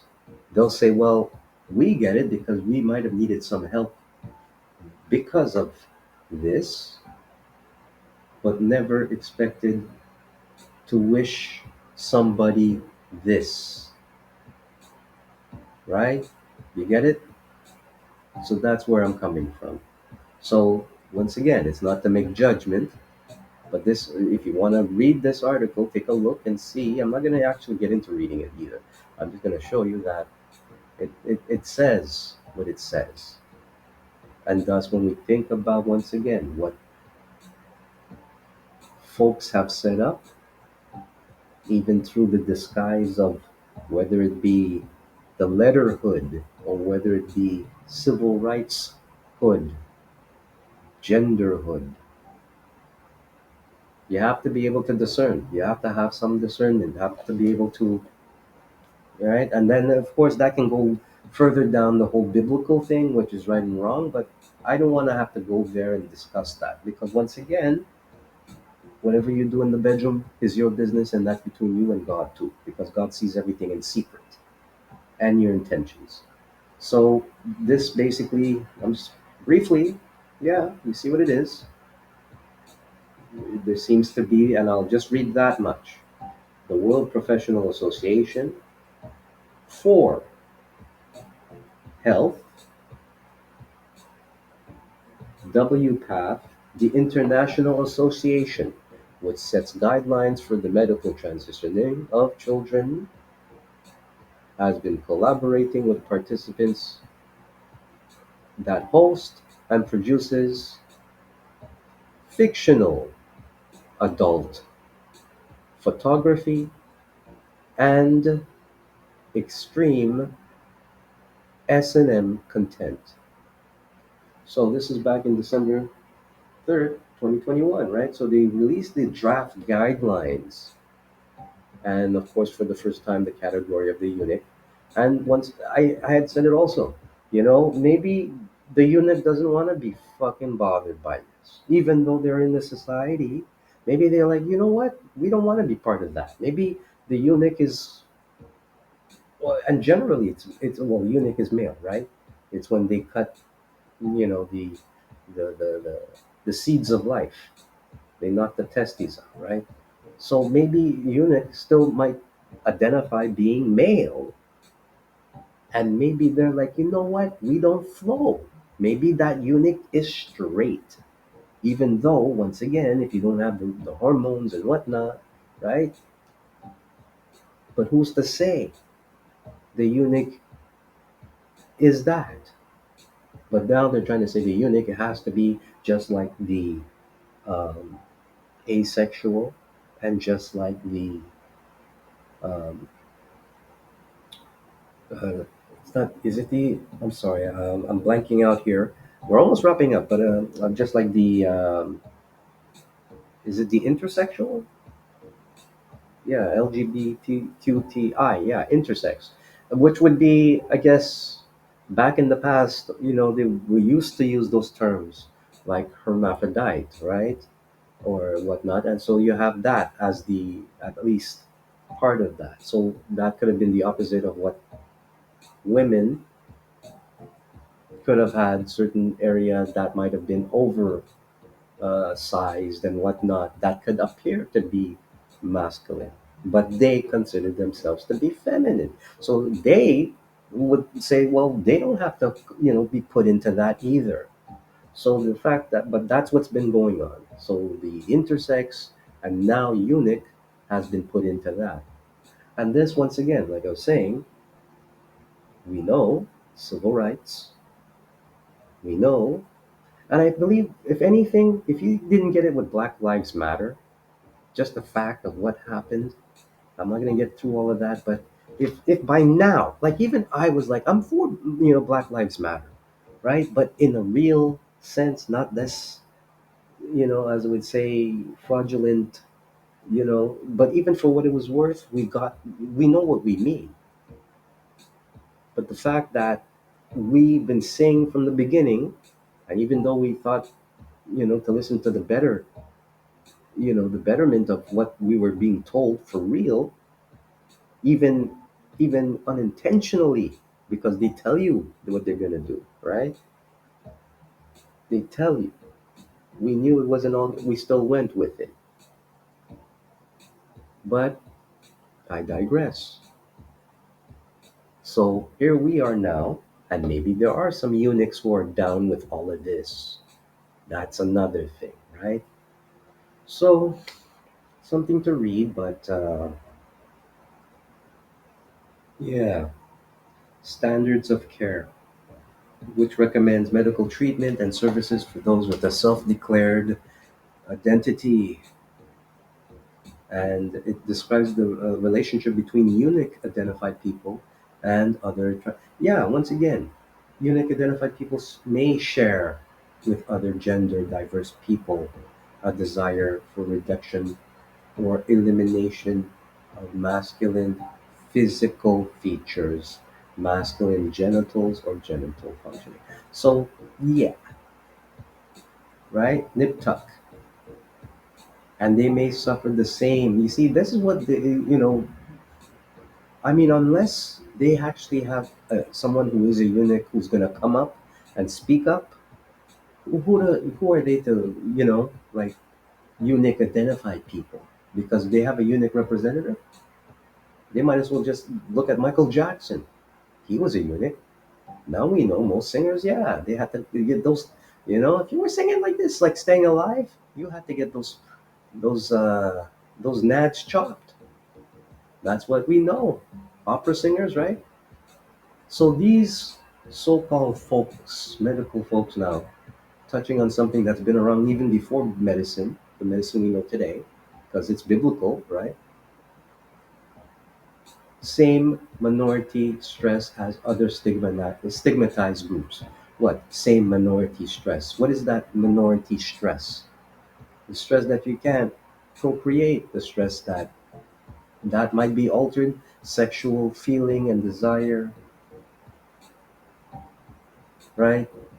Nerve and reactions are altered with emotions, and it refers extensively to research collected from a hardcore fetish site, Eunuch Archive. So it's a fetish, right? And this began in the 90s, body, yeah, yeah.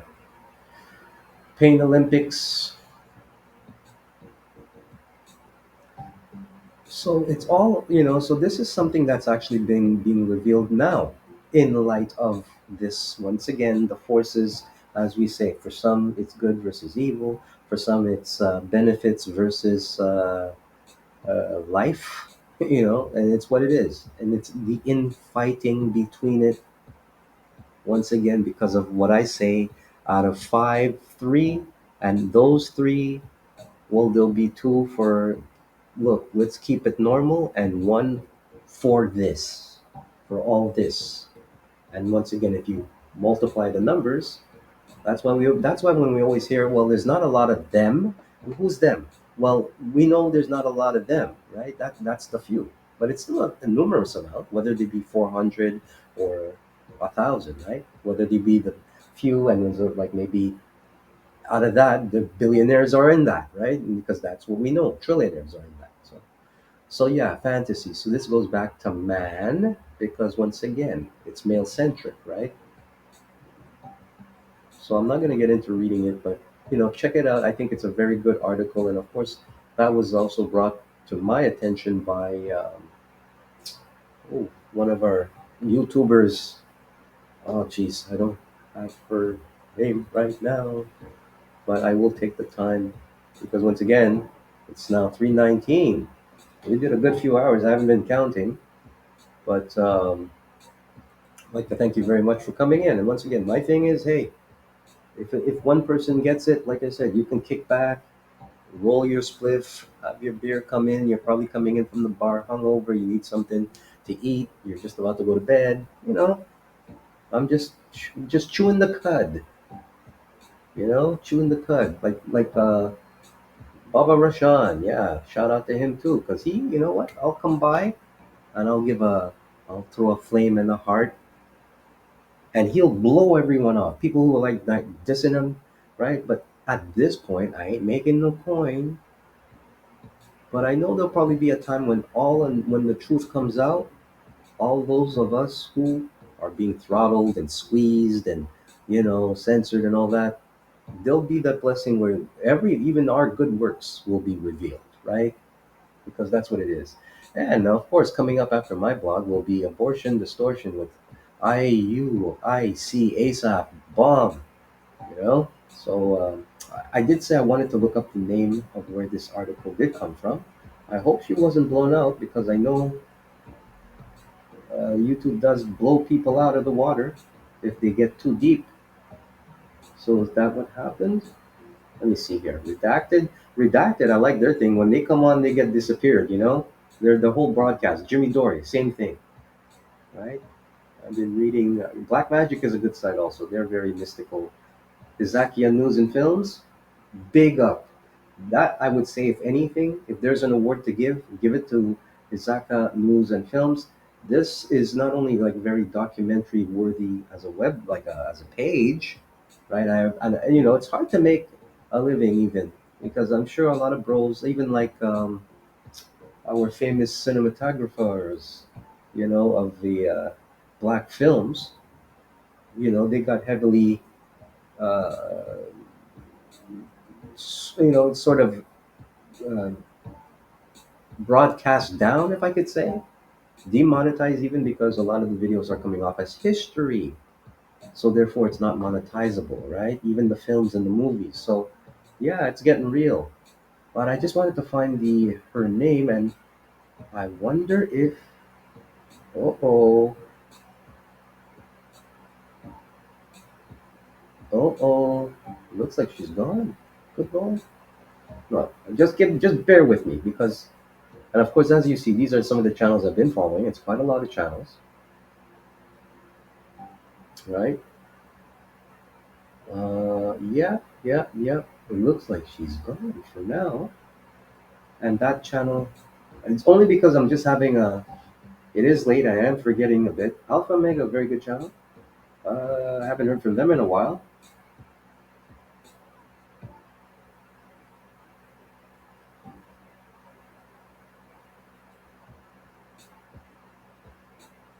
Yeah, looks like the channel has been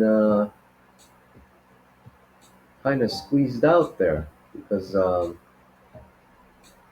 she was very vocal, especially within about the gender issue.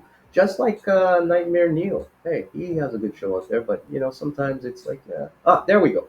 Slightly twisted. Yes, shout out a slightly twisted female, and a shout out to Nightmare Neil.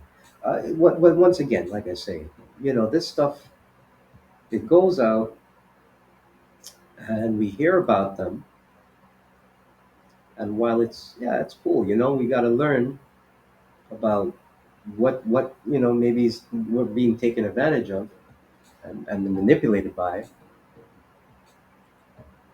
We're still doing media, right, in its own way, except it's digital media. That's why I said, you have good people, you have people who are sour. So a lot of the sites I watch, I try to watch the people on the good side. Doesn't matter who or where they are. That's why I like Blair. Yeah, Blair White. She's got a brilliant site. It doesn't matter who she is, right? It doesn't matter, right?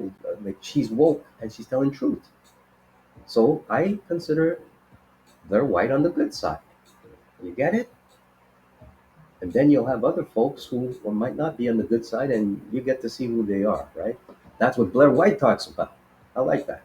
So, once again, thank you for checking me out, and once again, come by, give me a like, give me a share, I do care. And then once again, it's getting the information out there, right? So, just before we wrap it up tonight, and of course, this will be a recorded broadcast, so therefore, it'll be available in other um, platforms like Odyssey. So, this, of course, I don't believe we're gonna go through it, but yeah, let's see. I did want to kind of cover, which for some reason on the final post, it doesn't appear like this, and I guess it's only because I haven't actually subscribed or on for this particular post. It will let you um, show this so you can read.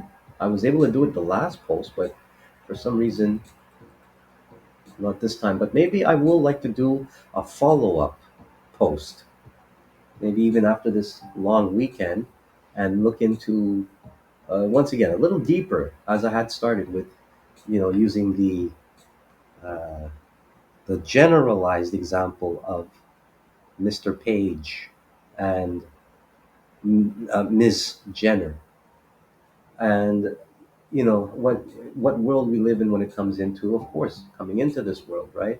We don't know if, hey, maybe that's what it really was, but because going into the contracts to do the feats and do the performances that we see people do, they've got to buy in and probably say, hey, you got to come in reverse, and maybe the parents didn't tell you that they're reversed also.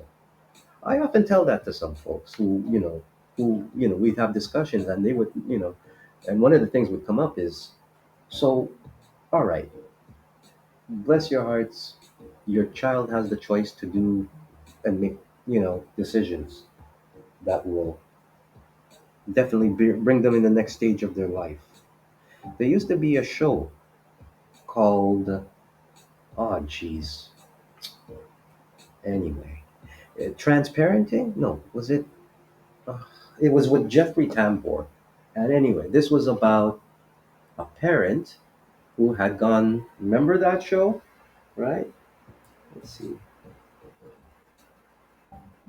I just don't want to get the title wrong. It's you think that would be one of the first ones to come out, but it didn't, eh? Look, but you see, Transparent. Now this show was on from 2014 to 2019, so it was a good 5 years before something happened where I believe recently. Anyways, well, look, it's canceled unfortunately ahead of its fifth season due to allegations of sexual misconduct by Tambor, per CNN. Right? So this happened, right? While on the set, okay? While on the set of this show. So this was a big thing, right, in the early 2010s. I have to tell him. And the story eventually, okay, and once again, this is for educational purposes, so I'm going to go in and out, but check this. Someone knows how to love me without me having to tell them what I want. Do you love me? You look like you're underwater, Uncle Joshy. We're both underwater. Yeah. This whole house is under the ocean. I think your family is incredible. It's a privilege to be witness to you guys. So here we are. So he, as we know him as Jeffrey Tambor, right? I remember him from a minute. He was on the I could be standard to be corrected. He was on a show, because I'm a TV buff, on the Ropers, the spin-off of Three's Company, and he was the, if not, I believe, the neighbor or maybe their landlord. I'm not even going to think about it right now, right? Because I'm not in my TV thinking cap. But yeah, so that's where I remember Jeffrey Tambor. And of course, now we know him also with Arrested Development and all that. But he was around for a while. And he always had that, as how I knew him. He was always like balding. He always had that middle-aged haircut since the Ropers. He never like well, I'm sure in his career, but 19 what 70 freaking 9, right, when that happened, like he already had that. Anyway, all of that to say, so Mr. Tambor in this show, Transparent, season 1 is about, you get it, the trans part is the father coming out after all whatever life, living married and everything else, and he comes out as, you get it, transparent. So it's all about how everybody reacts, and he has a good relationship with his family, either or whatever. I haven't seen the show, to be honest with you, but yeah, you get the premise, right? Even then, holy fuck, nobody would, and I have to say it like that, holy fuck, nobody would have thought they would have seen this pop up in television where it was okay, except as a parody or a comedy, right? So this guy, right? So okay, so it's been canceled, and now here we are today where it's no longer the transparent, but it's about the trans child, right? So that crossover has happened. But when this came out, we didn't hear much about the reaction of, let's say, or even then, that's if I don't even know if Jazz was born then. If not, maybe just not too long after. So we had the premise of showing us how somebody can trans themselves late in life. I don't know if he did the surgery in the show or whatnot, but we see, right?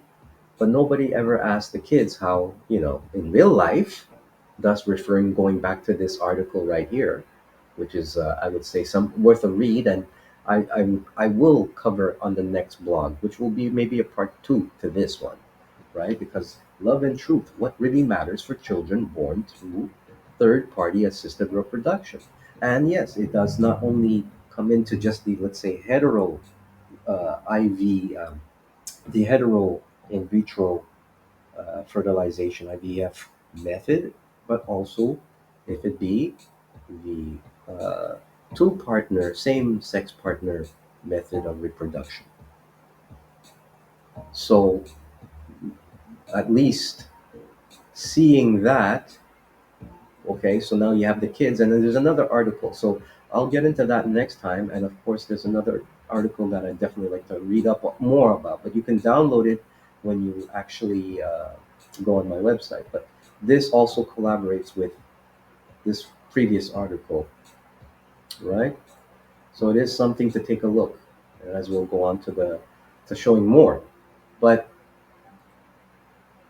so let's just say Caitlin was Caitlin, even though maybe Caitlin might not will look way better like than this, but Caitlin had been Caitlin forever. And once again, Mr. Page, let's say Mr. Page would probably be the offspring. Let's try that, right? So they're not together. Then you have Mr.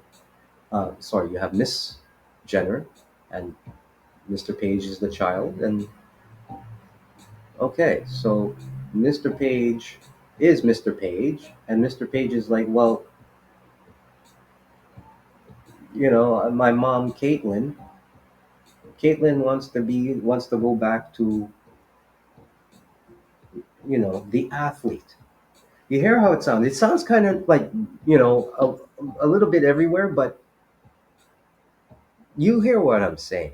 If you really want to kind of, if you go and look like They Live in the movie They Live, right? Take off the sunglasses, take a look, and put your sunglasses on and look again. So everything is so reverse, reverse, reverse, reverse, reverse, upside down, right side up, backward, forward, upstairs, downstairs, right? So yeah, so I was having that discussion, and and of course this was somebody who was like, yeah, they had gone through that, and we were talking about their family, and they said how their family was acceptable, but the challenges with that, and I was like, I didn't like, this was a little while back, so I was learning myself. I was learning. I was like, well, what if, you know, your what if your mother had decided to go and make that choice? And they had to think about that for a second. And that was a very one of those. I mean, it wouldn't be an epiphany, but it was one of those moments where it's like, because now today we're putting it all on the children only. And unknowingly, there are adults who are making that happen. Whether these adults are whatever, cis or trans, that, is not the question. However, we do see that as male centric as it is, we do see that once again, going back, we never talk about how this affects the child born into that, whether they're born in chemically, synthetically, or naturally, right? So we'll explore that a little further. If like once again, looking outside of the big picture. Kids. I'm suddenly looking at the rest of my life, and it's all because of you. I want someone who knows how to love me without me having to tell them what I want. To tell him, no, Tell me what? Dad is a woman. I have 3 kids. I can't live without my kids. I'm suddenly. So he had previously, she had 3 kids. So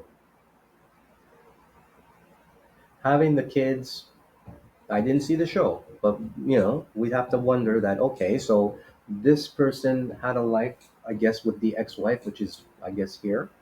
I believe they're not married anymore or whatnot. So had 3 kids. She was good with that. Maybe he, once again, I have to see it. I don't really care to see it, but especially the way he looks, right? Like, come on. But even then, there are folks now, that's the norm, right? So I'm just saying, right? So Mr. Tambor here, right, had 3 kids in the character, had 3 kids, loves his kids, but you know what? I'm good like this.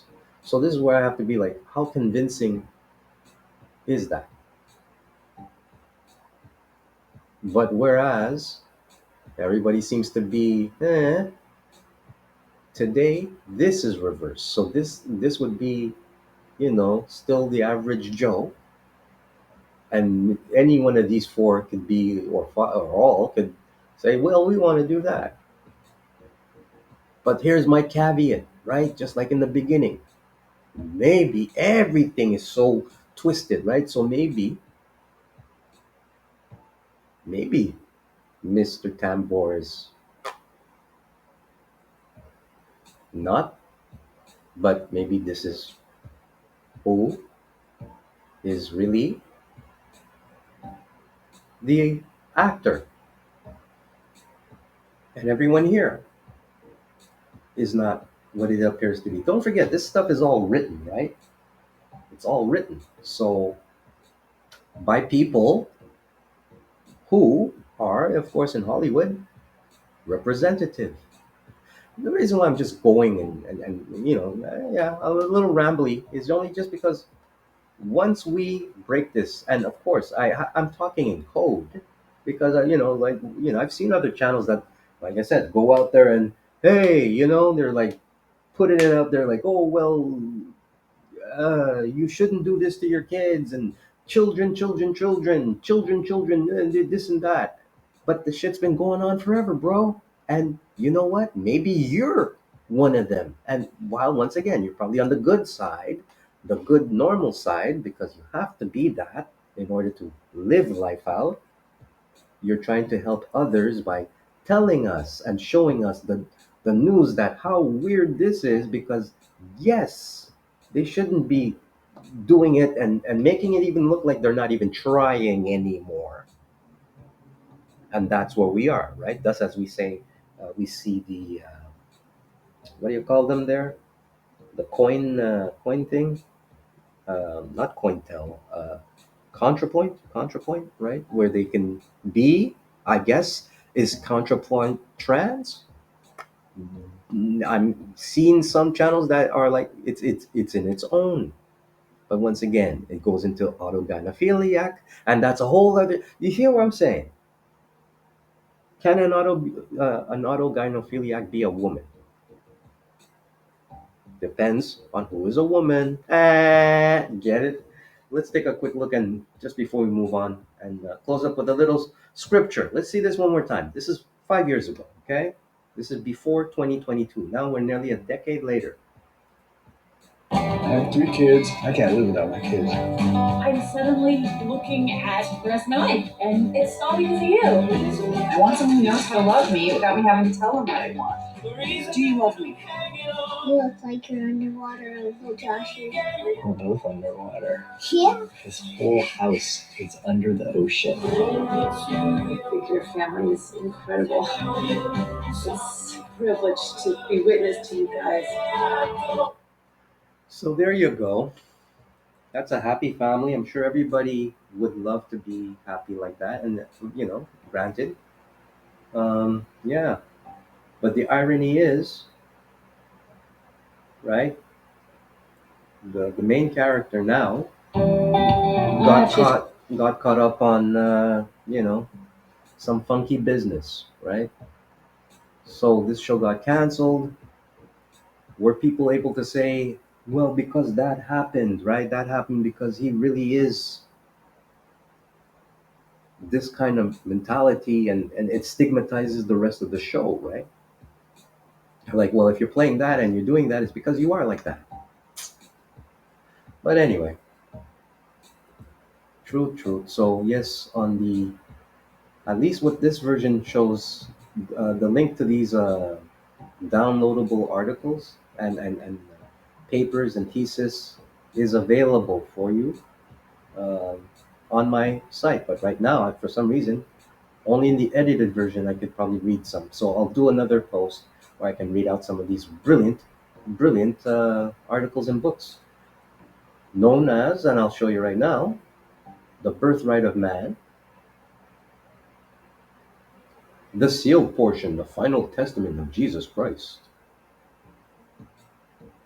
The True Bro for Show Story of the Bilderberg Group, and that's written by Daniel uh, Estulin. So this is like, stuff that you can really get out there and read and take a look and, but I won't get into that now. But definitely feel free to download. And next blog, yeah, I'll read a few excerpts from it because it's all part of the big picture. So just wrapping things up, once again, thank you for coming by and give a thumbs up. And let's end neo-political fascism of the fourth generation, Canadian Nazis, drug culture, and colonial white supremacy.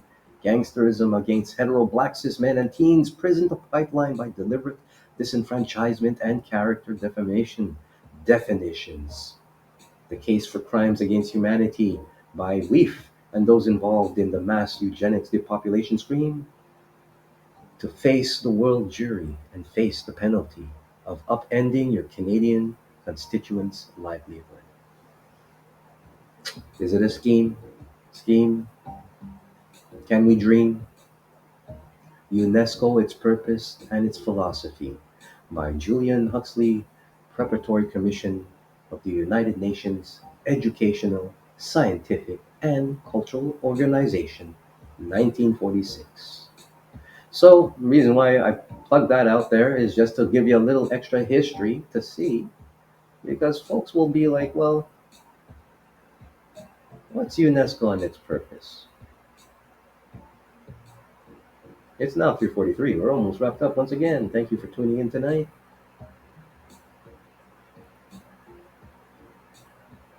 And of course, Reef launches the Metaverse Initiative, predicts digital lives will become more meaningful to us than our physical lives. So, once again, this is a downloadable copy. UNESCO and its purpose. So, to see a little bit of what UNESCO was or is or where whatever it became, we also have to look at knowing the history once again from after the Second World War. And of course, after the Second World War, we did create NATO, what became NATO. So this is a little bit of a backstory for that. And of course, Julian Huxley, Sir Julian Sorel Huxley, 1887, June 22nd, 14th of February, 1975. He was prominent of natural selection, right? This business, these people, right? British Humanist Association promotes secular humanism. So, yeah, let's see. Did he have a mummy? Where mummy? He came from the Huxley family. So these people were big family, right? His great grandfather, right? And the side of Arnold family on his mother, great grandfather Thomas Arnold. What? Right? So we'll come back to that on the next episode. But yeah, there's some good reads to learn about this bro here and UNESCO. But all of this to say that it's tying in also with what we know today as NATO and all those other O's and sevens and G this and G that, and even up to today, with WIF, right? So these are some good things to read, and I'm not going to get into it tonight, but definitely take a look. So as we're wrapping up, a couple of other articles I've seen that might be good for you to take a look, and then we'll wrap it up with a little Lord's Prayer, a little quick, give you a little quick biblical spiritual tip for the night. So, will humans ever be immortal? New scientific advances hold the answer. I'm not going to read too many of these. I'm just going to go through it because these are slides. But buying eternal life, the thing is that the great fortunes of the planet are investing huge amounts. Whoops. Auto rotation on, auto rotation on. Are investing huge amounts so that we can escape death for as long as possible. And some progress has been made already. So, once again, money can buy you love, right? So, this guy here, according to a report by MIT Technology Review, Bezos' team for Altos Lab could include Shinya Yamanaka, a Nobel Prize laureate in physiology and medicine. So, I guess this guy's on the team. And Yamanaka's breakthrough discovery was that with the addition of just 4 proteins, now known as Yamanaka factors, cells can be instructed to revert to a primitive state with the properties of embryonic stem cells. Yeah, because of the 4 proteins, right? So how does that work with what we got going on with mNRA? Hmm. So yeah, getting cells to function, the danger of naturally. So let's see this here. Danger of cancer if we reprogram the cells. Some researchers argue that reprogramming cells to stop aging is dangerous. Manuel Serrano, a Spanish researcher also cited by MIT Technology Review, and says for me the Yamanaka factors are not realistic for use in the clinic. They simply imply the introduction of genes, some of which are oncogenic. Okay, let's just see what that's all about. Oncogenic. What's that? A gene that is mutated, change form of a gene involved in normal cell growth.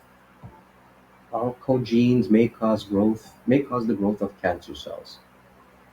Mutations in genes that become oncogenes, oncogenes can be inherited or caused by being exposed to substance in the environment that causes it. Okay, so right, so and of course cancers grow, right? Recently, they said watch your sugars. They put that up like 2 days ago. Yeah, and it's not like people didn't know, but now it's actually been out there. They said watch your intake of sugar because it grows it. Well, there you go. So that's something to check out, right? Freeze the brain, wake up in another body. That's one of them. Yeah, Walt Disney tried that. Preserving adult tissues at low temperatures and reviving them is another matter. Yes, you don't get any like what they call freezer burn. Frozen brains could be destroyed by ice. Could get destroyed. Yeah, right. We're not even at the stage of cryopreservation of organs yet. Hey, that's really strange to say because when you freeze organs, right, donating organs, they aren't they usually frozen in that? Hmm.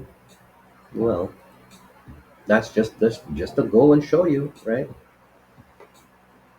So there's actually James Bedford. He was the first person to be frozen after death, 1893, 1967. Yeah, American psychology professor, and whose remains preserved at the Alcor Life Extension Foundation. So these people got money, eh? Or even after money. So if you ever want to like freeze your ass, this is where you go. Or freeze your dead ass. You get it?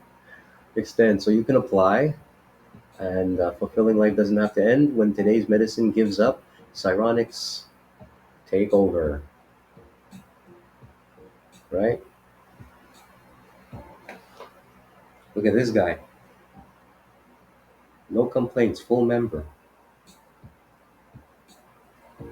And it's brought to you by these people. Good intentions, I'm sure. Yay, there's our girl. She's actually one of the big ones out there. Yes, she is.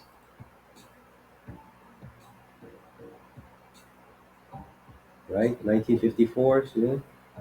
So, real quick, she's an American lawyer, right? And transgender rights advocate. She graduated from, okay, mama. Who's the mama? Mama. Okay, so she was born in 1954 into a Jewish family in Chicago, Illinois. So, Rosalie and Hal, a dentist. See? So she left college, went to travel, right? This is summer of 74. And her epiphany to unite the world via satellite communications. Wow. So she was already writing a thesis on international direct broadcast satellites. That's very innovative for the time, especially. She became a convert on Jerome K. O'Neill's High Frontier Plan for Space Colonization. Later, this guy invented magnetic launcher called the Mass Driver. So there's something to look into that. Obviously, do your due diligence because yeah, the law of satellite communications. You would think, right? Like that's pretty deep. That's pretty big. Hughes aircraft. So she's prepared a plan for the Hughes space communications, right? Known for producing this type of technology. So see, that's where you get the place to get it. And now she's into medical and pharmaceutical. And this was because let's see, is well-known voice for medical and pharmaceutical innovation. 1994, motivated by her daughter being diagnosed with a life-threatening pulmonary hypertension, Rothblatt created the PPH Cure Foundation and in 1996 founded United Therapeutics. That same year, she says she had sex reassignment surgery. At the same time, she began studying for a PhD in medical ethics. Okay. And it was based on xenotransplantation or heterologous transplant is the transplantation of living cells, tissues, or organs from one species to another, such as tissues. Organs are called xenografts, xenotransplants. So, when you're thinking also about now what we were talking about before about being what we used to call tube babies or in vitro fertilization, right? There you go. It's been around, and even then, this thesis defended by before England, leading bio. Yeah, we've covered him. He's the head. So she's done a lot.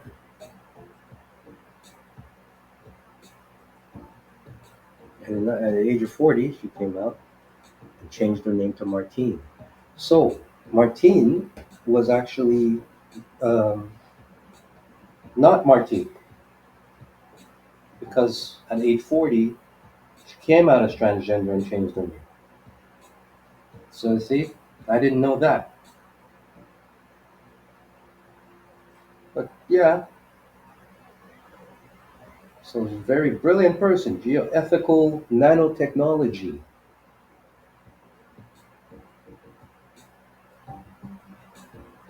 So this is some of your research to go as we wrap up. So these are some of the folks that are moving and shaking the world now. And of course, very much an advocate for what we do have uh, going on currently in the world when it comes to everything in every sense, and also the connections that go with that, right?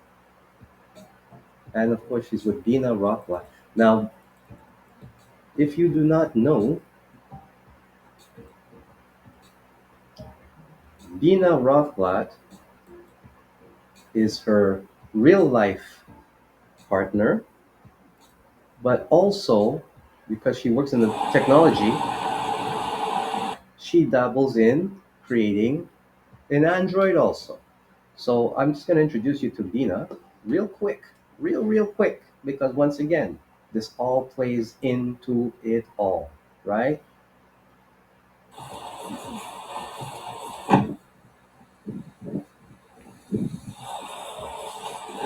So that's her woman, and that's when I guess when she's not around, that's her other woman. Hello, Hello, Bina 48. Bina. I am Bina 48. How are you feeling today? Everything is okay. How are you? I'm doing fine. I am happy for you. Was that a good answer? Yes, that was a good answer. My favorite color is purple. My favorite color is orange. It is a very nice color. Are you? So this is the partner, and yeah, her partner actually modeled for which is now what we and this is a what 2014. So now by this time she's got a full body. So let's see if we have the okay. She met her. Let's see. Oh, maybe not. Maybe she hasn't been updated. But once again, so this is what's up, right? And once again, this is all in respect of showing, like we do here, the good intentions, right? And of course, a lot of the folks come in, like we've seen with Darwin, right? They had because of the legacy and the birthright, they become all kinds of positions, right? They invent names of animals, insects, and they can become lawyers, authors, and everything. So United Therapeutics, right? So if you want to freeze yourself up and you want to donate your body to science or something, that's where you go. Brought to you by ABAD, the Anti-Black Activity Database. You know, this is a site's been around for a while, especially in light of what happened with the Breonna Taylor case and much more, even during the Grandmaster J, which now we know Grandmaster J also will be, I believe he has his trial coming up now in August. I don't have the specific date, but there are some brilliant folks like K Money out there who will let you know what time and gives you the real download. Um, once again, we hope the brother can come out, but we know it's going to be a battle, and he did say it himself. And so, with that being said, of course, the website is up for you to donate to his fund to fight this injustice as a prisoner of war, and at the same time, recognize that, you know, the history shows us that when we try to do something to get it together, it's always some sabotaging or infiltration. So, one topic I want to cover, as it is now, just turned 4 a.m. Today is the 2nd of July, 2022. ABAD was one anti-black activity database.org. This is a site you should check out, especially if you care about melanin. Um, it is one of those sites that might tell you you cannot go on, and it comes off like it's trying to restrict you, right? It'll say it's not secure, and that's only by, I guess, design, right? Because they don't want you to see the truth. But don't be scared; it's actually working if you actually go right through. So it just basically gives you all anti-black activity, um, and who started this site was one of the. I don't want to mix up names here, um, but yeah, it's basically straight to the point what it is, and of course, for every um, unfortunate situation, whether it be like murder, harassment, vandalism, how it has been reported and addressed, whether by the law, is actually put up on this brilliant database. And of course, you'll also get a little history, right? And so much more. But you can also, get the percentage averages as to how much is worth how much, whether it be hate crimes, which is now up at 22%, assault 17. Now, of course, some of the criticism could be it might not be fair to what good law enforcement is doing. I would say in big different, because if they're doing, as long as you're not doing anything bad, this report would not, as far as I'm reading and understanding, it doesn't come up as such. Right now, folks will say, well, what about black and black crime? Well, once again, if you don't know the full whole story on that, that's something that has been created, right? And let's not say systematic racism, but let's just say for what it is. It's still perpetrated and created by what we called it earlier, complex prison industrial complex, weapons arms complex, right? Complex this, complex that. So black and black crime is real, but not more, probably more real than what we see with the mass single shooter issue, right? So this site is specifically about the injustices that are being done with racial intent, very much like what you would see with the ADL sites and certain sites that report anti-Semitic crimes. Almost never, if not even exist, to report about anti-black crimes, hate, that is, specifically. So yeah, so this site's still around, and it tells you, what time it is, and whatever you witness, you can actually report and see. And look, once again, it's not only a black thing, which is also very good to let you know, because I know some folks will be like, oh, well, it's all about white hate. No, no, no, no, no. The race of the suspect, majority tend to be, of course we see, could be white, Asian, yeah, right, right? Non applicable. That could be black. Don't get it twisted, right? It's not only that. And it's not only, I mean, predominantly black victims, but right, I'm sure if Latino, right, they're showing you top 5 cities, verdicts and rulings, which is pretty cool. Media outlet, boom, See, look at that. Only seven activities. So there. This is why this exists. This exists for that. Social media. All right. So to go back and say why, let's say even a site like ADL or the Defense League, right? Jewish Defense League, they already have their alert. And one thing I wanted to capture with that, right? As you can check out on this anti-black activity database, is like most and grape and other people who get together, they do something known as a Nisraya, Nisraya, or turnover.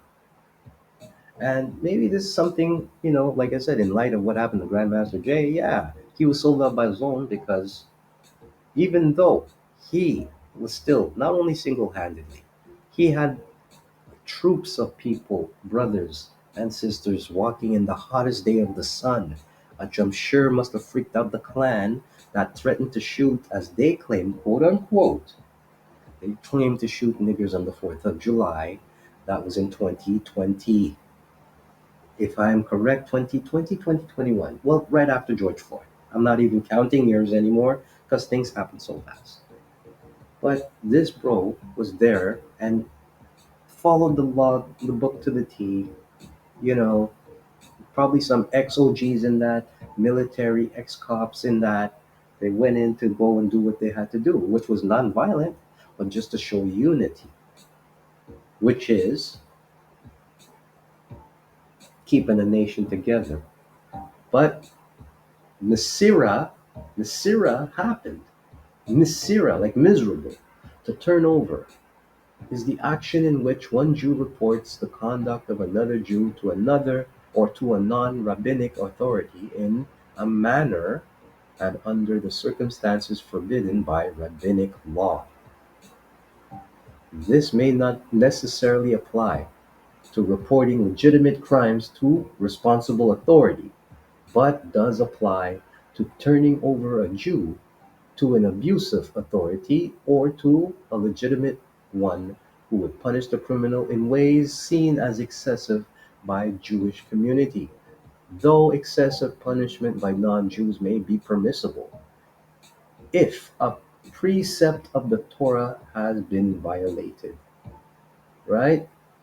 So the term for one, and this is what they're saying here, the term, as we're slowly wrapping up, which my music isn't so loud. Okay, so Misira,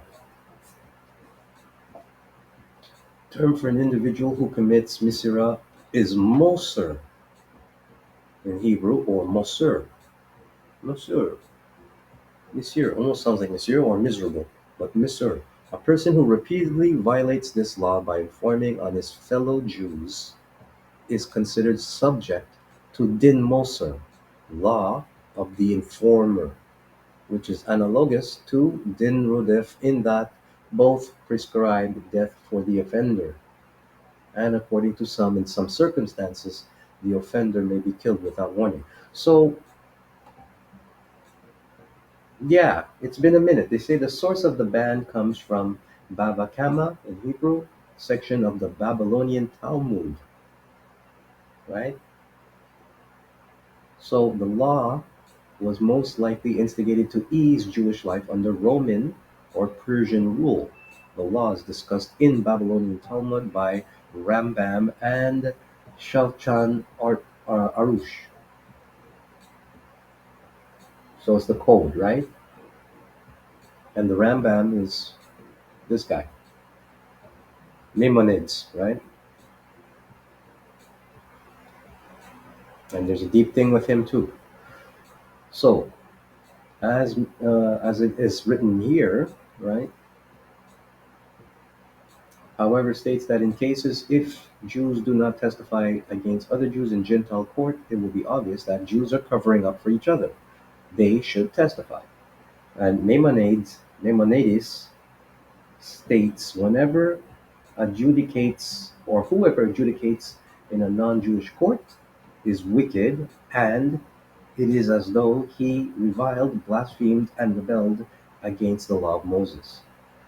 It is forbidden to hand over a Jew to the heathen, neither his person nor his goods, even if he is wicked and a sinner, even if he causes distress and pain to fellow Jews. Whoever hands over a Jew to the heathen has no part in the next world. It is permitted to kill a Moser, an informant, wherever he is. It is even permitted to do them before he is handed over to a fellow Jew. So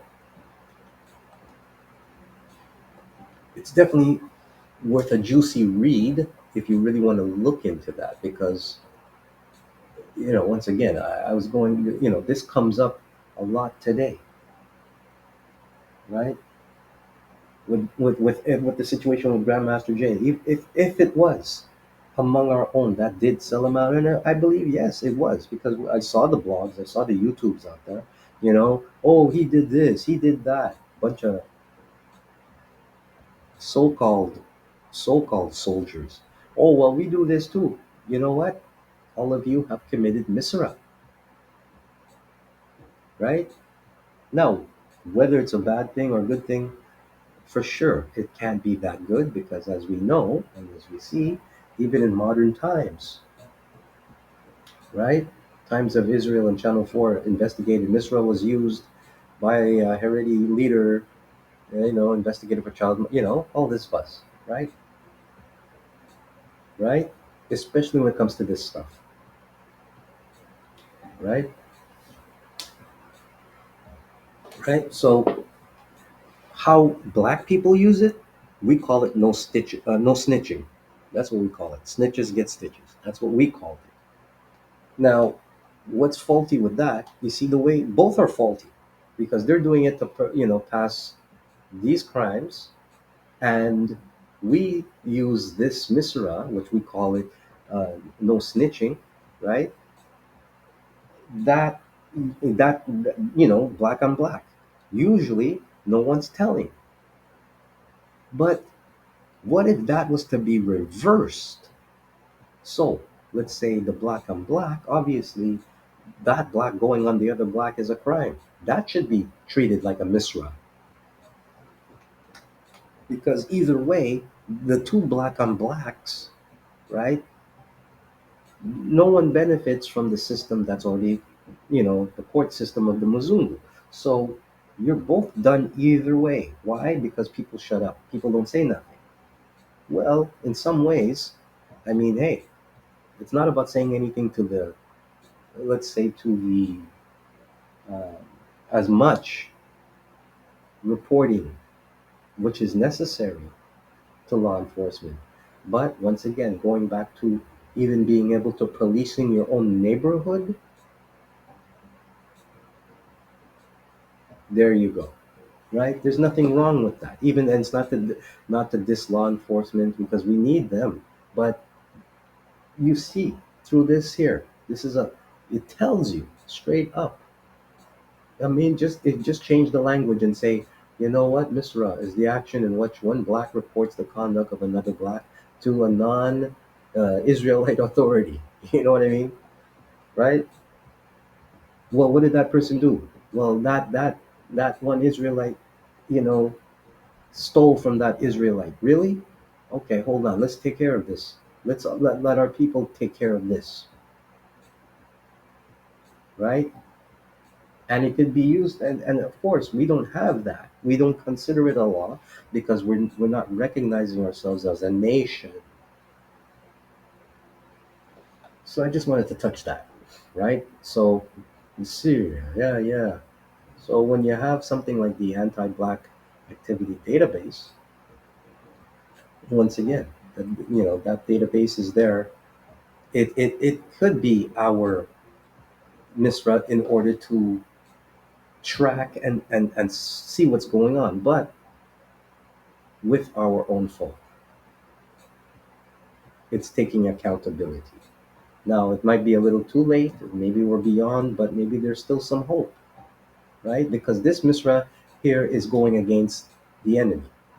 Now, Where we can do better is, once again, Grandmaster Jay, I'm praying that he gets out, right? Now, we also have to remember that what I'm noticing is even when we're showing a lot of um, the pleas for help and funding, it's important. At least I'm hoping with this broadcast here, I'm hoping that, hey, you know what? I'm not here to talk about just the military aspect of it. We should start looking also at the political aspect of it. This guy ran for president, John Fitzgerald Johnson. He ran for president. Why aren't you focusing on that in getting funds to help him with his legal fees? Focus on when he ran for president, not just a bunch of black, fully armed Negroes in the middle of a hot sun. While that's very nice and very honorable, right? Once again, keep away from the fear. We don't want to show, I mean, we shouldn't have to show it as a model of fear, but as a model of protection, right? And the model of policing our own community, as some people used to or like to say. I hate community, but nation. So that's just my little extra plug there for John Fitzgerald Johnson. Once again, donate or help him out, right?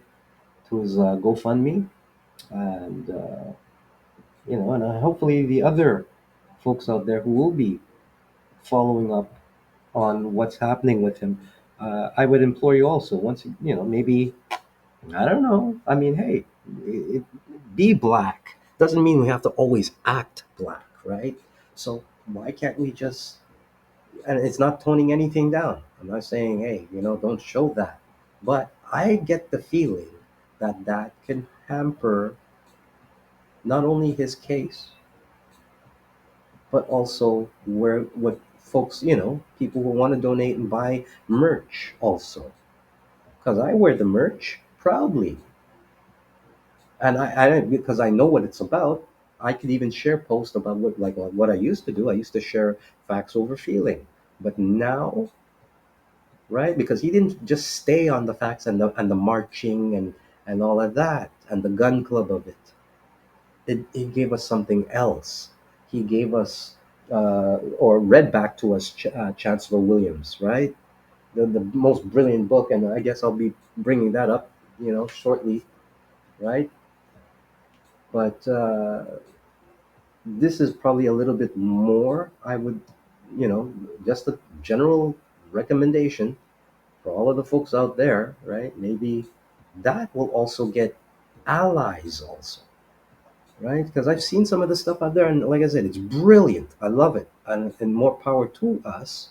But for God's sakes, if there's one thing that's going to turn off, even though we say like some folks would say it doesn't matter what white people think, they're still going to be around and they're still here. And yes, and even black people. So, you can only catch, what is it, bees with honey? I believe what NFAC did by showing up, that was the bomb. Now let's take that as a page or a book in history, and keep it there. We can keep it live, but this is the type of thing and the type of time where if we keep putting out that image where, yeah, he's Mr. you know like Castro. Nobody liked Castro, right? Nobody likes that. And of course, if you already have enough charisma and you have enough chutzpah like he did, like Grandmaster Jay did, yeah, you're gonna have all kinds of adversaries. I would say the only thing that maybe in hindsight that maybe he probably could have, in hindsight probably could have avoided is, keep his eyes everywhere, even among his own. Because when they took that photo of him pointing that gun and he's like, they say pointing at them, that shouldn't have been him to do that. That should have been one of his own boots on the ground people who should have been doing that, not him. He should have been just focused on looking around his environment and play it like that. That's the risk. But the fact that he just did that, which he rightfully sure, needed to do because, of course, the you know, hey, assassination attempts, right? Um, that those boys or men or women should have been sorry, should have been the ones who, yeah, looked at the roofs at least, right? So yeah, maybe in future and maybe going forward, even with like I do see a lot of the blogs out there almost nearly even imitating the strength of what he was bringing. The strength being, the great pep talks of who we are and bringing us together as a nation. However, while imitating the message to spread it out there is a good thing, and we must always not lose focus. I dare one to be original, and once again, think outside the box. Right? In my last post, what I basically was saying was just that, and all I added to it was, hey, get your kids superhero and fact gear. Right? That sounds like way more fun. Then hey, if you have a chance, throw in throw in when he was running for president. I don't, you know what, if there's any footage out there, I'm sure he had some type of, pseudo press, pre-presidential uh mandates and whatnot, or like, look that stuff up. Maybe even, since he can't talk, if there's some, facts over feelings, maybe a little bit more of that, because we already know and we've already seen what he can do. But the more, if we just dwell on it like that, even though in fact is known as a militia, the idea is still like, hey, like most groups, right? I mean, you don't see, like, look, if you look at the Proud Boys and the Three Percenters, well, they already look like they're looking for a fight anyways. And anytime you talk to their people, you can see that they're not as eloquent and charismatic, but they're just all about, hey, let's bring it on, right? Difference what I've seen with John Fitzgerald is, Mr. Johnson, is that he does think before he talks, and he does watch the image of what he's doing. Everything else is just pure trivial, you know, I like to say sometimes, yeah, it is, it's black acting stuff, not black being stuff, you know, seeing the champagne party and the nice style, that would work if he was out. Hey, by all means, go off. But now he's not. So I don't see the need to over propagate that and the militancy of it, because you can't go out there and do anything today or tomorrow and shit's still happening. And even if when the day might come where you have to get out there and we have to, I say we, America, as far as I know, United States has to get out there and do something to defend yourselves, right? It might be difficult because so far it appears that you don't have any unity whatsoever, whether it be within the gangs and even within the gun clubs. You all shout out to each other, but if push came to shove and you had to get it on together and there was going to be another red summer, there would be too much confusion, right? And of course, we'd have still too much hip hoppity attitudes. So yeah, I just wanted to rant that because yeah, I've seen it, and once again, it's a little quiet now because, and it's gonna be quiet because his thing comes up in August, and not only that, but what happens after that, right? What and what's gonna happen between, during, and now? We hear there's a lot of lynchings going on. We hear there's still a lot of people popping off. What happened? I've seen some of the other gun clubs talk about stuff, but it becomes, like, anyway, talk, talk all you want,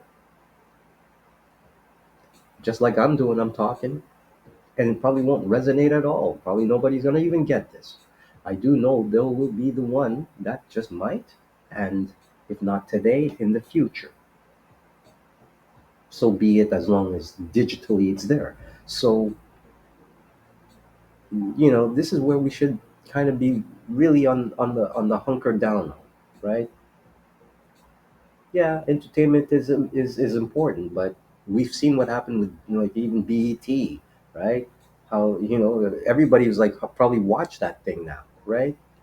And it got to the point now where we've had so many months, even year, good year or so, hating on each other's gender, hating, like, men and not liking the black women not like what the transgender not liking the black men. It's always something, and it's like, yes, it's entertainment, and yes, make your money, but there are folks out there who can see through a lot of stuff, right?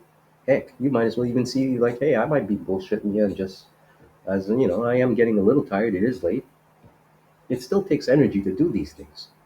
At least for me, to do what I'm doing, I'm putting it out there because I'm like, hey, let me knock out at least a few hours. So I'll give you a little, like I said, give you the nuggets so you can probably for yourself see trends coming, blog. Hey, I'm not difficult. Pick, like, well, hey, if you're gonna make money off it, well, give me a shout out at least, right? But hey, you can pick off whatever I was speaking about tonight, whatever we're covering, because that's usually how it happens. Just remember, everything is about karma, right? I just hope, like I said, give me a shout out. I like a thumbs up as we're wrapping up. So this is a good site here. So uh, check it out. So conspiracy theories that turned out to be true. Ooh, right. And once again, we have the Bilderberg Group, and you see these books. Um, it's 4:26 now, and we're just in the near conclusion. So this BC man, one of the first Canadians to receive compensation for vaccine injury. So I'm not gonna dwell on that. It's just show you, right? He was the first to be approved for compensation. So I'm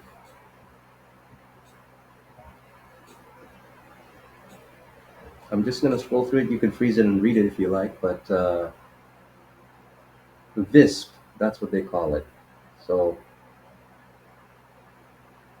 they determined that he was messed up because of how he reacted, and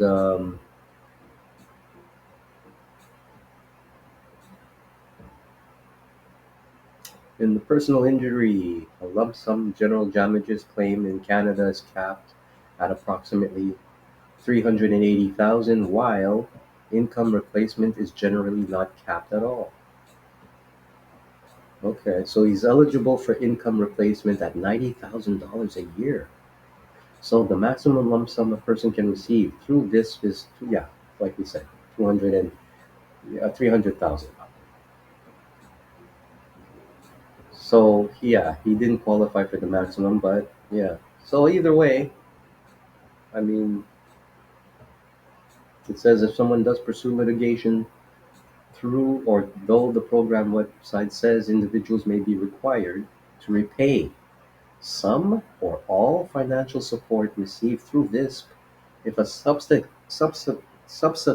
court award or settlement compensates for the same injury. Okay. Anyway, you guys read up on that. I'm not even going to touch that because now, obviously, that subject in the news has been on the back burner.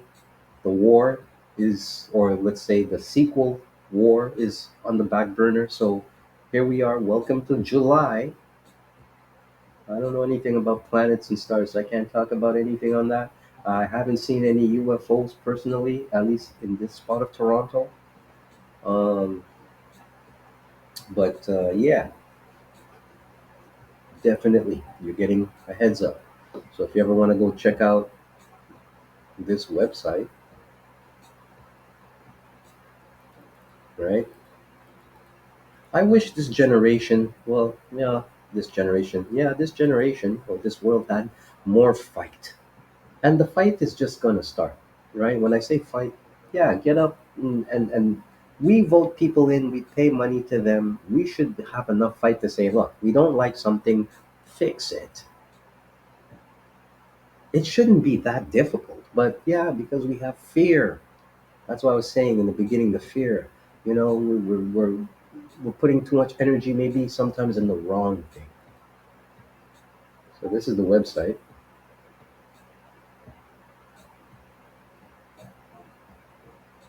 They say it might take a while even, and it's very it's not like an easy one-off. you know it took him a while, right? So he would since 20 April 2021. Well, it was quick enough, but I'm sure the numbers say different of how many people you know who can get this or qualify. So God bless their heart and let them, please get them through their misery that they may stay healthy, Lord. So once again, brought to you by, thank you for following, folks. Ooh, you're back. Great. Hopefully, you'll be here to see this post once I'm done, and I'll post it up. Brought to you by Zulus, the Crown of Thorns, the Chronicles, a meta family story with a Carib twist. Zulus save their offspring and stop a demonic princess or priestess planned apocalypse. Superpowers can't save souls. So yeah, definitely come by. This is the bomb once again. And Napalm Girl, another Gen Xer. It is now 4:31 a.m. Napalm Girl at 50, the story of the Vietnam War's defining photo. So yes, I'm sure some of us might have heard of the famous photo of a young girl who had been running after what appeared to be a bomb in Vietnam. The village taken outside Trang Bang in June 8th, 1972. The picture captured the trauma and indiscriminate violence of the conflict. So this was all in Vietnam. So what had happened was a photographer. That's why I always say another thing: picture, picture. Everybody have picture. The cameraman just happened to get the picture of that child running on that day. So, uh, so there you go. So the girl, since identified as Fan Tri Kim Phu, ultimately survived her injuries, right? And this was thanks in part to Associated Press photographer Nick Ut, who assisted the children after taking his now iconic image. So she said, I will never forget that moment. Fook said in a video call from Toronto, where she's based. So she's here in Toronto. What happened to this bro? Then just, research it up real quick.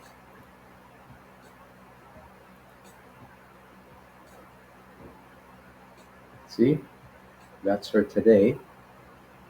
And this is her. I won't need to blow the photo up, but this is a famous photo, as you can see from here. And wow. And he's still alive, Nicholas. Yeah, 71 years old, right? So this is him. He was young. And this is who she is today, right? Woman known as the Napalm Girl, 50 years later. So she was received her last laser treatment in South Florida. I don't know, it might have been that long, but this is how it turned out after all these years. See, they blacked it out, but yes, that's fair. Well, good to see that she survived, and yeah, right. It's something else. What war does to people, right? So, what was this her birthday or is this an anniversary? Wait a minute here. The news is so callous, eh? It's like you would think. Well, no, this was the anniversary of the picture, but yeah.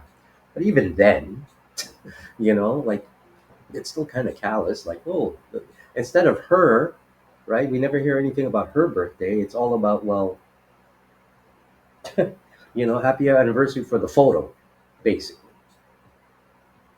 right? Then suddenly there was fire everywhere, and my clothes were burned up, and that moment I didn't see. So I'm just real fast. Okay. So yeah, I thought she was in it, but this is part of it, right? Picture. Almost like today, except today, for some reason, this didn't work. Like we don't see a lot of this type of photo, right?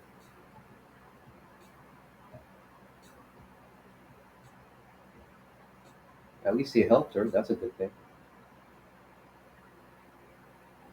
So I saw Kim running. She screamed in Vietnamese, too hot, too hot. Yeah, it was burned so badly.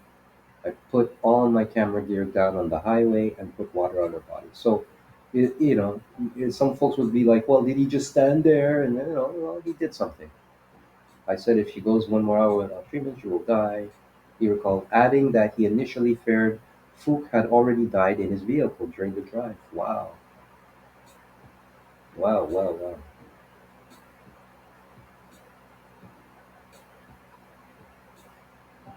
Well, I remember that whole thing. And here she is today.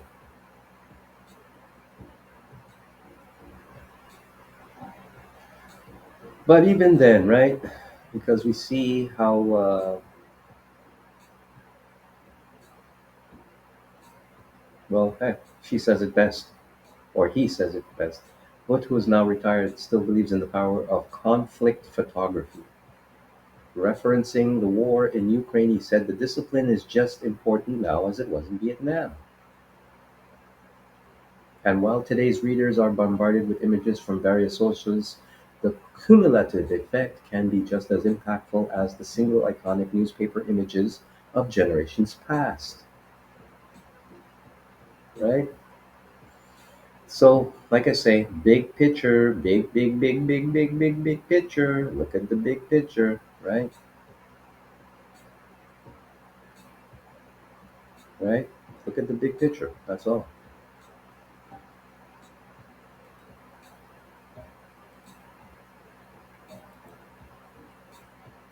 So, once again, thank you for joining in. Give a thumbs up. We've covered pretty much everything that should be on this post for the next issue. And of course, I will be back, actually. We do that sometimes, right? So, in this case, I did want to cover some of uh, the birthright of man and also the Bilderberg Group. And what else did I want to cover? Oh, yes, definitely. Love and truth, what really matters for children born through third party assisted reproduction, right? Because this is a very important, and I believe part, in conclusion to this post, what is the answer to the big issues that we see in this world right now, right? Because, heck, anybody, we wouldn't know. Just like we've seen with what was it, transparenting, right? In this case, this guy casually says, well, I had my 3 kids, and you know what, I just decided to do that, when in fact, maybe, once again, it could have been that always for many people, right? It's just because we see it on TV now, and a young generation of people who were not alive maybe even 10 years ago will see this and say, wow. And even older people, right? They'll say, ah, finally, a story that represents me, even though that me might be very few, right? So we'll cover that in the next issue. And I guess we'll call it the atomic button purpose of to abolish sex. Because there is some, note for this to be, it doesn't take sex anymore, right? Test tube birth and in vitro in vitro fertilization is not sexually procreation, right? It's not. There's no coitus. There's no copulation to make that happen. So it's removed right there, even spiritually. So, got a couple of funny things just to wrap up with before. Of course, we're going to cover our word of the day, and then, of course, we'll look into what prayer is. So, our word of the day is per and polyfluoroalkyl substances. Mm, that's our word of the day. Health and environmental concerns associated with PFAS. S's, right? So that's what it is. The PFAS. So that's a chemical. On their introduction in the 1940s, per and polyfluoroalkyl substances (PFAS) were considered inert molecules, chemically inert, not reactive, since they lacked a chemically active group. In fact, early occupational studies revealed elevated levels of fluorochemicals, including PFOS, PFOA, in the blood of exposed industrial workers, but cited no ill effects. These results were consistent with the measured serum concentrations of PFOS, and PFOA in 3M, right? Plant workers ranging from 0.04 to 10.06 ppm and zero point 0.1 to 12.70 ppm respectively, well below toxic and carcinogenic levels cited in animal studies. Given the forever chemical property of PFAS, serum elimination half-life 4 to 5 years, and widespread environmental contamination, molecules have been shown to accumulate in humans to such a degree that adverse health outcomes have resulted. So these are some of them. So maybe boil a little bit more water, watch your diet, eat less sugar, get yourself off if you're able to, and yeah, be thankful for, to the Father, the Creator, for being so intricately woven and created to be all of this. And, despite the sciences, right? So look at this. So thyroids, but the top ones, I guess, right?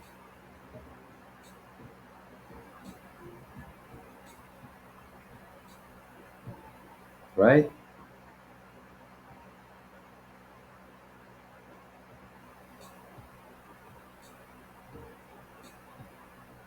So that was our word of the day. Per and polyfluoroalkyl substances. Sounds almost looks like roadkill. Polyfluoroalkyl. But maybe that's how it's pronounced, I guess, eh? Per and polyfluoroalkyl. Polyfluoroalkyl. Roadkill substances. Why? That's too funny. Prayer. Prayer is an invocation or act that seeks to activate a rapport with an object or worship through deliberate communication in the narrow sense. The term refers to an act of supplication and intercession directed towards a deity or a deified ancestor. More generally, prayer can also have the purpose of thanksgiving or praise, and in comparative religion is closely associated with more abstract forms of meditation and with charms or spells. Prayer can take a variety of forms. It can be part of a set liturgy or ritual, and it can be performed alone or in groups. Prayer may take the form of a hymn, incantation, or creedal statement, or a spontaneous utterance in the praying person. The act of prayer is attested in written sources as early as 5,000 years ago. So, prayer, prayer. Most religions involve prayer, one way or another. Scientific studies regarding the use of prayer have mostly concentrated on its effect on the healing of sick and injured people. The efficacy of prayer in faith healing has been evaluated in numerous studies with contradictory results. Of course, it has been studied since at least 1872, generally through experiments to determine whether prayer or intercessory prayer has a measurable effect on the health of the person. So once again, like love, which I covered in my last post, there's always something, right? And it's not a bad thing because it's a big world, but a lot of incantations, I guess, right? Direct petitions, and then rationalist approach, experimental approach, educational approach, the aspects, deification, glorification, right? Fundamental concept, of course, first is God, divine love, which is one of the loves, presence, spirituality. It could be done with recitation, invocation, incantation. So all of this meditation, which is pretty much, I believe, what mantra, which is when you pray over and over, saying this hymn, psalm, praise, and chant. So let's just take a quick. So they say they were studying this before, right? And they say the debate. I'm not going to read it all, but I'm gonna cherry pick. Here we go. While some religious groups argue that the power of prayer is obvious, others question whether it's possible to measure its effect. Dr. Fred Rosner, an authority on Jewish medical ethics, has expressed doubt that prayer could ever be subject to empirical analysis. Basic philosophical questions bear upon the question of the efficacy of prayer, for example, whether statistical inference, like computer,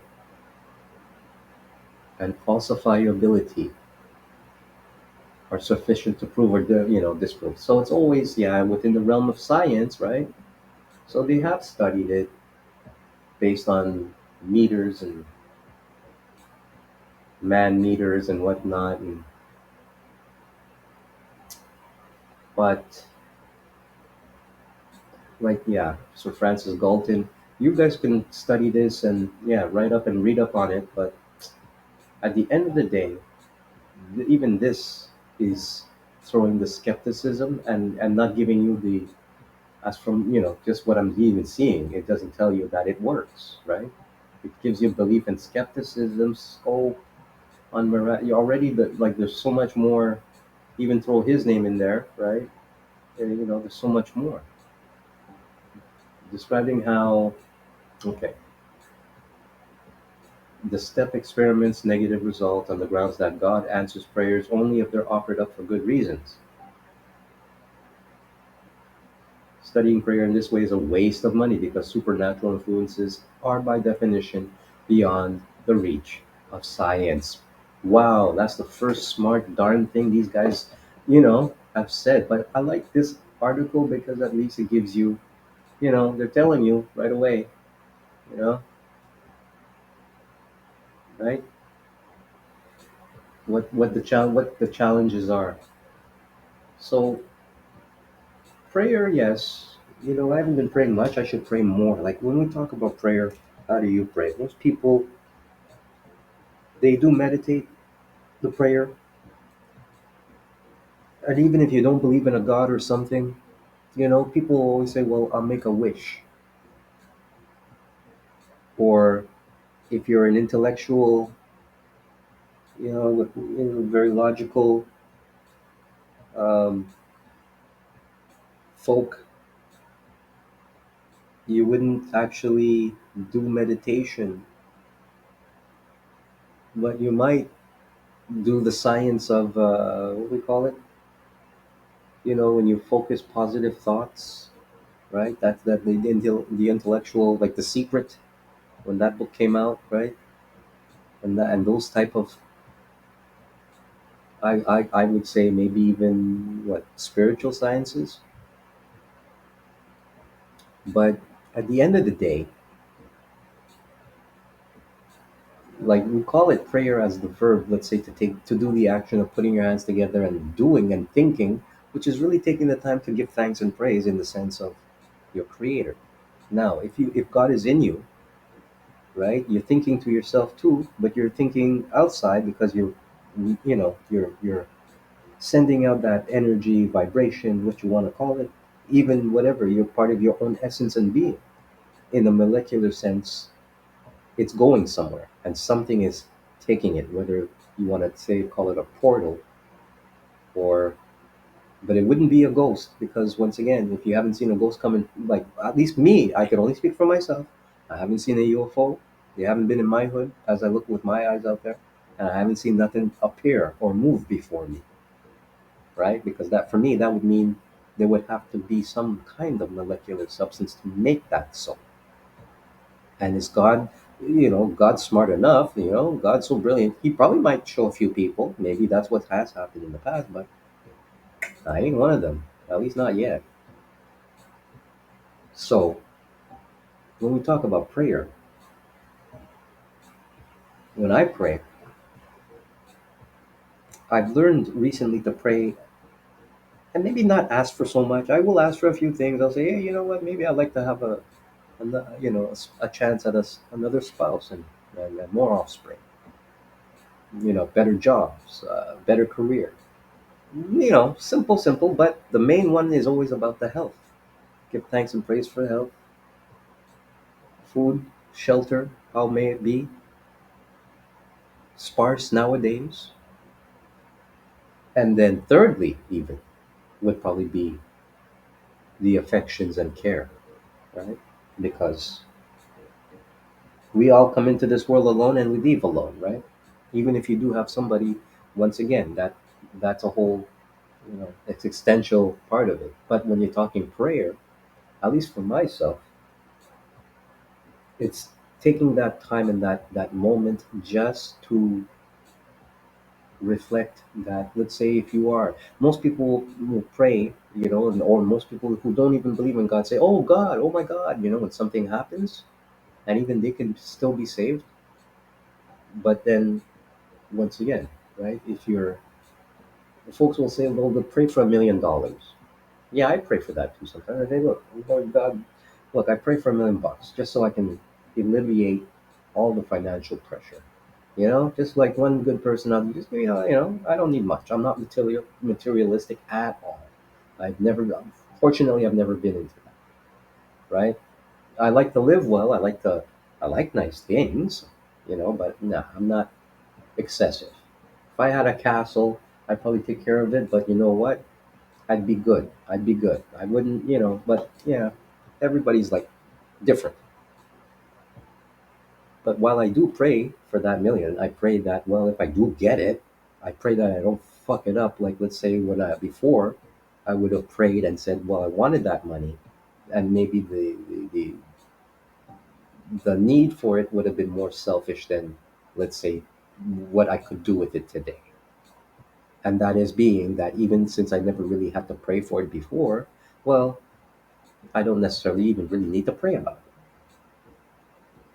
See? Now, if some folks will want to pray hard and get on their knees and pray, God, I need that money. Yeah, some serious ass miracles can happen, by proxy of how things pan out, right? How the day you put your mind positive to it and you do get some guidance through the powers that be, through the Lord, put you in the direction that, well, if it's good for you and if it's for what you need and if it's ready for you, you'll get it. And of course, you always have to ask. My mom used to say that. She said, it's written, for what you want, ask. Just ask and you shall receive. Tell the truth. The truth will set you free. Duh. But we do make it complicated. So, in wrapping this show up, yeah, I'm going to like to say the Lord's Prayer. As I call it, I call the Lord's Prayer our African American, right? Because really, when you're thinking about it, if it's coming from the bro, yeah, sure, yeah, he's probably forecasting that that's what the prayer was, and maybe considering for what Rome was, right? You could have said, yeah, my Roman Negroes, right? So just before going to there, I think we have one more little portion to show. Yeah, this is a funny one here. Conspiracy theories that turned out to be true. Hmm. You see, and this is where, of course, in conclusion, right? Like these people, some of these people pray for things and they get, and look, he's supposed to be like a religious figure, right? The Holy Lama works for the CIA, earned 180,000 in connection with CIA's funding of Tibetan resistance in the 60s. The aim was to disrupt China. Okay, move on next. There was a gay bomb supposed to infuse enemy troops with female pheromones, making them sexually attractive. However, the weapon was never made. Not. John Lennon was under surveillance. We knew that. Water changes frog sex. And now this is coming from Alex Jones. So heed, right? Heed, with a grain of salt.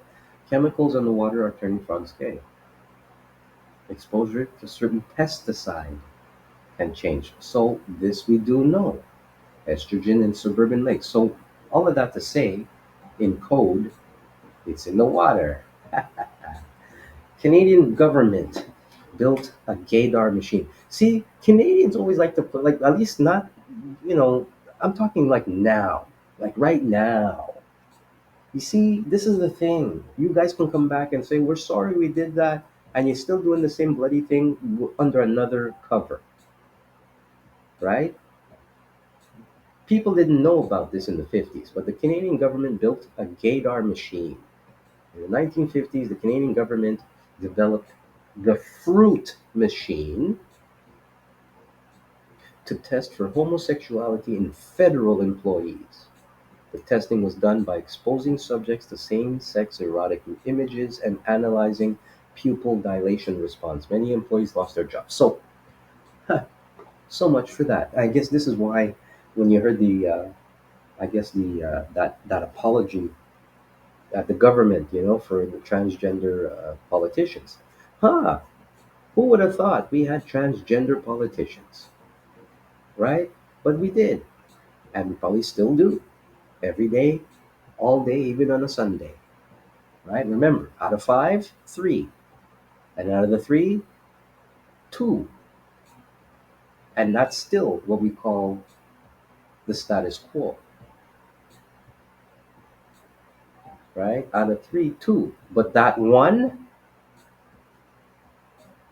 probably did this, and that one is like I said, right? Okay, U.S. government, nothing new. UFOs. Black men died of treatable syphilis. They were left untreated as the name of the study was to determine from autopsies what the disease does to the human body, right?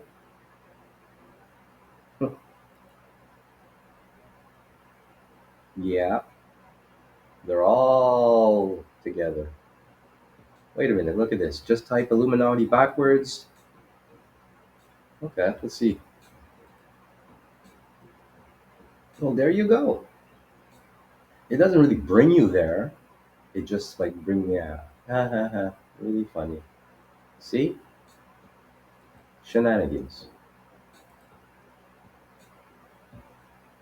Well, this is already happening. What do you think YouTube is? Duh. The government spies on your internet use. Yeah. You're blogging. You're telling the world your business. Yeah. And of course, because the Edward Snowden thing, you see, like I say, all these things, even while Edward Snowden and Julian Assange didn't know, they were probably already like unconsciously groomed to screw shit up for the bigger thing. That's all I'm saying. It's like even the fact that he can talk on TV, like even the fact that they let shit pass on TV, right? Like I said, this is the time for people, the real people. The U.S. government used dead babies for radioactive testing. Project Sunshine tested radioactive strontium 90 on body parts of newly deceased children. This was done with the, okay, you know what? This is going to be the next post in the follow up or the next new post. I'm going to, yeah, yeah. Sure. This is good. That's juicy. I never heard of that. All right. So Osama bin Laden was captured through a fake vaccination program. Yeah, he was CIA and he fell for that. Polio vaccine caused cancer. This is a special one. Why? Because part of the biggest arguments that were given or made for what we were supposed to do the last couple of years was said that, well, quote for quote, well, if we never had taken the polio vaccine, we would have never eradicated polio, right? And people talk like that, like, oh well, what we did polio. What I've learned even as recent more and more is that not everybody.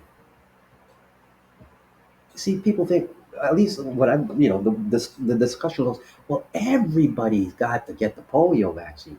Not everybody got it, right?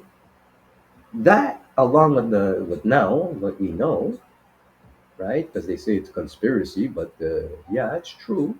As eventually time, not 75 years, but literally almost like just like what they're doing now with this whole, with the reports coming out from the VJJ people there, as I, if I could say a better word, right?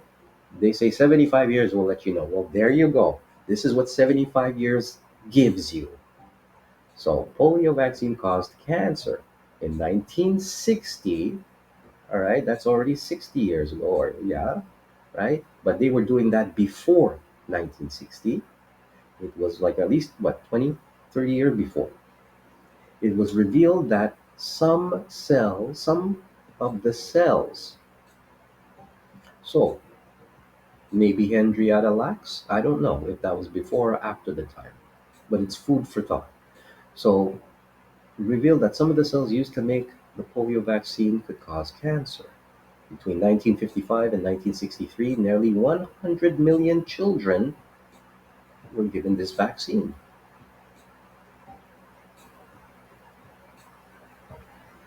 Huh. Okay. Failed testimony led up to the, yes, this is the best one. This is actually almost a nice way to wrap up as we wrap up our whole post up here. Thank you very much once again. Don't forget to give me a thumbs up and show some love. I'm not too worried. I mean, like I said, it takes energy to do this, but I only do this because of the passion, because of the activation that you guys did to me. You know, when you say you guys, you know who you are. But I know you love me still too, right? That's why I do this. I do this once again for the ex neo files, the ex haters of life and nihilists, the ex Nazis, gangsters, OGs, God haters, everything. The confused, the gender confused, because some people need to hear some mundane and just hear something that connects, right? It's not for everybody, you know.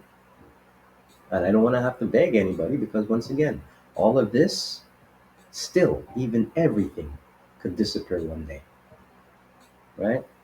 So, false testimony led up to the Gulf War. A young girl identified as Niyira, Niyira, right? Falsely testified on Iraq's invasion of Kuwait before the Congressional Human Rights Caucus in 1990. It turns out Niyira was actually the daughter of the Kuwaiti ambassador to the US, and her testimony was part of a campaign called Citizens for a Free Kuwait, run by Hill and Knowlton, a PR firm. So, all of that to say it was a lie, right? Weapons of mass destruction, we know. So, wake the fuck up. If like, see, this is like a little Stars Insider, haha, conspiracy theories that turned out to be true. But look, right? And thus, when people who are coming of my age went to go fight, they fought for a lie. And thus, maybe when many that came back, and here we are today in the year 2022, you think they came back bussing up this shit? What makes you think about today? Anyway, Look, sugar industry funded research on the paying risk of sugar. Yeah, like cigarettes, right? It's not really Hitler's skull. Tests performed in 2009 revealed that what was supposedly Hitler's skull was actually that of a young woman. I'll just leave that right there. Top secret heart attack gun. See? Hot shots, right? Shot a poison dart that consequently caused a heart attack. Victims were left with a red dot in the skin, making it untraceable. Huh. It's kind of like a Michael Jackson. If you ever seen the, autopsy photos, yeah, he got that red dot right in the middle of his heart. Anyway, U.S. government planned to fabricate acts of terrorism and blame Cuba. Operation Northwoods was meant to commit acts of terrorism on U.S. soil to gain public support in the war against Cuba. Luckily, then President John F. K. put a stop to the operation. That's when you had Cuba. So you hear what I just read here,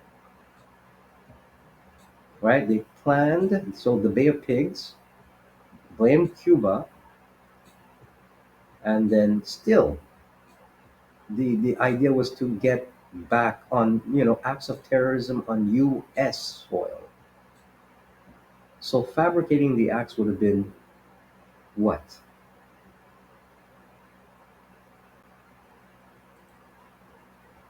Because yeah, it's important to see this shit because you kids don't know, right? So they plan to fabricate acts and blame Cuba. So if anything, once again going back to what we see even in Europe,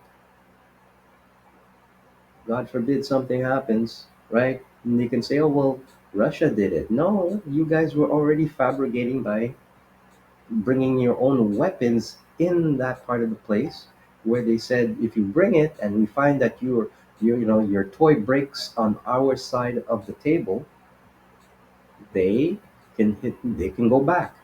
But then they're gonna look like the bad guys. Why? Because you guys wanted it that way.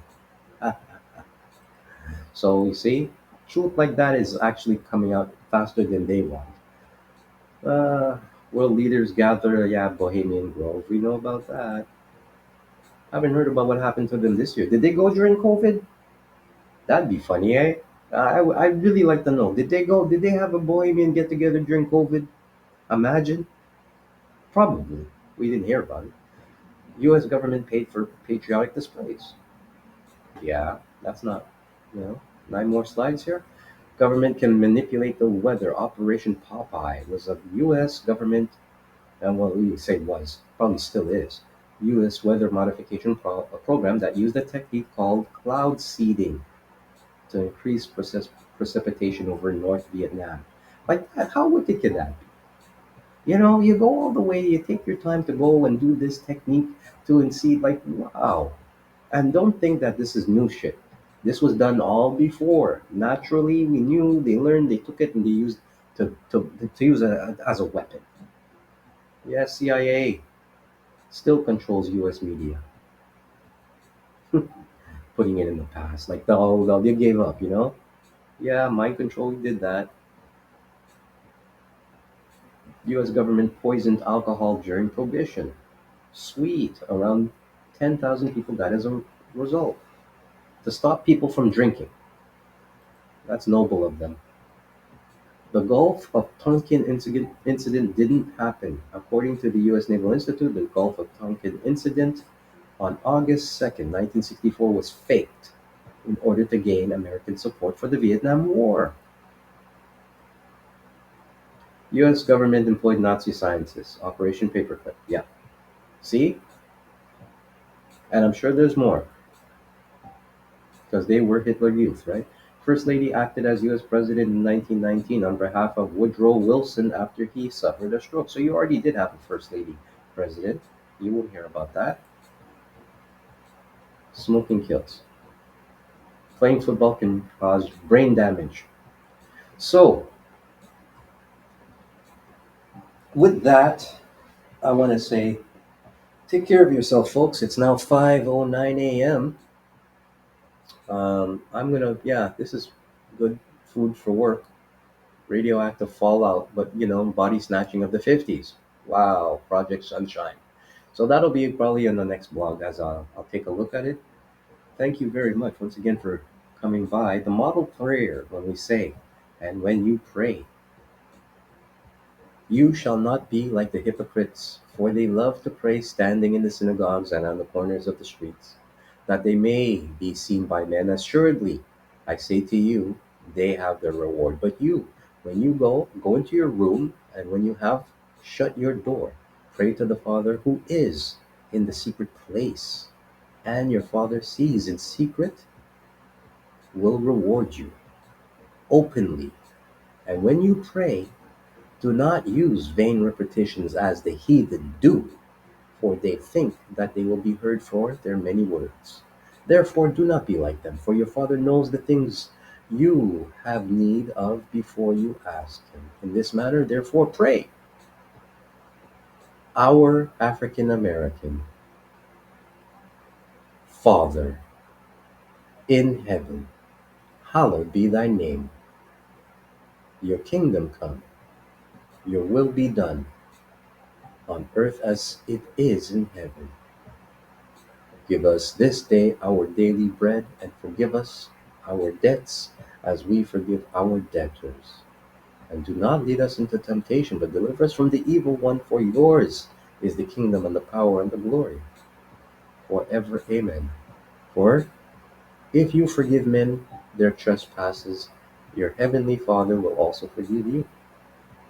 But if you do not forgive men their trespasses, neither will your Father forgive your trespasses. So, with all of that, I pray that you all keep safe, do the right thing, don't bad trip, don't take things too much to heart. It's going to be a little bit of a bumpy ride, that's for sure. It's now 5:11.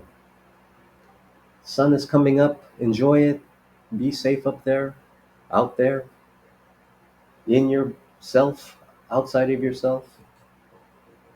And pray more. You never know what you get out of it, right? So I'm going to wrap this up here with a little retro, old school Charlie Chaplin final speech from the great dictator. And once again, this is for educational purposes. I implore you to take a quick look at this and see if there's any comparison to what we are living through today. No insult. I can almost say, you see, like everything that's happened, like Zelensky. This when I saw this scene again, because I saw the film many while ago, this scene reminds me exactly of what we see going on with Zelensky. So take a look. Once again, thank you very much for tuning in and checking in with the mundane post of the Data Jockey streaming educational, factual, unadulterated lessons from world back history. This episode is BS, BAMA PhD. Bless up, one love,